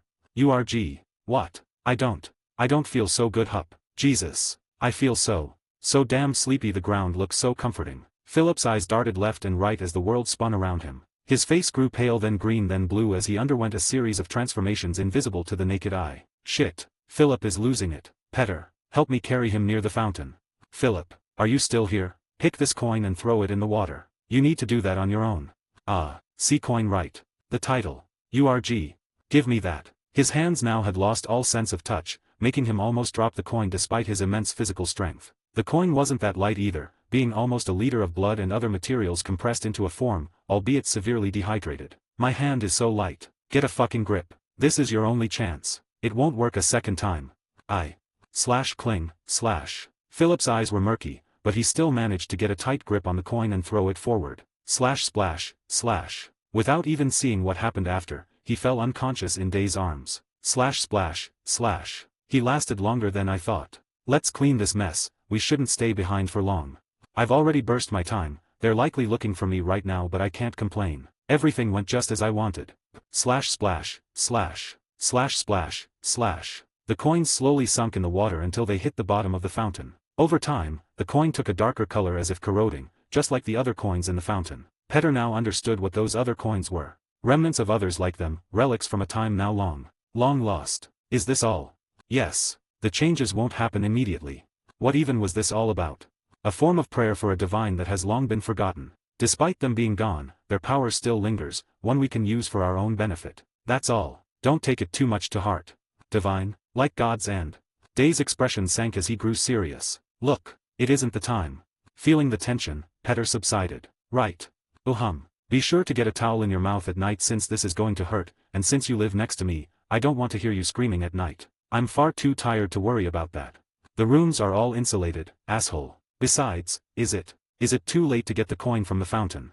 You can, but be sure to receive God's wrath, Humph. You say whatever you want whenever crack. Out of nowhere, the statue started to crack, breaking into multiple pieces as the ancient water flowed through their feet. In a few moments, the entire fountain broke apart, leaving only the single red jar atop its ruins, shining under the faint moonlight coming from a crack in the ceiling. What? Why did the fountain break? No, that isn't the issue here. Day suddenly grew frantic, running past Petter as he threw Philip at him. He crouched next to the fountain, observing it intently. Perhaps the fountain's power ended. No, that's impossible. It's a possibility, but this is Iridia's main church, not some other random place. He's mumbling to himself. I've seen him do this a few times before. Looks like it's a habit of his. The only scenario this fountain could break would be if Iridia herself died. But she is very much alive wherever she is. Then how did it break? Iridia, huh? So, are there gods out there? I wouldn't find it surprising. But it only makes me feel worse. If there's a god out there, why doesn't he help those in need? I don't know, Petter, unless she broke it on her own. But that is even more unlikely since they can't break the pact. URG. Now there's some sort of pact. What a pain. Petter was confused. A few moments before, he was drowning in anger and grief, and now he was hearing men talk about gods and their actions. Although he was in a bizarre situation, his common sense told him that gods were simply a little too far-fetched, despite everything he had experienced so far. But why would she break her own holy fountain? Wait. The red jar. Day carefully reached for the red jar, studying its shape as he got up from the ground. I don't see anything special in this, Petter. It's better if you take a step back. No, 3 steps back. Sheen. Focusing, Day's hand turned translucent as it began to crack and break, almost as if the very light bent erratically around it. With sweat flowing down his forehead, deep and calculated breaths, he slowly and very carefully had his hand approach the jar when Fume.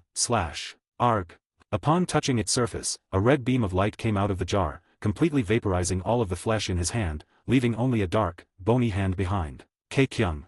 Stay back. URG. Huff. Pick that potion bottle and throw it at me, for fuck's sake.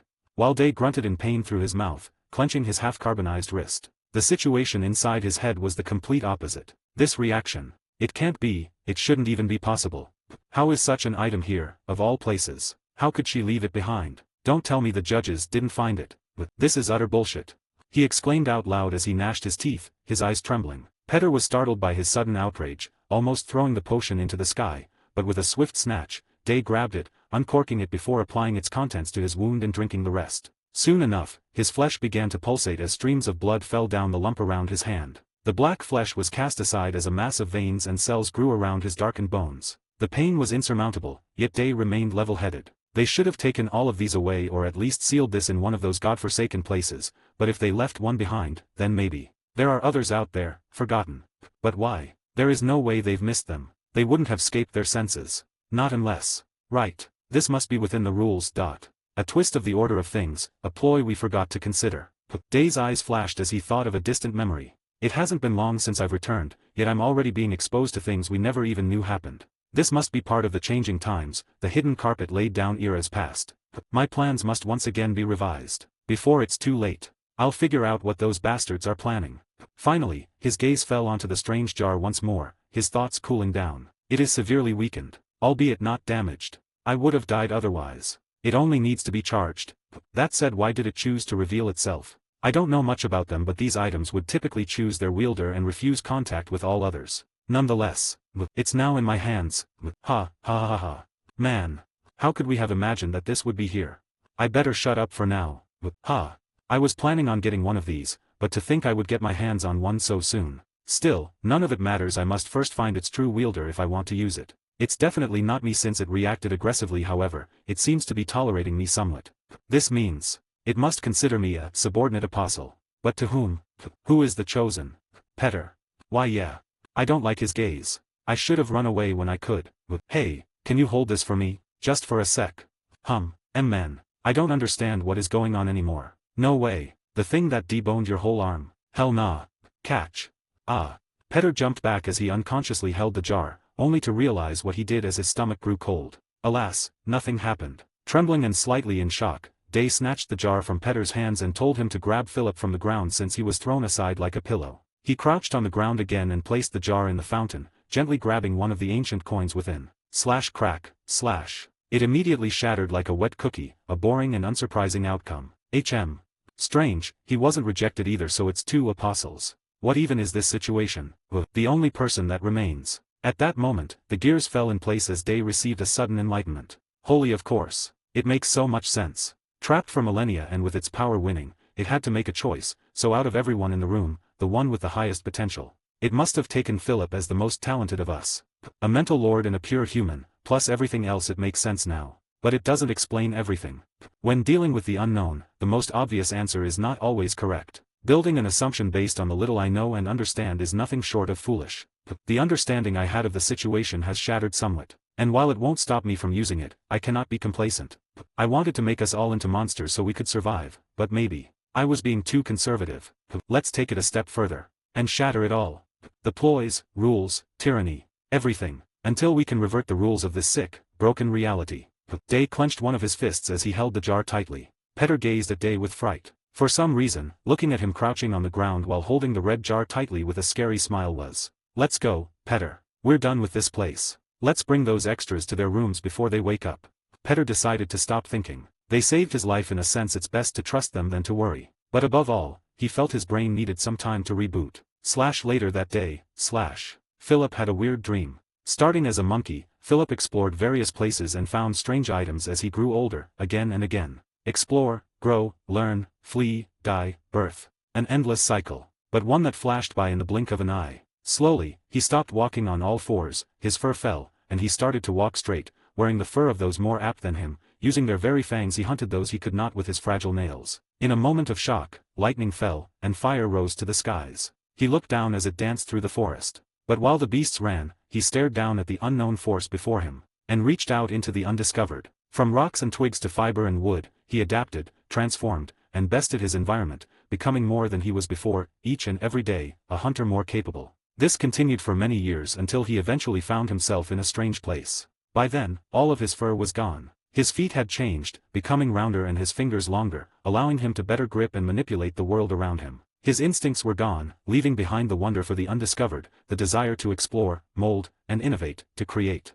and conquer that which was unfamiliar. The land around him, however, was far from unwelcoming. It boasted all kinds of sweet fruits and the cleanest waters. He didn't know how he got there, but that was his dream place. The environment was in balance. What he needed was given to him, and there was little, if ever, a need to go beyond his space in this land. Leisure and peace, 4 days, weeks, months, eternity. Alas, it lacked something, that very thing that led him here in the first place. It lacked something for him to struggle towards. Thus, he soon grew bored of that place, sparking his buried desire for change. He sought an exit, only to realize that he couldn't.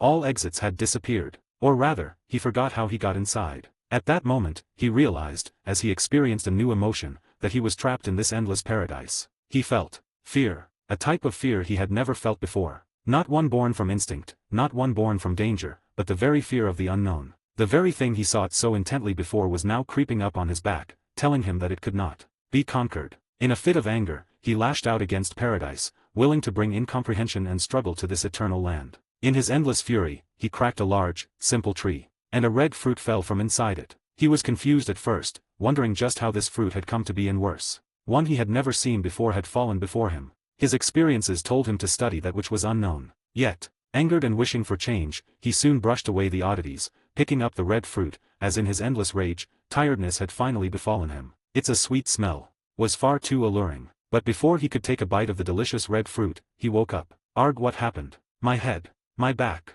everything hurts. What was I dreaming about again? Forget it, I have better things to do. My room, how did I? They must have brought me here after I lost consciousness. He reached for his hair, brushing it lightly as he took a deep breath. My memories are still a bit fuzzy. I thought it would be easy to maintain consciousness, but I must have been knocked out almost immediately. I wonder, was it because my class was unequipped, rendering me powerless? Or was it due to the nature of the system itself? Either way, first, let's see what I got. Open log.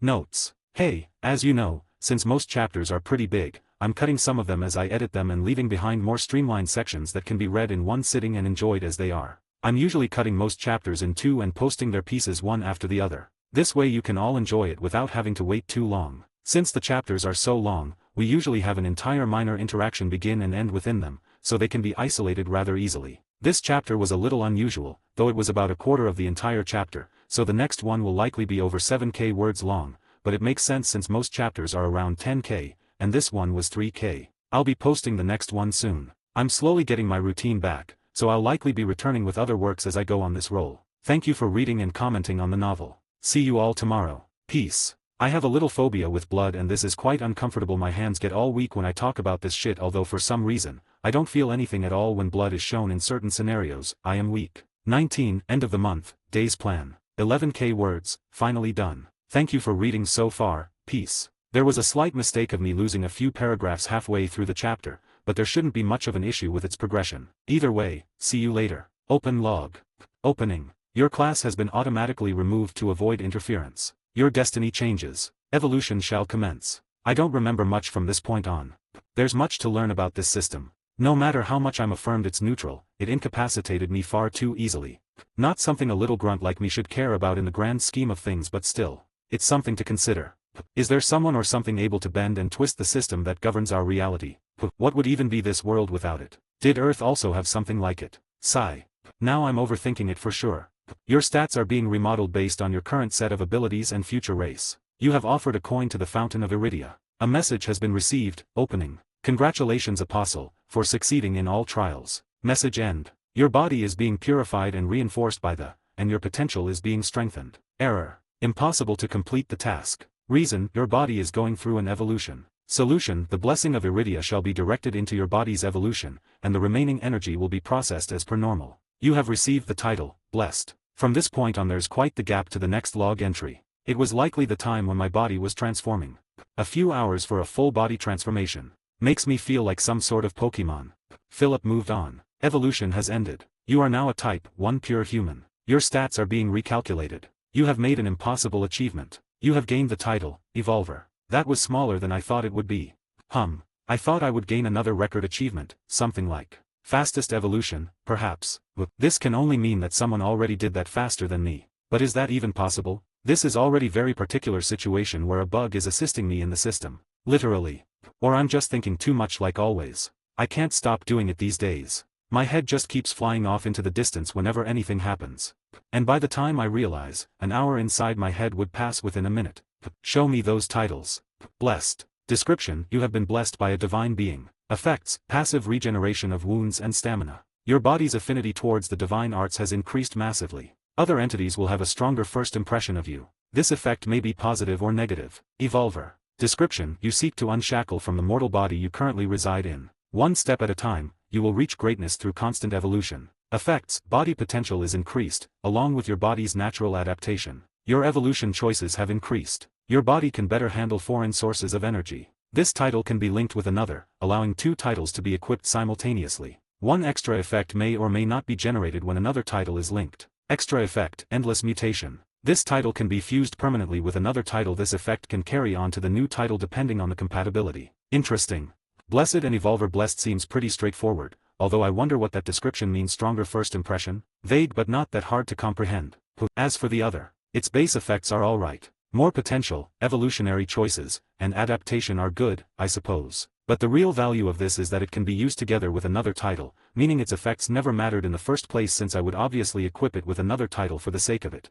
Two titles are better than one in most cases. But this feature comes with a bonus. Depending on the second title one link it with, it may generate a new effect.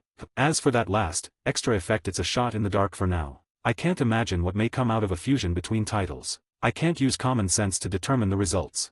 It would be a shame if I lost some of its abilities because I was hasty and fused it. Finished with his analysis, Philip moved on to the next section. Now my full status.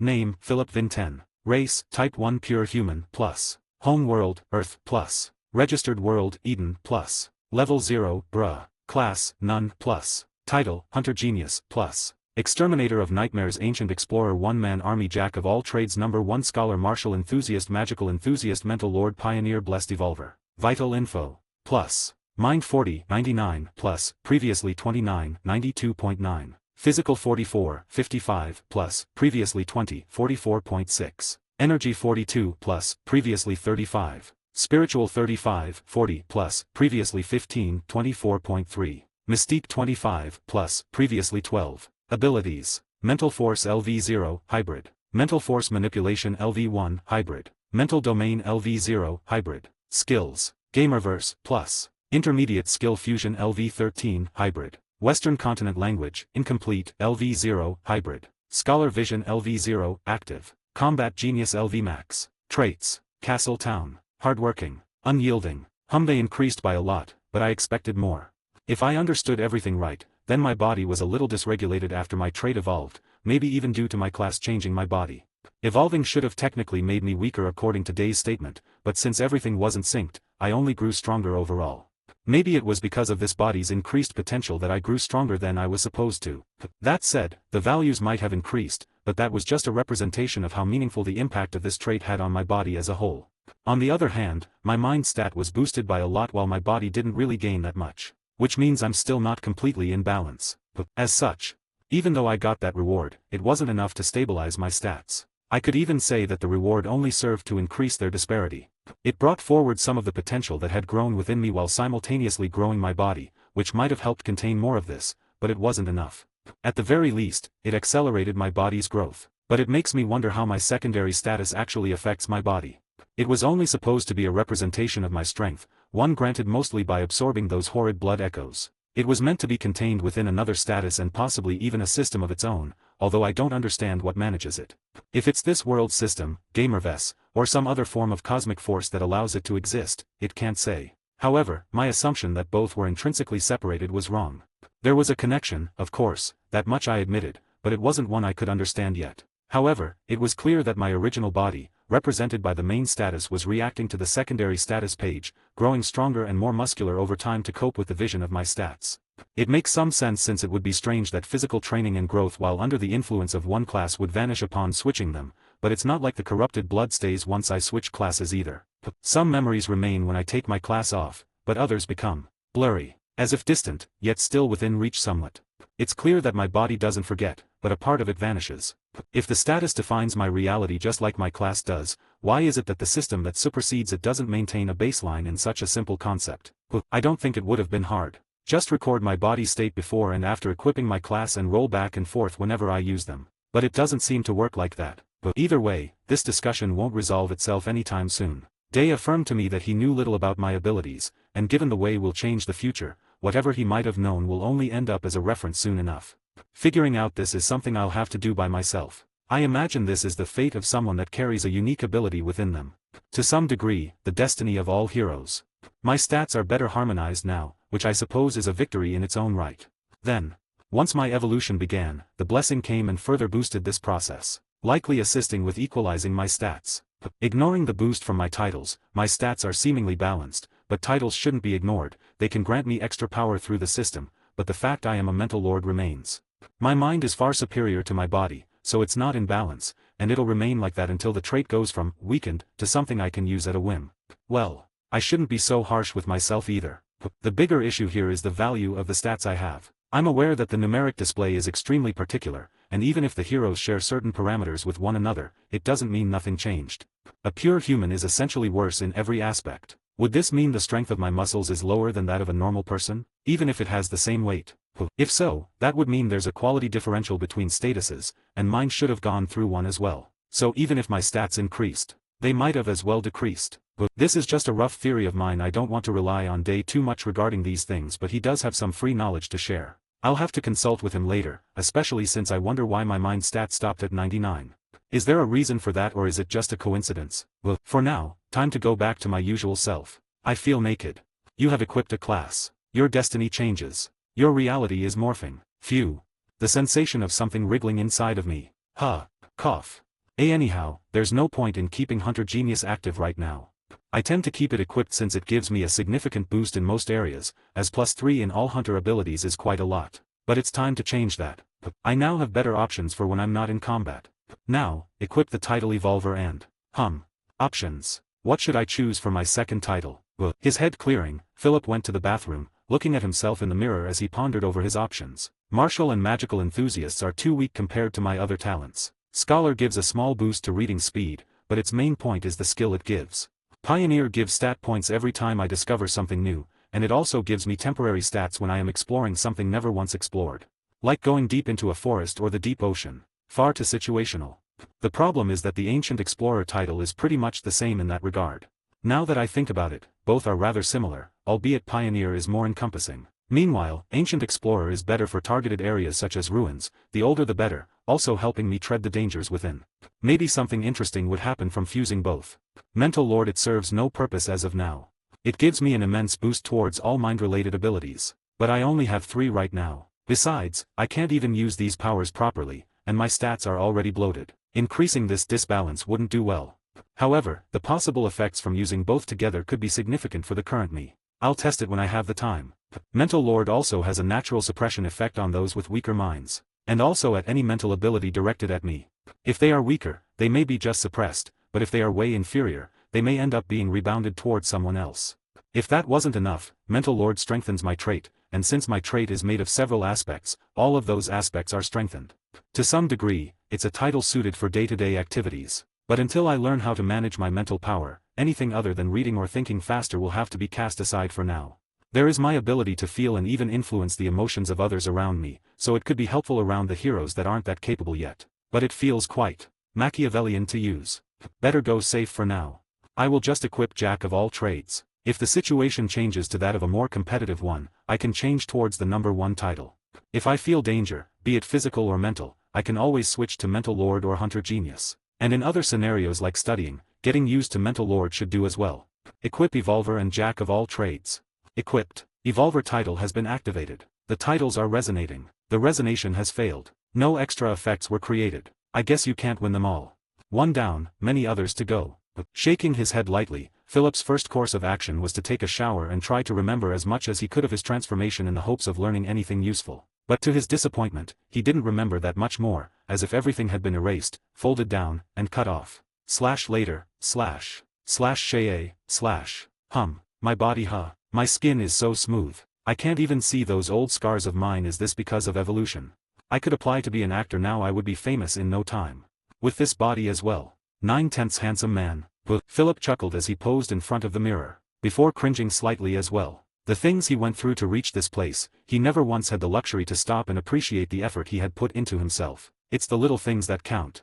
Once the water grew hot enough, Philip hopped into the tub. /knock. While Philip put some clothes on, someone knocked on the door, startling him. The insulation between the inside and outside each room was something to marvel at. /creak. Hello, Roy, what brings you here, at this time event? I'm afraid it's a little too late for breakfast. Don't play dumb. I came here earlier but you didn't respond yet. I didn't find you anywhere else and it's almost time for training to resume, so I risked my ass to come look for you.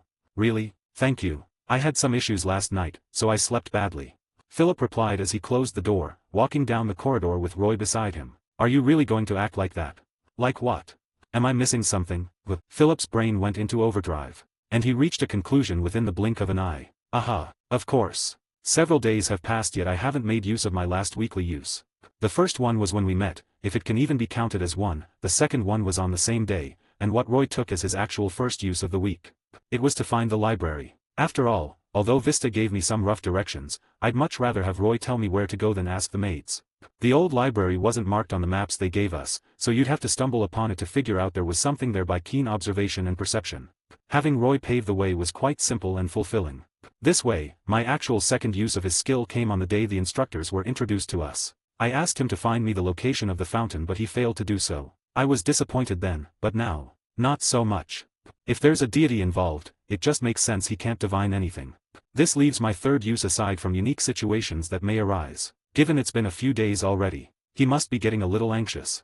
It's almost the fucking end of the first week, and you still have to use your part of the deal.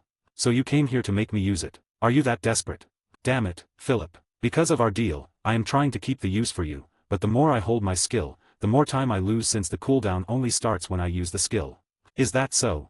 Oh Roy, you must think that I am stupid. The reason why you want me to use this skill, it's most likely related to what you saw when we first met. Why you chose me over the others wasn't only because of the fact I was one of the 10 strong or whatever you decided to call us. It had something to do with that skill you used on me when we first met. Most likely, there's something he wants to know, something he may have seen and needs confirmation, or a certain feeling that only comes when he uses the skill on me or with my requests in mind. This mystery is Roy's objective. Everything else is an excuse. But maybe the answer is already there. Roy asked for my protection. Could it be that he has divined his own demise and somehow I am connected to it? Could it be? Philip's mind grew hot as he went far into his own theories, culminating at a single possibility. What if Roy's ability isn't divination but something like Day's skill but weaker? Something that allows him to peer into the future that has been twisted. Maybe it is divination, but Roy collects information from the convoluted future Day is trying to avoid. I was about to say Roy approached me because of Day's regressal, but that can't be since he did so before Day got his memories back. If his words are to be trusted. Which I do. Either way, it could be that Roy fears his own future and is trying to prevent it. If not that, then it's a future he fears in general. And I'm connected to it. I feel as if there's more to this. Roy's abilities may be far more complex than I originally anticipated. The issue is, since Day started to help me, the need for your skill has reduced to almost zero because both of you have the same issue. Trust. And I'd rather trust Day, despite all of the mystery that surrounds him, than you. That said, keeping you on my side is much better than having you as an enemy. I only need to be careful of what I ask, or so I believed. He's now pushing me to ask him things. There's definitely more to this, it's evident. Should I push him a little then? Find out just how much he values this. Roy, why bother with me? Wouldn't it be better for you to just leave it be? If not, you can just always ask me if I'm ready to use it in morning like now. If not, at most you'll lose a few minutes, which isn't much. I have standards. And above all, I want to prevent the bothersome situation where you may ask me for another use sometime in the future because you have some uses pending. A valid worry, but I'm not like that. Unless strictly necessary, I wouldn't bother you with this once the week passed by. That was what we agreed upon. I already have 4 uses, that's more than enough. You have 3. Stop trying to play me. You'll only get more if there's an actual need for you to protect me. Right. His emotional state tells me he's distressed yet relaxed. So I suppose it's not a pressing issue, but it's weighing on his mind. This is quite hard to interpret. But anyhow, you want me to use it as soon as possible? Alright. What time is it right now? 6:40. Let's do this quickly, otherwise, I will be late.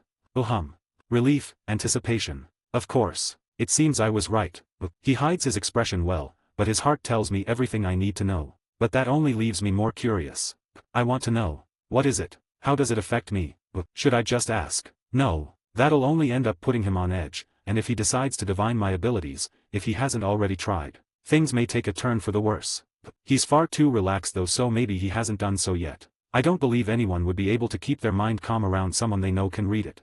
It's almost physically impossible. I should be able to, but others. So, what do I need right now given I'll have several more uses? I think this is proper.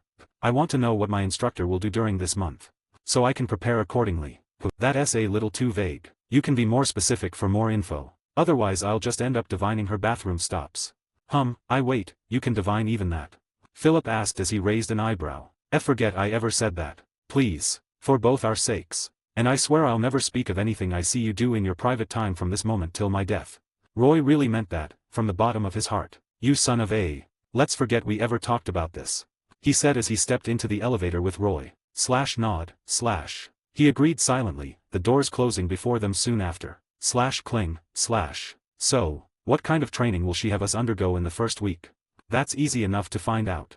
Roy's eyes turned platinum as his expression became still. He stayed like this for a few more moments until he woke up and said, she will continue with what she has already done, but the intensity of the training will continue to increase by a lot. So much so that several of her students will be sent to the hospital. In varying degrees of injury, some almost fatal. That's a lot, even for what I expected of her. Given how the first few days of training came to be, I wouldn't be surprised if she had someone lose a limb of 2 just for the sake of experiencing it. Looks like getting the title related to completing all of the basic weapons training isn't going to be that easy. Or rather, it'll be easier than expected. That's not all, though. I have the feeling she'll pay you quite some attention. Roy's expression grew a little tense as he said that, as if he had difficulty explaining what he had seen. What do you mean by that? Why do I feel worry coming from him? I think she's interested in you. Elaborate. What I saw was but mere figments of a possible future. But I'd say she's keeping a close eye on you, more so than others, including Day. How odd. I don't remember doing much to garner such attention. I did go a little hard during our training sessions, but nothing to explain such attention. Does she see potential in me? Or a reflection of herself perhaps? I am the underdog while Day is the light. Maybe she sees something worthy of grooming in me like him. Day did tell me that I can train as I wish. But he also told me to try to avoid attention as much as possible since it would make our job easier. I haven't thought of how to act yet, but I was thinking on compromising a little of both. However, it doesn't look like I'll be able to avoid the attention. Unless. Philip scratched his chin. Looks like he had more questions for Roy once his cooldown passed by. He would probably complain, but with some persuasion, he'd likely accept. Cling. The elevator stopped, and they stepped aside, with Philip rushing through the doors followed by Roy struggling to keep up with him. Why the rush? We better hurry. I need to eat at least one sandwich, else I am going to die in the training. My condolences. TCHE, I'm sure you already knew that. But do tell me, how are classes with the old man, Popashin? He is much calmer than yours. At our first meeting, he started by. Philip and Roy ran to the cafeteria and ate a small meal before parting ways, all the while talking about their experiences. This time, Philip remembered removing his class before starting the training as it would better aid his body. However, that weakened him severely, but thanks to his recent stat boosts, he persevered through it similarly to before. Being forced to his limits due to his weakened body, he almost fell like the others once the training ended, which only made him respect Day more as his stamina regulation was excellent, even better than his. For some reason, Day did not initiate a conversation with him this time, refusing every time Philip tried to initiate a mental link with him. He was a little confused, but he believed there was some hidden meaning to this, so he decided to wait for now. If there was anything Day wanted to say, he would do so in the library. During training, as Roy attested, Philip noticed Birina's attention on him, not solely from her gaze but also her words. More than once throughout the training, she approached him to help him correct habits and even his posture, things he had never noticed before due to being a lone warrior. Much of what he knew came from observation, repetition, study, and self-practice. He always applied what he learned in direct combat. What wasn't useful he discarded, and what was, he kept, and usually, that meant throwing away some subtleties most wouldn't see its worth. Philip clearly had a strong foundation, but at the same time, it was an ugly, incomplete one. Like a table with a leg shorter than all others, there was substance to the wood, but the table remained unbalanced. What he needed more than anything was guidance to correct the things he experimented with and learned alone. In other words, systematic practice. Despite his worries, Birina proved to be a competent instructor, likely from her years as a mercenary teaching her own band so they could operate efficiently with her as a commander. Philip could tell he had much to learn, so he focused intently on her teachings, learning like a sponge, and she noticed it. At the end of their training, Birina spent more time directly tutoring Philip than many others combined, and she didn't seem to care at all that she was giving preference to him over others. And neither did Philip, even as some began looking at him. Once training ended, he immediately left for him. There, he took another shower before going to the library, where he resumed his studies. It was then he attempted another combination of titles, his second one, Mental Lord. The fusion was successful, and with it, a new effect was added to his already extensive repertoire of abilities. Brain Sponge. Effects. Greatly increases overall learning ability. Greatly enhances focus, with a slight chance of entering an augmented focused state with prolonged concentration. It wasn't much but far from nothing. It would prove a key aspect of his arsenal of abilities, helping him improve each and every day. There was an issue, however. The greater his mind became, the more distant he grew from an ordinary life. Sometimes he'd feel an entire day or even multiple would pass with him dwelling on his thoughts, studying the extensive archives within his mind, only for him to open his eyes and check the time, realizing that barely half an hour had passed. He didn't feel bored or tired from spending so much time in his imaginary realm, but he felt a certain psychological pressure from the strangeness of it all. From being so unordinary. He wondered how fast his mind could become and the many insanities it would come from dwelling in such powers for too long. Maybe one day, he would find himself trapped within his own mind, spending years to decades in the span of a few moments for an ordinary person. That sent shivers down his spine, one of the few fears he still had.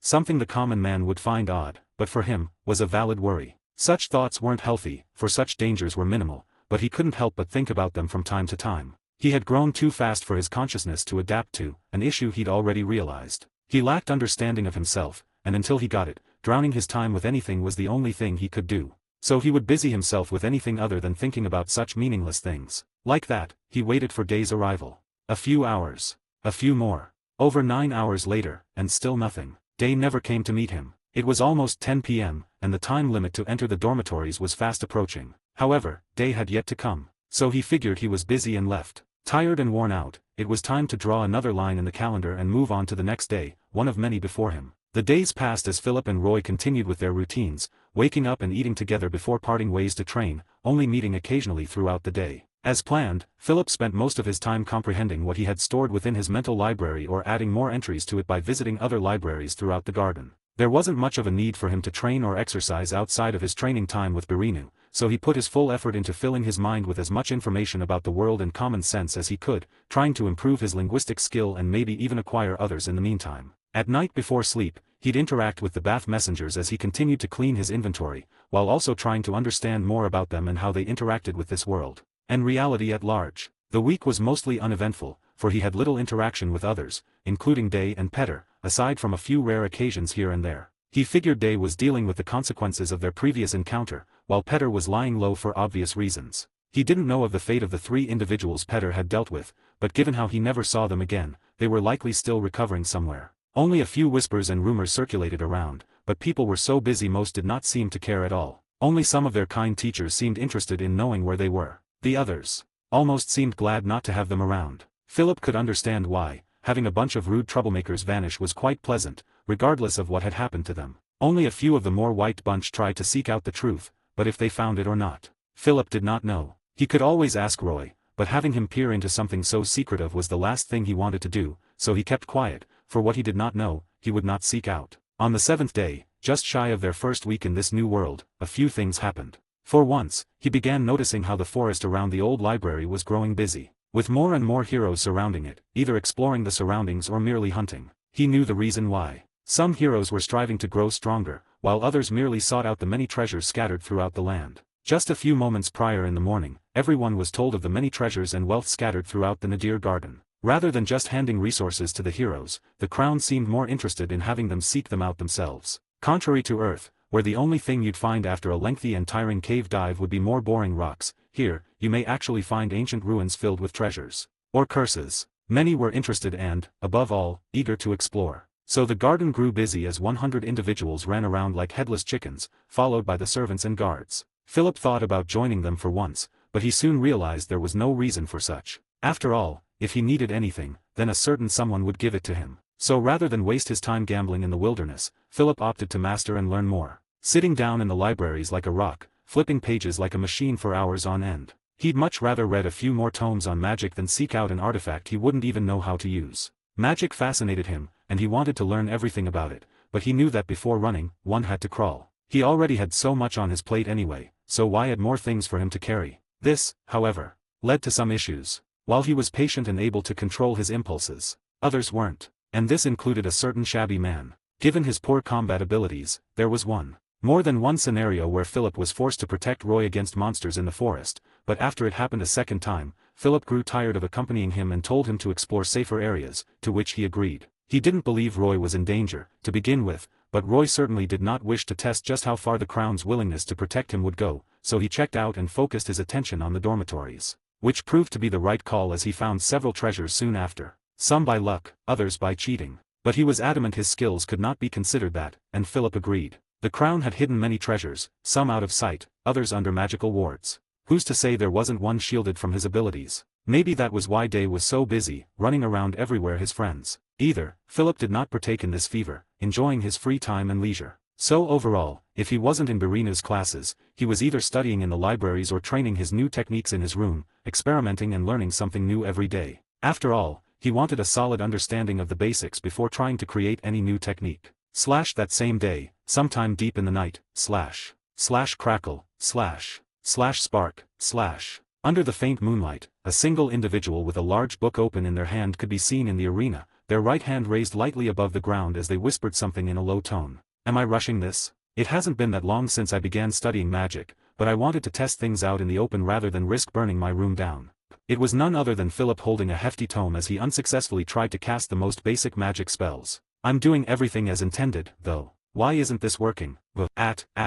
He clenched his fist and chanted the keywords again, however, while there was a reaction. Spark. It only created a tiny spark in the air, quickly extinguishing like a lighter's spark. I'm doing something right, but... step. You're better off cracking a stone with an egg than doing whatever you're trying to do, kid. A feminine voice echoed in the silent arena as Philip slowly turned around to face his instructor. Ma'am. Not one to speak much, huh? Even during our classes, you barely ever seek me out, just doing your thinking in the corner like now.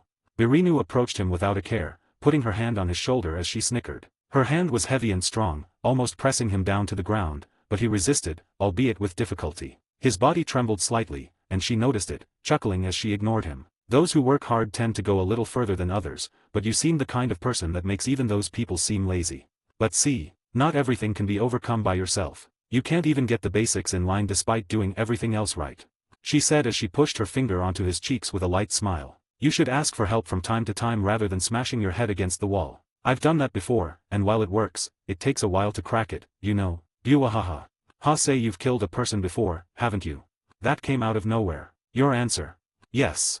She's direct and blunt. I should be happy she at least approached me with the most basic of small talk. Why? To survive, and at other times it was mercy, for they had become just a shadow of themselves. I was a hunter of beasts, not people. Some stood in my way. I tried to talk, most of the time it worked, but some were too far down their madness for me to convince them, even after taking them out alive. That was how it was in the memories. The worst was when someone you trusted snapped. It happened far too often. Ho, how odd. I heard your world was quite peaceful, bureaucratically boring. Seems like not all were like that. And from the looks of it, you seem like the kind of guy who prefers it like this than before. She said with a smile as her eyes locked with his. Hell, with that kind of personality, you'll fit right in. Here, you can't show remorse, they can smell it. Buahaha. Slash slap, slash. She slapped his back with enough force to send all of the air in his lungs out. Hup. HAAA say, I've been paying attention to you recently and concluded with the fact that our previous little training won't fit someone like you. She tilted her head as she looked at the moon, closing her eyes as she thought deeply. That other kid as well, but he's a bit better than you in this regard. He tries to hide it, but it's far too noticeable. His movements are far too refined. 1,000, 2,000 swings, a few hints end up slipping through the cracks. He's killed before, even more than you. She's uncomfortably sharp. What does she even want, anyway? But who cares about any of that? Slash slap, slash. Hup. I have a proposal. Nah, scratch that. Slash grab slash. Something's wrong. She held Philip's shirt tightly, smiling. From this point onward, I'll take care of your training myself. Slash thrown, slash. Slash bam, slash. She threw him flying across the arena like a bullet, his shirt ripping apart under the power of her hands as he crashed against the arena's walls. Gwah. That was dangerous. I could have died if I hadn't equipped my class. Slash whoosh, slash. Slash smash, slash. In the blink of an eye, Philip unlodged himself from the wall and dashed to the side, barely evading Birina's feet as she smashed it against the wall. As expected, you evaded that. How odd, I was pretty certain you'd be knocked out cold with that 1 inch. Her smile deepened. You can hide yourself quite well. Excellent. Exclamation point. Damn it, that was why she was poking and slapping me. She was gauging my strength.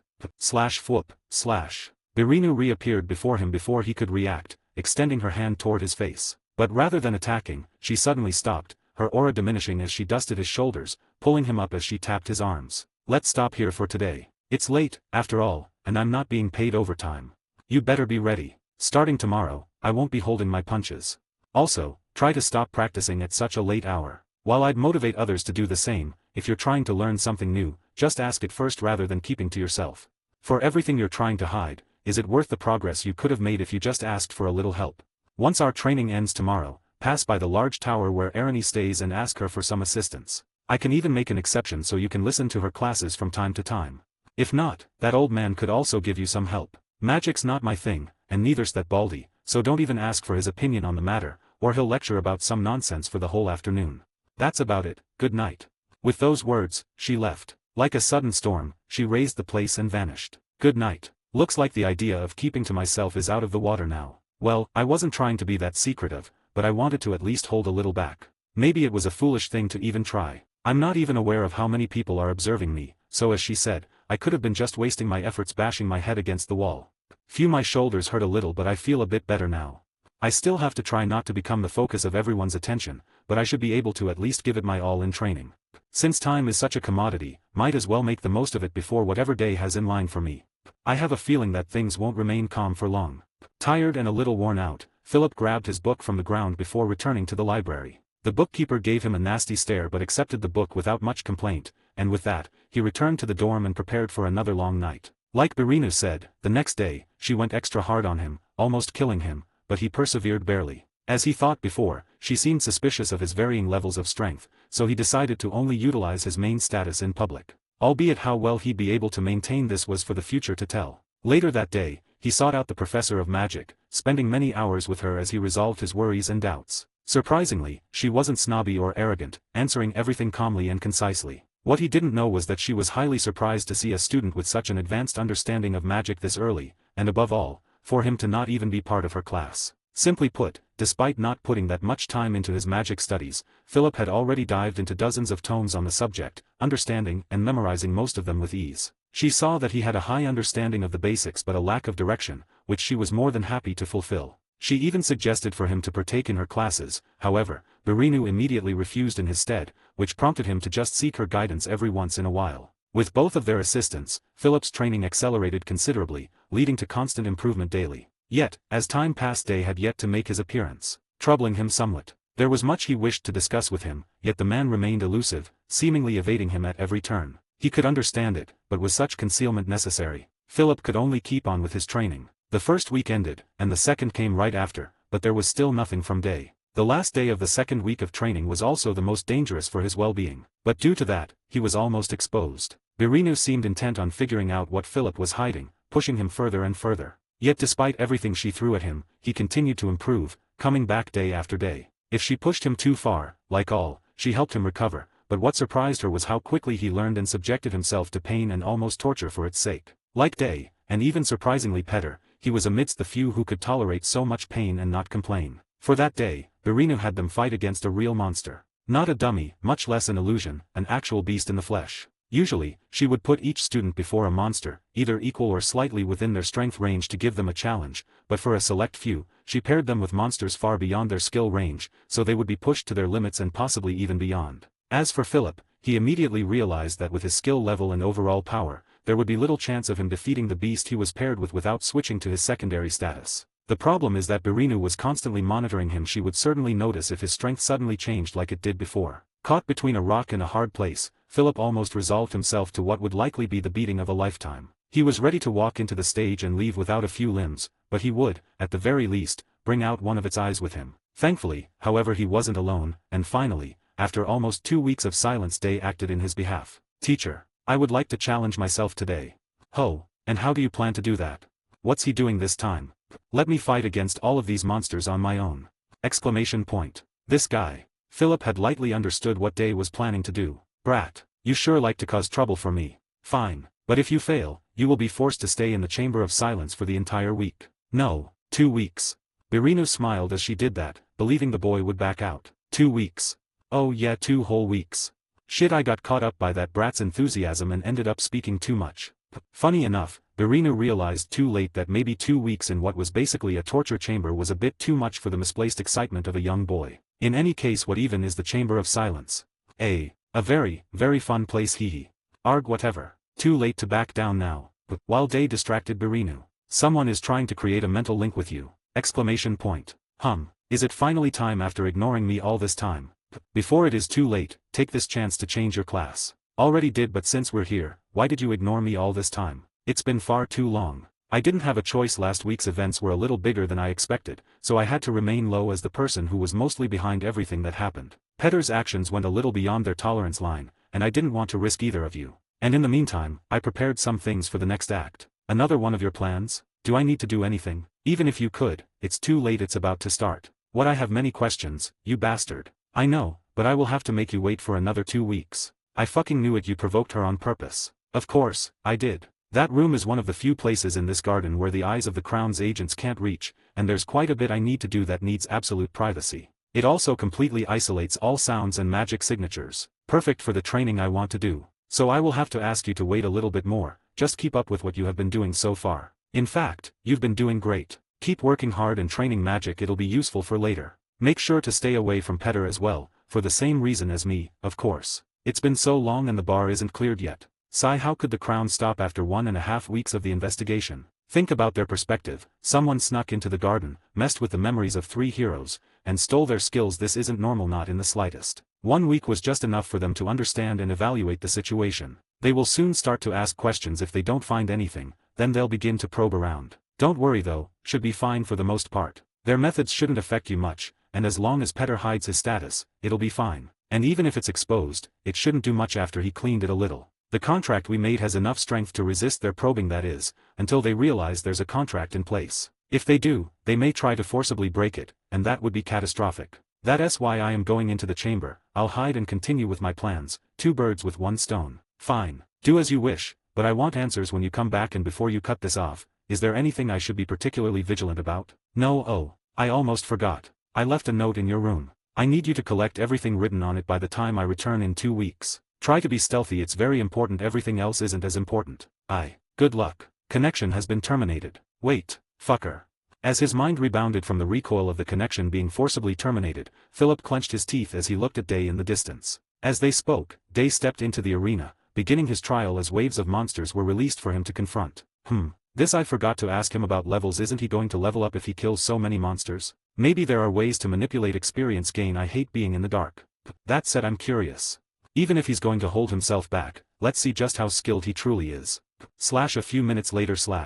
After entering the arena, Day fought bravely against all of the creatures wave after wave. They were seemingly never-ending, as Birinu just kept releasing more from who knew where. And eventually, as he expected, Day made one mistake in a fight and was eventually pushed back into a corner, and for failing his challenge, Birinu called him out. Despite the protest of some students, he was immediately escorted to the Chamber of Silence by 2 blue knights. Chatter.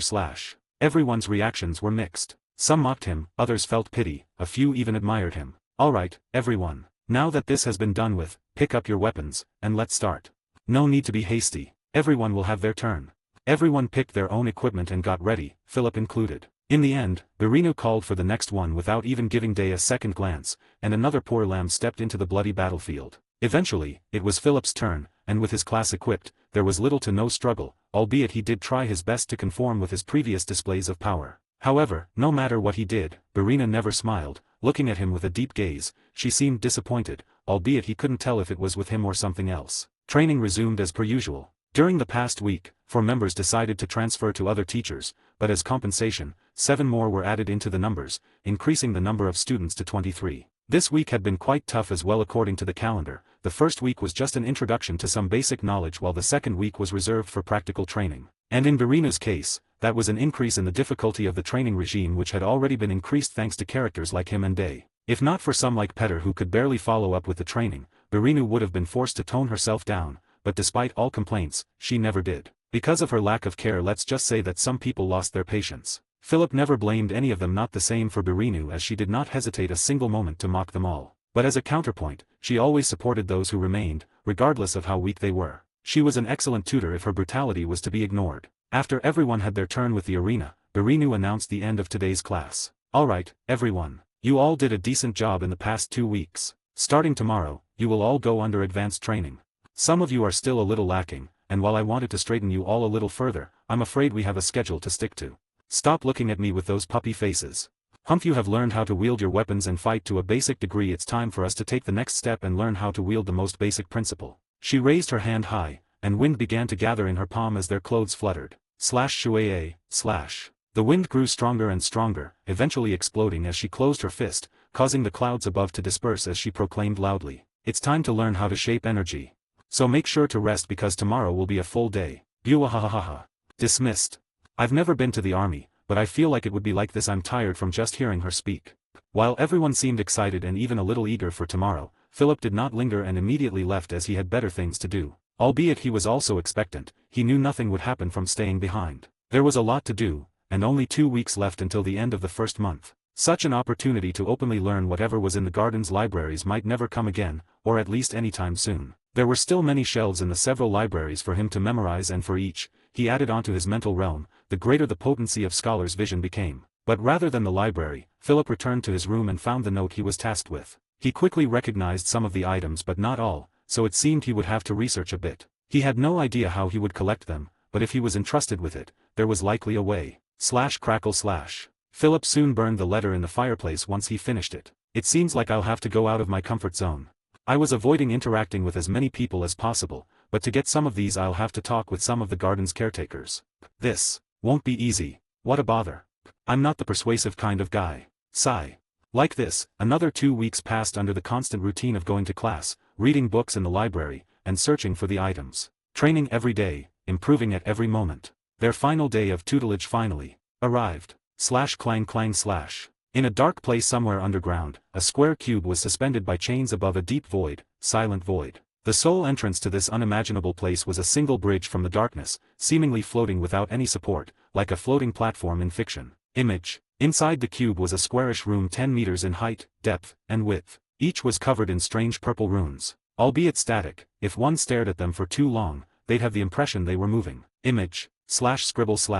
Inside this creepy place was a boy with long dark hair drawing even stranger symbols on the ground with nothing but his own blood. Phew. I think this is it. Seeing his work realized, Day breathed in relief as he cleaned the sweat on his forehead. To think it took me 2 whole weeks and several gallons of my own blood. Those healing and nutrient potions taste terrible. Day looked at the room, now filled with red runes, barely showing a reaction at the gruesome sight. So much work for this, but it has to be done. Opening his inventory, Day took out the red jar from within, placing it at the very center of the runes to a spot reserved solely for it. It's time. Normally, Philip, as the chosen one, would have to go through a series of boring and useless challenges to completely unlock and power all of this thing's abilities, and even then, he would have to accept being that goddess servant.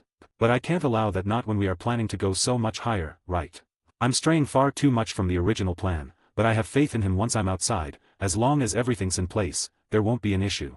All this time, had he been speaking to himself, or conversing with someone? His provocative words weren't empty of meaning, almost as if they had a direction, a listener. Tremble. As if in agreement with his words, the red jar trembled a little. It seemed to have accepted Day somewhat. Otherwise, it wouldn't have tolerated being shoved in his inventory like that. However, Day thought the contrary. Did you finally start to notice what's about to happen? I'm sorry, but it's too late. Tremble.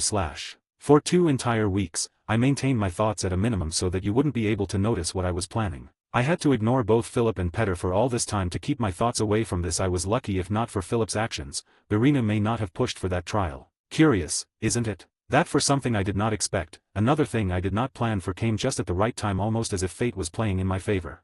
He said with a light chuckle as he looked at the jar on the ground. Tremble. But enough is enough. I can finally let my thoughts run wild. Tremble. What is it? Don't worry, you'll be fine, it won't hurt a bit.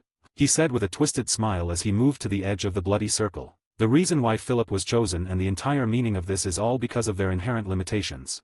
Gods can't act on this plane that much any longer, forced to cease all activities when the ancient pact was made. The heavens were closed and the divine silenced for the sake of a world in turmoil. In the past, gods tended to have servants do their bidding, their so-called apostles. They would choose to have only the most promising beings to be their servants, those that better fit their ideals and desires. Only then would it be acceptable to have a mortal remain at their side, even if they did not remain as such for long. Among them, the most successful of them all were hailed as demigods. But not underneath the divine. Some were even stronger, some took over their patrons' thrones. A demigod was a term used for a mortal that had the strength of a god, yet still resides in this lower plane. They were the perfect tools for the gods to increase their influence and followers. Their avatars, the personification of their influence in the mortal world. It was truly an era of greatness. Alas, those below yearned for what lies above. When it was time for them to ascend and join their patrons in the world above, the gods did everything in their power to stop them. And this led to the beginning of the Age of the Gods, or whatever it was called, but all of that is just myth and legend. This now leads us to the present. I suppose you've realized it, that Philip has the talent to become a demigod. Was it not why you chose him to be your wielder? Silence. No, right, it's too soon for that. Then only one possibility remains. He has the potential, the talent to achieve what your mistress wants most, all the while getting a strong spokesperson in the lower world. Through his ascension, she'd get her hands on the final piece to complete her millennium-long plan, and just in time, for the pact is soon to be lifted. Tremble. At his words and thoughts, the jar trembled with all of its might, but no matter how much it shook, it couldn't really escape the center of the formation. It was because of plots like these that the world went ablaze. I had enough of them. I'll dismantle it, this one and all others. Gods, what does it even mean? For a mortal, everything.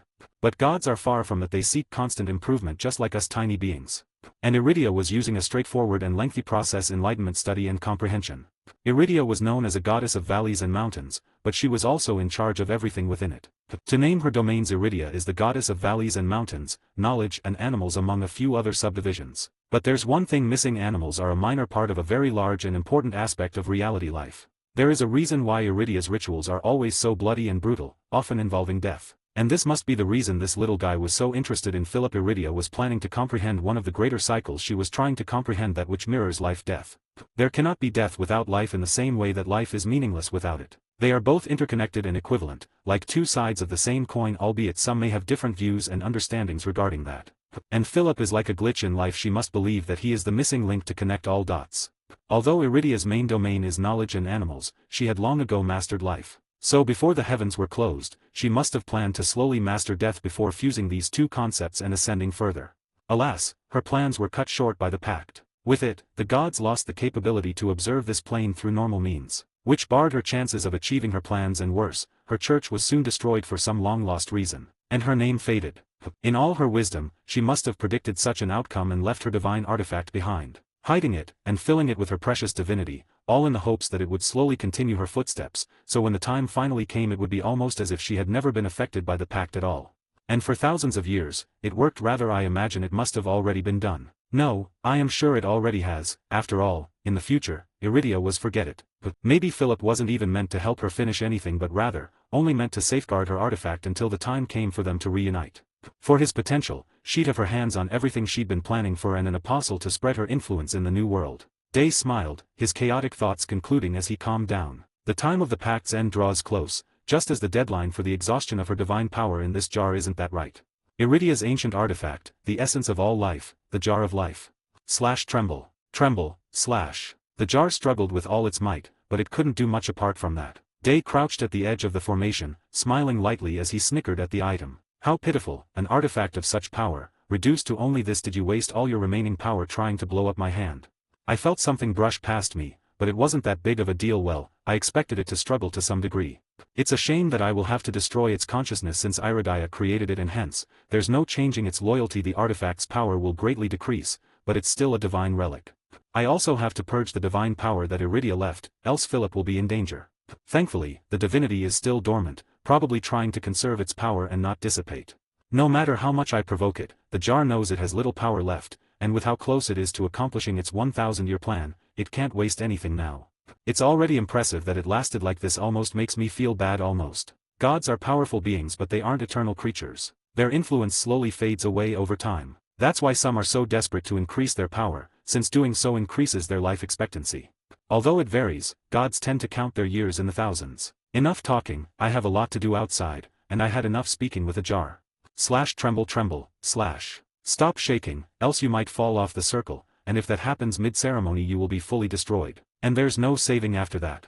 One thing is for your current consciousness to be erased, and another is complete oblivion. At least in the first one, you'll be able to rebuild, even if under another master. Silence. Day revealed a malicious smile. Well then, let's get this started. Notes. I almost cut this chapter into 3 pieces, but I knew that was too much, so I posted everything at once, hence it took a little longer. Thank you for reading. Peace. 20. The key to end it all. Or perhaps. 20. The key to end it all. Or perhaps. Enjoy. We're rolling through the first volume. Everything is ready. Remain still, alright, else I can't guarantee your safety. If the jar could speak, it may have cursed Day out loud. Alas, it could not. Snap. Day snapped his finger as a spark of lighting left his hand and hit the room's ceiling. Rom. A brilliant platinum disc of light suddenly appeared above the jar as the blood formation ignited with power, causing it to shake lightly as if in protest. If you looked closely, the disc was actually made of billions of small three-dimensional constructs, intertwined to make a truly complex structure. Seeing this form above the jar, Day whistled in awe as he reached for his chin, saying, "So this is what you came to understand. Truly magnificent. The mysteries of creation are far too complex for us to explore." Day paused to think before tilting his head in disappointment. "A shame this is useless for me, but I have a use for it either way. But that will come later." Clap, cling. Joining his hands together, Day opened his hands as a bolt of lightning formed between them. Upon releasing it into the air before him, the ritual circle before him flashed as one of its sections burned with energy. And as if 2 pieces of glass were touching, a clear clanging echo resonated across the room as a prominent gray spire appeared before him. The spire looked like a white hologram made of hundreds of moving scribbles. It looked as if someone had ripped out a piece of the Matrix. Alas, this was reality. "First, I will isolate this." Day reached out for the spire, slowly pulling out its light from within. Done. Above, the platinum disc started to move, tilting like a plate in balance. This movement caused faint dark mist to seep out from inside the red jar, filling out the room. Tisk. I can feel my life being drained. Each minute in this miasma is about a year of my life. Tremble. The red jar trembled as the platinum disc rolled further and further away from it. Just as it was about halfway there, a small and thin line emerged from inside it and latched onto the floating disc, stopping it in place. "Stop it. There is no point crying about this. Tremble. Please stop. I don't have life force to spare, and if I die here and this cracks open, this place will become an ecological dead zone." Treble. Regardless of his words, the jar continued to tremble as if trying to convey something. It was a gentle hum, almost as if begging him to listen. "I don't speak jar, man. Look. The only thing I can say is that if you cooperate, you will end up in the possession of a great master, one much better than someone who would abandon you here for over 1,000 years. You may lose a portion of your memories, but at the very least, your essence will remain whole. You'll essentially return to how you were when you were born, but a form of reaction is much better than eternal oblivion." Finally, with those words, the jar stopped trembling. Day took this chance to fully separate the disc from the jar and lock it inside a crystal cube he took from his inventory. With this, he had successfully concluded the first part of his grand plan. Rather crude, but I managed to preserve over 99% of its integrity. I only lost some energy, so its value should still be the same. He placed the cube aside, which was rather easy as it floated in the air beside him. Now, I need to secure the lost energy. Nothing shall be wasted. Day took out a glass flask carved with unusual runic symbols crudely carved into it, and as if exposed to a vacuum, all of the dark mist flew inside it. Once done, he quickly placed the bottle aside, fearing it might shatter. Inside his inventory, the risks were far smaller. "Phew, I think I lost about half a year of life just in this sigh." I can recover that later. Playing around with such high-grade stuff without the proper tools and power is such a hassle. If any of the high-tier mages of the continent could see what Day was thinking, they would undoubtedly fall unconscious in either fear or shock. The meat is secured next on the list. Day turned his eyes directly to the jar. Not to the jar itself, but to something deeper. Tremble, You knew this was going to happen, right? It went silent. Did it accept its destiny? Well, although I am sorry for it, it is nothing but a tool destined to be used by others. Its conscience is the same as a child, and in a sense, its emotions are even deeper than that of humans, but I can't bet Philip's life on it. Losing someone like him to such a minor oversight might cost this entire timeline or at least the lives of many. Iridia has full control over its consciousness since she created it, so I need to reset it back to factory settings, or the closest to that I can. At dollar %. Day started to chant some very obscure words and move his hands in the air, creating strange symbols that slowly gathered together, forming odd shapes that slowly moved around the jar, orbiting it like satellites. These symbols continued to fuse until they became a large and complex 3D structure, like a dome above the center of the formation. That went better than expected. Phew. I was ready to repeat this a few times. The symbol started to float until it fused with the jar. But nothing happened. What happened? For the first time in a while, Day showed immense confusion as he witnessed his first major hurdle in his journey. I did everything right. No matter how strong it is, the conscience should have separated by now. Did it have more strength than I imagined? That's a problem. I will have to drain it if that's the case. Day started to analyze the situation until he came to a shocking conclusion. It had sealed itself.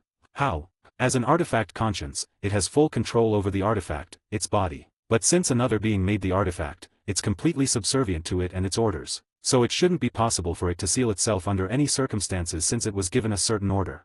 And that was to understand death. Until it has completed its order, it is incapable of doing so. It may have already done so, but that's irrelevant since Iridia needs to give it a new order.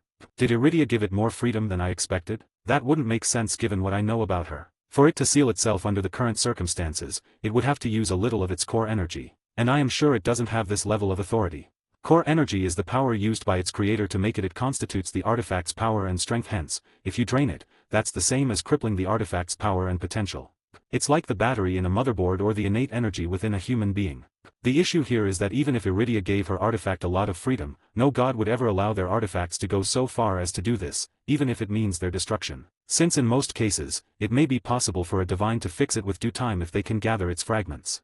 With how much energy the jar had left, it could only resort to its core energy to defend itself against me, and I don't believe the jar was that essential for Iridia that she'd rather have it crippled than broken. There's only one possibility left: then Iridia never had full control over this artifact because she didn't make it. This seems to be confirmed by the artifact's autonomy. This isn't common with such a thing. Normally, it would use everything in its power to punish those who profaned against its master, but I haven't seen such behavior so far. Otherwise, it may have chosen to use its core energy to shatter me to pieces and commune with Philip all that time ago, then let itself fall into this state. So far, I only saw self-preservation. Day's confusion slowly wore off, replaced with an ever-widening smile. Iridia didn't make the jar of life. She must have found it. Considering she has quite the influence over it, it's probably an ancient relic she repaired to its current state. That is why it wasn't taken back by her. This must be one of those long-lost artifacts, of course. That's why the judges left it untouched. Ha. This is getting better and better.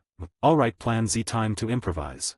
Since it just sealed itself, I can't do much about that without completely destroying the artifact. But this is good either way. Once I have Philip make a pact with it, his control over it will be higher than Iridia's, although it won't be 100%. At least until she returns. However, by the time the pact between the gods ends, he will certainly have complete control over it. I will make sure of it. Even if he doesn't, by that time, if that bitch thinks she can descend and retrieve the jar, she will be in for a very rude awakening. Day sat on the ground as he massaged his temples. He stared at his faint reflection in the smooth obsidian wall and proclaimed upon a moment of quick reflection. Part 1 is done.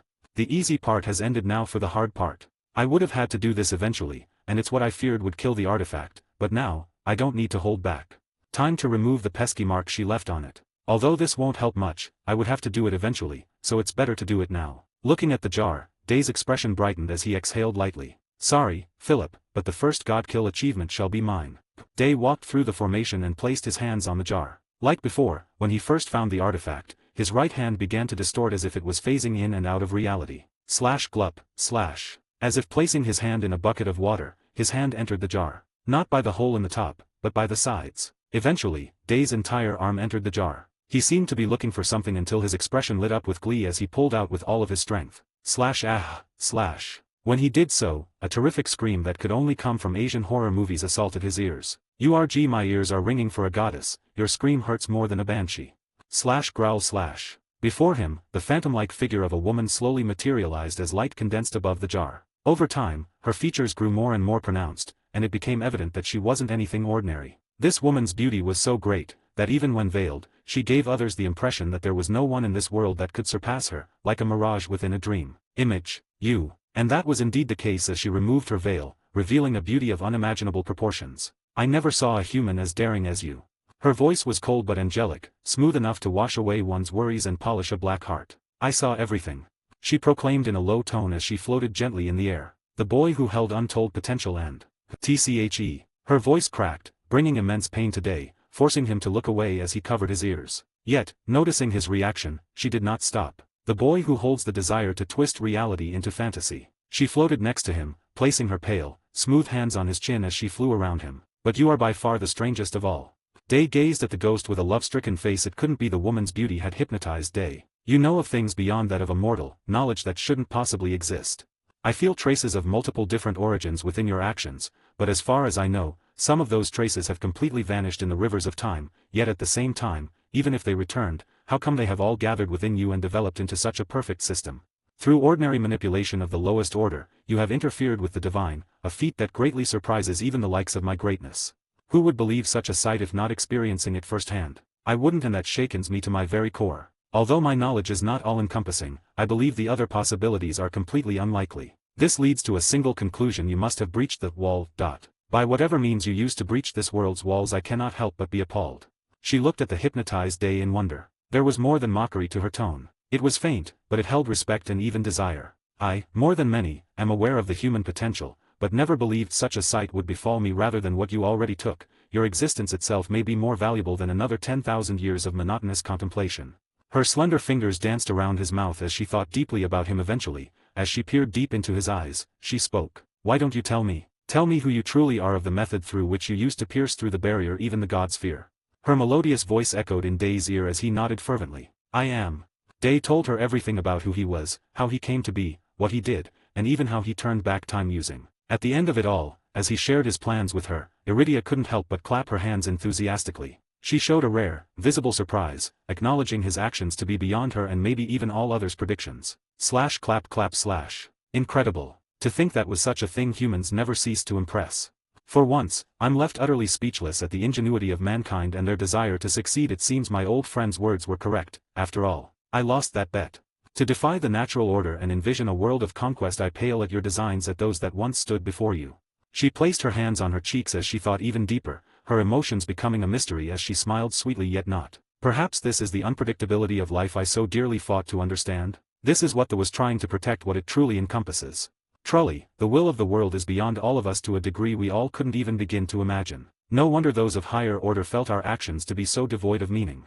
This alone surpasses what you took from me. However, something remains: your actions are a clear violation of the pact and of the...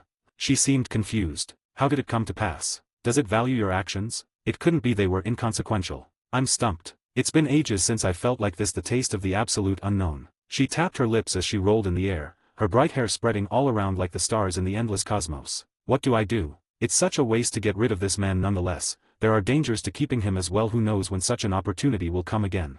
But on the other hand, if I act here, this projection will surely dissipate before the time comes. He may have provided me with much insight, but what he took cannot be taken back. This wouldn't be a problem if that little guy hadn't sealed himself. After much thought, she finally concluded. Mortal, rejoice, I will give you an opportunity. Consider it as my mercy since you profaned my being. Day prostrate without hesitation, his head low, her left hand on his neck. You will serve me forever and help me ascend beyond this world's confines. With your assistance, I shall achieve far beyond what you experienced and encompass that which you feared, bringing peace and calm to all. And in exchange, I shall allow you to be my apostle. Together, you shall rise to the realm of the divine, beyond what many wouldn't even be able to dream of. Accept my mark. She caressed his neck, lightly lifting his chin so he would face her. Sheen slash. Her eyes glowed with the beauty of a small star as she approached Day's lips. Pierce, gasp, slash. But out of nowhere, the seemingly hypnotized Day pierced the goddess' stomach with his right hand. Ho how. The goddess was surprised, but no anger could be seen in her eyes, only wonder. She was curious as to how Day finished her off and escaped her charm. Inhale exhale / Day took a deep breath, shaking off his unruly thoughts. His hazy eyes recovered as he looked ahead, just as bright as they had been before. Even in your final moments, you still only see me as a puny being. No fear, no anger, nothing. I guess gods see things from another perspective.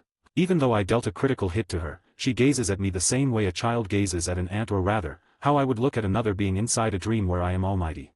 Oh, I suppose you have some right, for as sharp as your words are, I am indeed capable of feeling emotions, but the way I comprehend and show them is on a different scale to a mortal such as yourself. She seemed to shrug if ever so slightly, despite the fact Day's hand was still inside of her chest. I am not depreciating you, though, since this is just how things are. There is no need to be angry about it.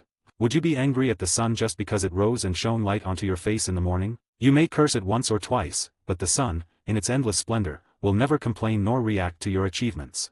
It is just there, forever, eternally. She truly wasn't angry, nor did she show any other emotion. She was utterly uncaring for her death and defeat. Life and death, two parts of the same coin or not? She said with an uncanny mischievous smile. This projection may have met its end and, with it, more than a millennium of effort and a shocking truth about the world. But this is all part of life. If there is one thing I learned with humans is that persevering through hardships can cause growth. I need to accept this loss to progress, although it is a shame that I won't be able to convey such revelations to my main body. In the end, what I learned today shall end like it came to be a mere fickle moment. However, Day seemed livid. Anger could be seen in his eyes. This is what I hate so much about you all. You all act as if you could understand and empathize with us, but you are wrong. Being all high and lofty, you speak as if you did nothing wrong. Tell me, just how many died so you could understand death? Did you even comprehend what you wanted? What about your promises and lofty goals your followers once preached? Where are they all now? What a redundant question. You ask something you already know the answer for. You are trying to apply ethics to something completely beyond a human's understanding. It's clear that no proper answer will ever be achieved if you try to blame me for something beyond my control.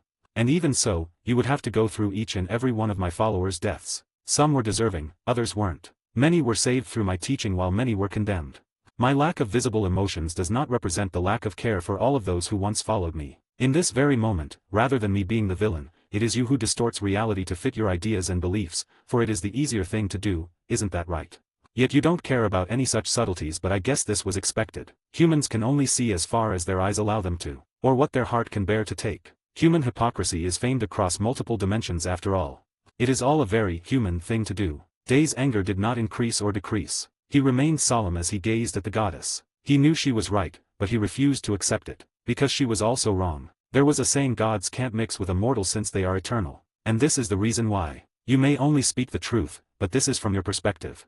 In the future, how many would be exterminated only for the growth of such gods? Well, no matter how right they are, how beautiful is the future they promise, what does it matter? But I am mortal, and what I care for are the things before me. The green hills, the sandy rivers, the colorful fishes, the hay houses, the metal castles, and all of the people in between. It may be a curse waiting to gnaw at me 100,000, or even more years in the future, but I'll deal with it when the time comes. Right now, what I want to do is to prevent their sickening plans from coming to fruition. Right, I will destroy everything. People should be allowed to walk the path they feel is right to them and not be condemned to die just because that's the natural way of things. Destruction is also a common human answer, but yours seem oddly oriented with those once proclaimed by your own kind as demonic. Is that the path you wish to follow? I won't, since I will kill them all as well. Is mass genocide the grand answer you came up with? Disappointing, you are nothing but a follower of chaos. I expected more from a being like you. Day smiled. I won't follow chaos. You can't even begin to understand what I have planned. You might be a goddess of knowledge, but you're far from predicting the future.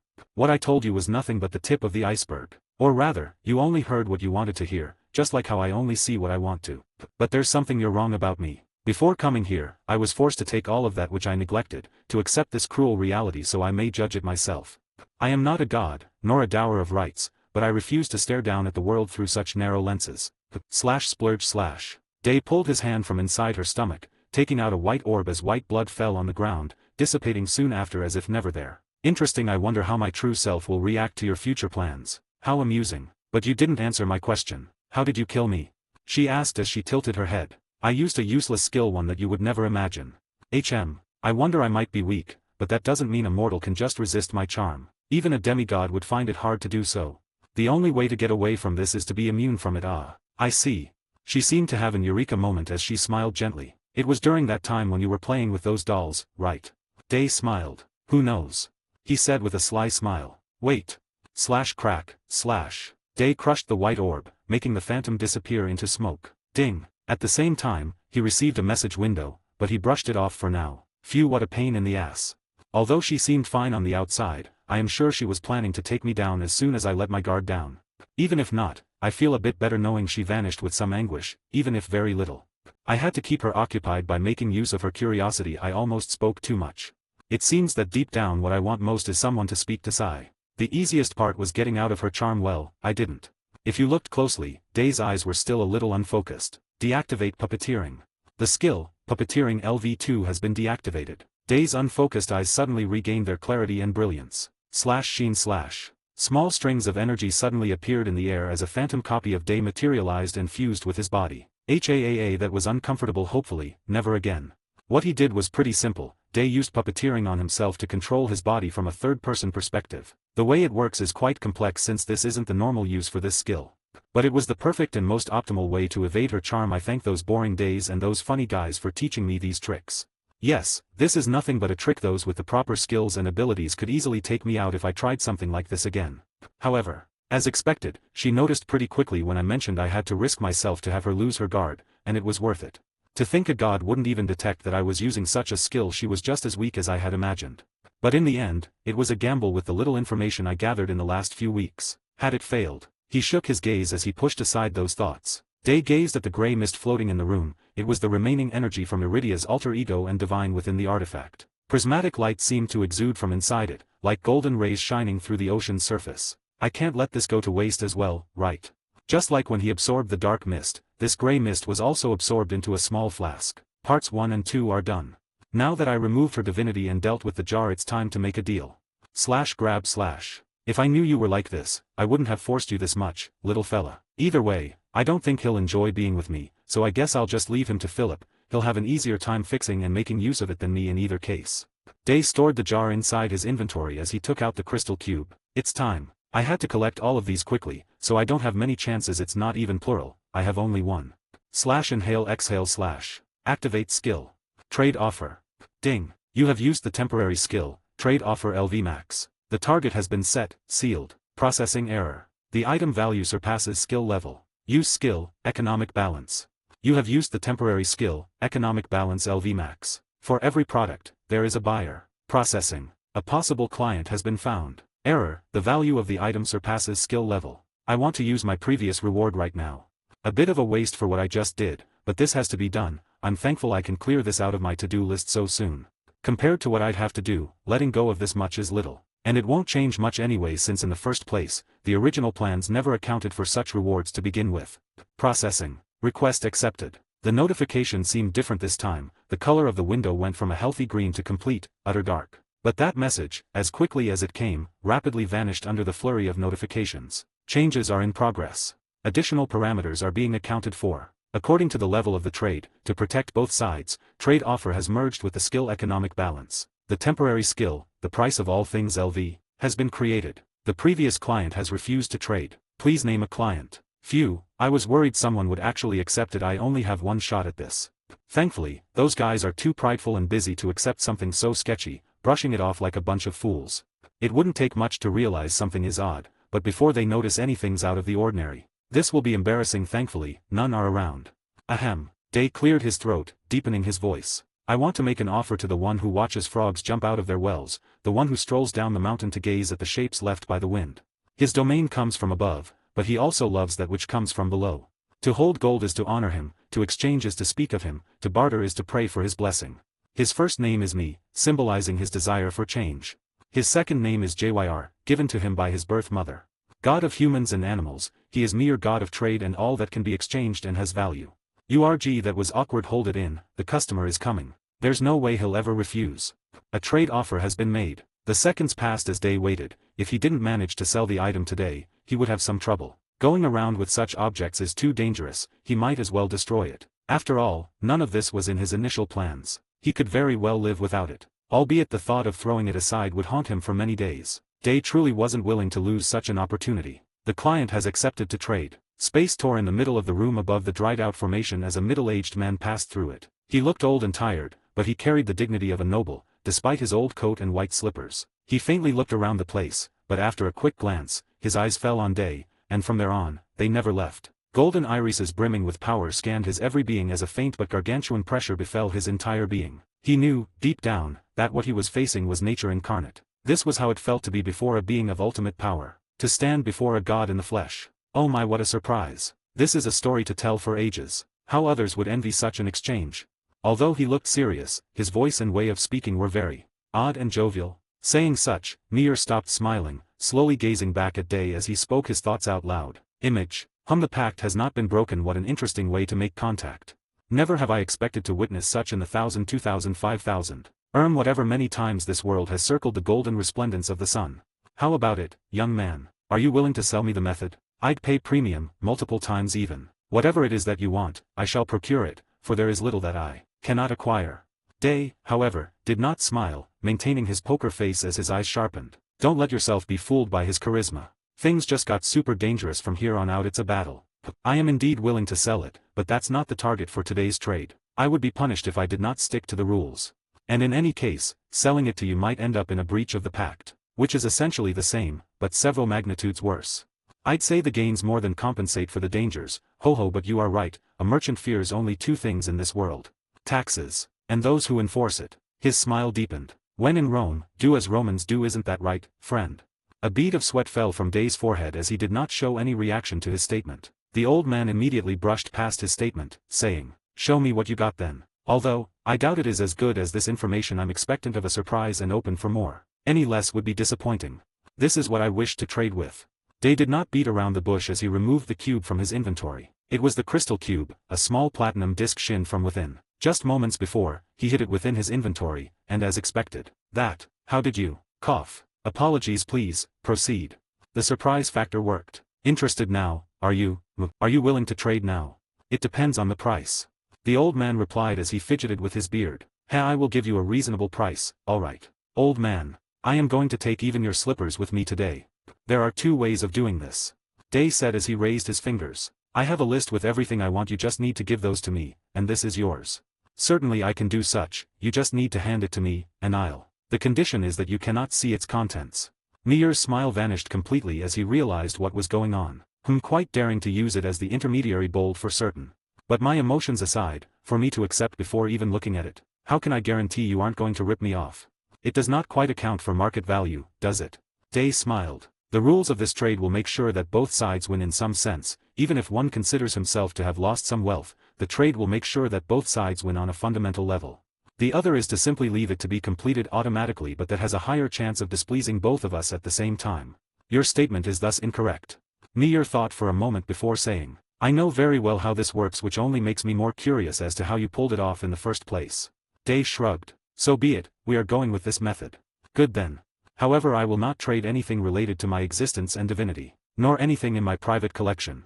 It was Day's turn to grow serious as his smile vanished. That's a problem, old man. You have no valuable items that can match this outside of your private collection, so stop trying to go for numbers over quality. You know what this is, right? Don't be petty now. Day shook around the cube, prompting the old man to scoff as he crossed his arms. There are too many sentimental and important things in the vault for me. I can't just part over with them. He is so stubborn. Keep trying, I will never reveal what I am looking for. Not without a price. If that's the case, I am only forced to trade with someone else. I may incur a loss, but I'm sure someone would come if I tried again. Aren't you afraid of offending me? A divine, in the flesh.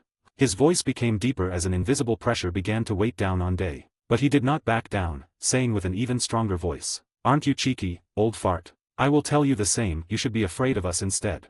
I took the divinity of a god, I can take it from another, much less a minor one like you. Especially when you're crossing over to this side. Cough. Mir started to sweat a little as he covered his face with his fist. I was just joking, it's been so long since I had such an interaction that I went overboard. But do tell me, what is that you want from my private collection? You think I am dumb? If I tell you, wouldn't you just refuse to sell it? And what would I gain if I did that? Self-satisfaction. If I tell you, I want double the amount of the material items. Information has a price. I need to have a backup plan in case I can't get that, so, open up, old man. URG. That was kind of strange. What an absurdity. You are putting a price on something that's mine. You are the biggest fraud customer I have ever seen. To double it from nowhere. 10%.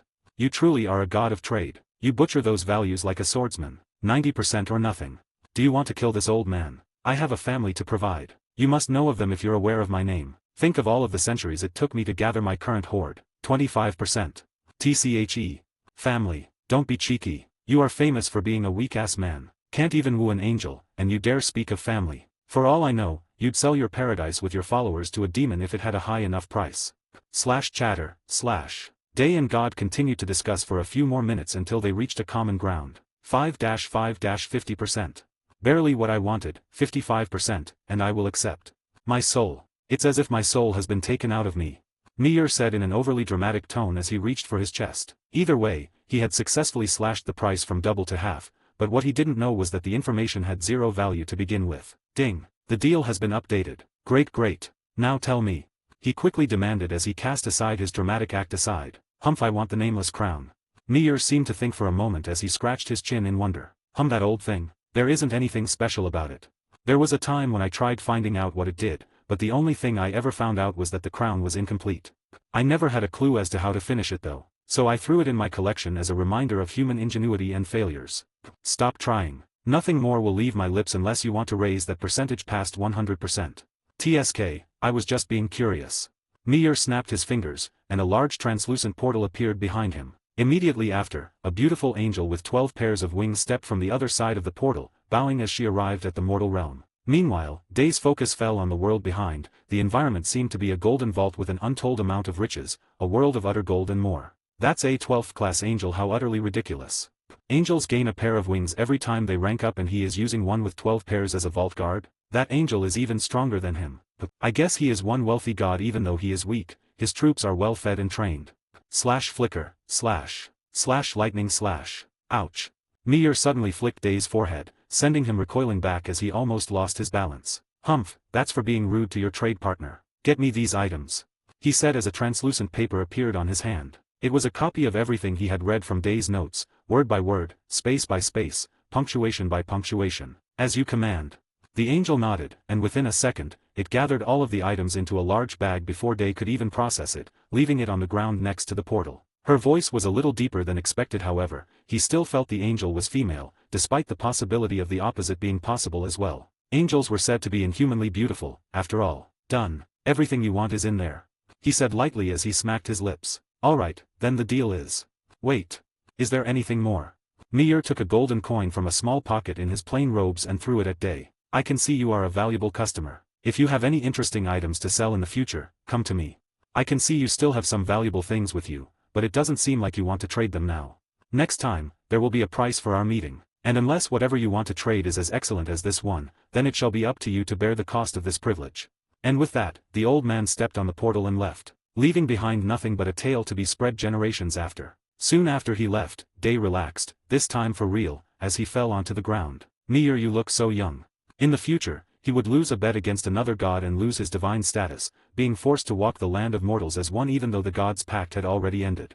Because of this, he would age at a swift pace as time would start to take away his frail life. It was an utter humiliation for him, even more, when the bet was fraudulent, to begin with, so he spent a lot of time and resources training new and powerful warriors to participate in the. In a sense, I owe him my current circumstances, even though I never directly met with him. As a merchant, a god even, he has no sense of right or wrong. Money is all that matters, and he is going to favor the one with the most money until he suffers some losses. The reason why he was targeted was exactly because of that. Most of the gods didn't care much about the mortal world's fate, but Meir had a slightly different opinion about it. He believed that if the mortal world was destroyed, his profits would plummet, and that only through a balanced realm could he make the most profit, and thus, he accused the other gods of being short-sighted. In the end he was cut down, a fool that couldn't read the collective will of the heavens. Day looked at the sack of items on the ground. People would wage wars to get some of those, yet he looked at them uninterestedly. Barely enough for 3, but that's enough, I suppose. I thought it would be impossible to get that last achievement without immense sacrifices, much less for 3 to get it, but it might be possible. And not barely at that. But Day picked the gold crown on top of the pile of items and checked it. Gold crown of. Description, just a gold crown. Effects, just a gold crown. It's clearly censored. The fucking judges, their hands spread everywhere. I wonder if they ever expected someone to go this far. The crown was rather plain, and aside from the 33 slots on its side, it had little to no details. One thing to note was that they were all empty. I finally got it in the first month to boot. Day reached for his temples, massaging them as he tried to deal with his headache. This is escalating way too quickly. Frida, you were right. Being a reincarnated being is a little too OP. Day didn't lose any more time and started processing all his items. He had a few hours to prepare them and clean the room of all the mess he had made. Who would have expected that two gods had made their appearances in this inconspicuous place? As he began his experiments, Day took this time to also take a look at his system windows. Ding! You have destroyed a fragment of a god's divinity while being nothing but an initial state mortal. You have made an achievement never recorded in history. Your name shall be remembered through generations. Through thick and thin, you have killed the aspect of a god, gaining the title, Divine Slayer. You may choose from a set of rewards. Heh, it was easier than I thought. Level 1 God Kill. Let me see those options. I feel like I am speedrunning life. The choices are I will have to think a bit later. But I only got Divine Slayer. What a shame, the divinity fragment was truly on its last legs. Otherwise, better for me either way, too much trouble would have followed with an even higher profile title. From here, it took a few minutes until the next one appeared. You have made a trade with a god. You have been blessed by Meir. The temporary skill, the price of all things LV, has been changed into, the price of all things LV 1/3. You have gained the title, Divine Trader. Ding! The trade has been completed, and the processing fee shall be collected soon. According to the rules, the seller shall pay the tax. That won't do. Day smiled like never before, a portion of his future self seeping into his younger self. Activate skill, tax evasion. The temporary skill, tax evasion LV max, has activated. The price of the tax is being recalculated. Then, the black system window appeared. Someone has to pay, according to the client shall pay in the seller's stead. Collecting payment. Somewhere beyond the world, What a surprise, truly what a surprise. Who would think that bitch would leave such a precious thing behind? And for a human to get it.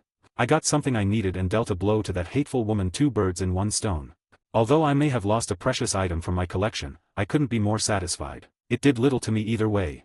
With this, I might as well surpass my understanding of life or just tell it for an exorbitant price. Oh ho ho ha, how much could I take from someone? No, I'm letting my habits get the best of me. I know full well how such things would go. How long did it take me to reach this point? To think a human would help me advance. Ha ha ha, fate can be such an interesting thing. Ding, collecting fee. What? As Meir was distracted with his new item, a lot of gold and gems were suddenly sucked into a large black hole that had spontaneously formed in the ceiling. And no, it can't. My goodies. What is happening? Fee from no. It can't be. Damn you human. To think he would dare. And not that. I can pay with anything but not those either. Let's discuss things, please. Phew, I did it. All of that preparation was for this moment. And everything went perfectly. Although I had to abandon some developments, in the end, this was worth it. The month is almost ending. It's time to let Philip go on his journey. Things will only get harder from here on out. With everything we've done and he's likely done, there won't be that much time left for him to leave. The window of opportunity will be rather short. Bubble. Day continued to mix and prepare the materials, mixing several potions on the ground like a mad alchemist. The first month of our heroes' adventures may be ending, but their adventures were only starting. Notes. This time, it was the entire chapter without any cuts. An entire chapter about Day's POV, quite rare in the grand scheme of things, but maybe something I should make more of in the future, especially as I try to close the gaps in the story I left behind. See ya around, peace. Although I say the first month, in this world, a month lasts 2 weeks, so technically speaking, it's been 2 months for them. Unless necessary, I'll use a normal month of 30 days as a reference. I'll be showing a few more chances to explain this over time. Peace. Hi guys. I made a paid service in Telegram where you will find a great collection of fanfiction audiobooks organized and regularly updated. What you get? An unlimited access to the full audiobook library. New fanfiction audiobooks added regularly. You can play audios directly from Telegram anytime. Joining our service is available through a monthly subscription of $5. You can pay using PayPal or Ko-fi. So what are you waiting for? Send me a message on Telegram or Discord. I will provide the payment details.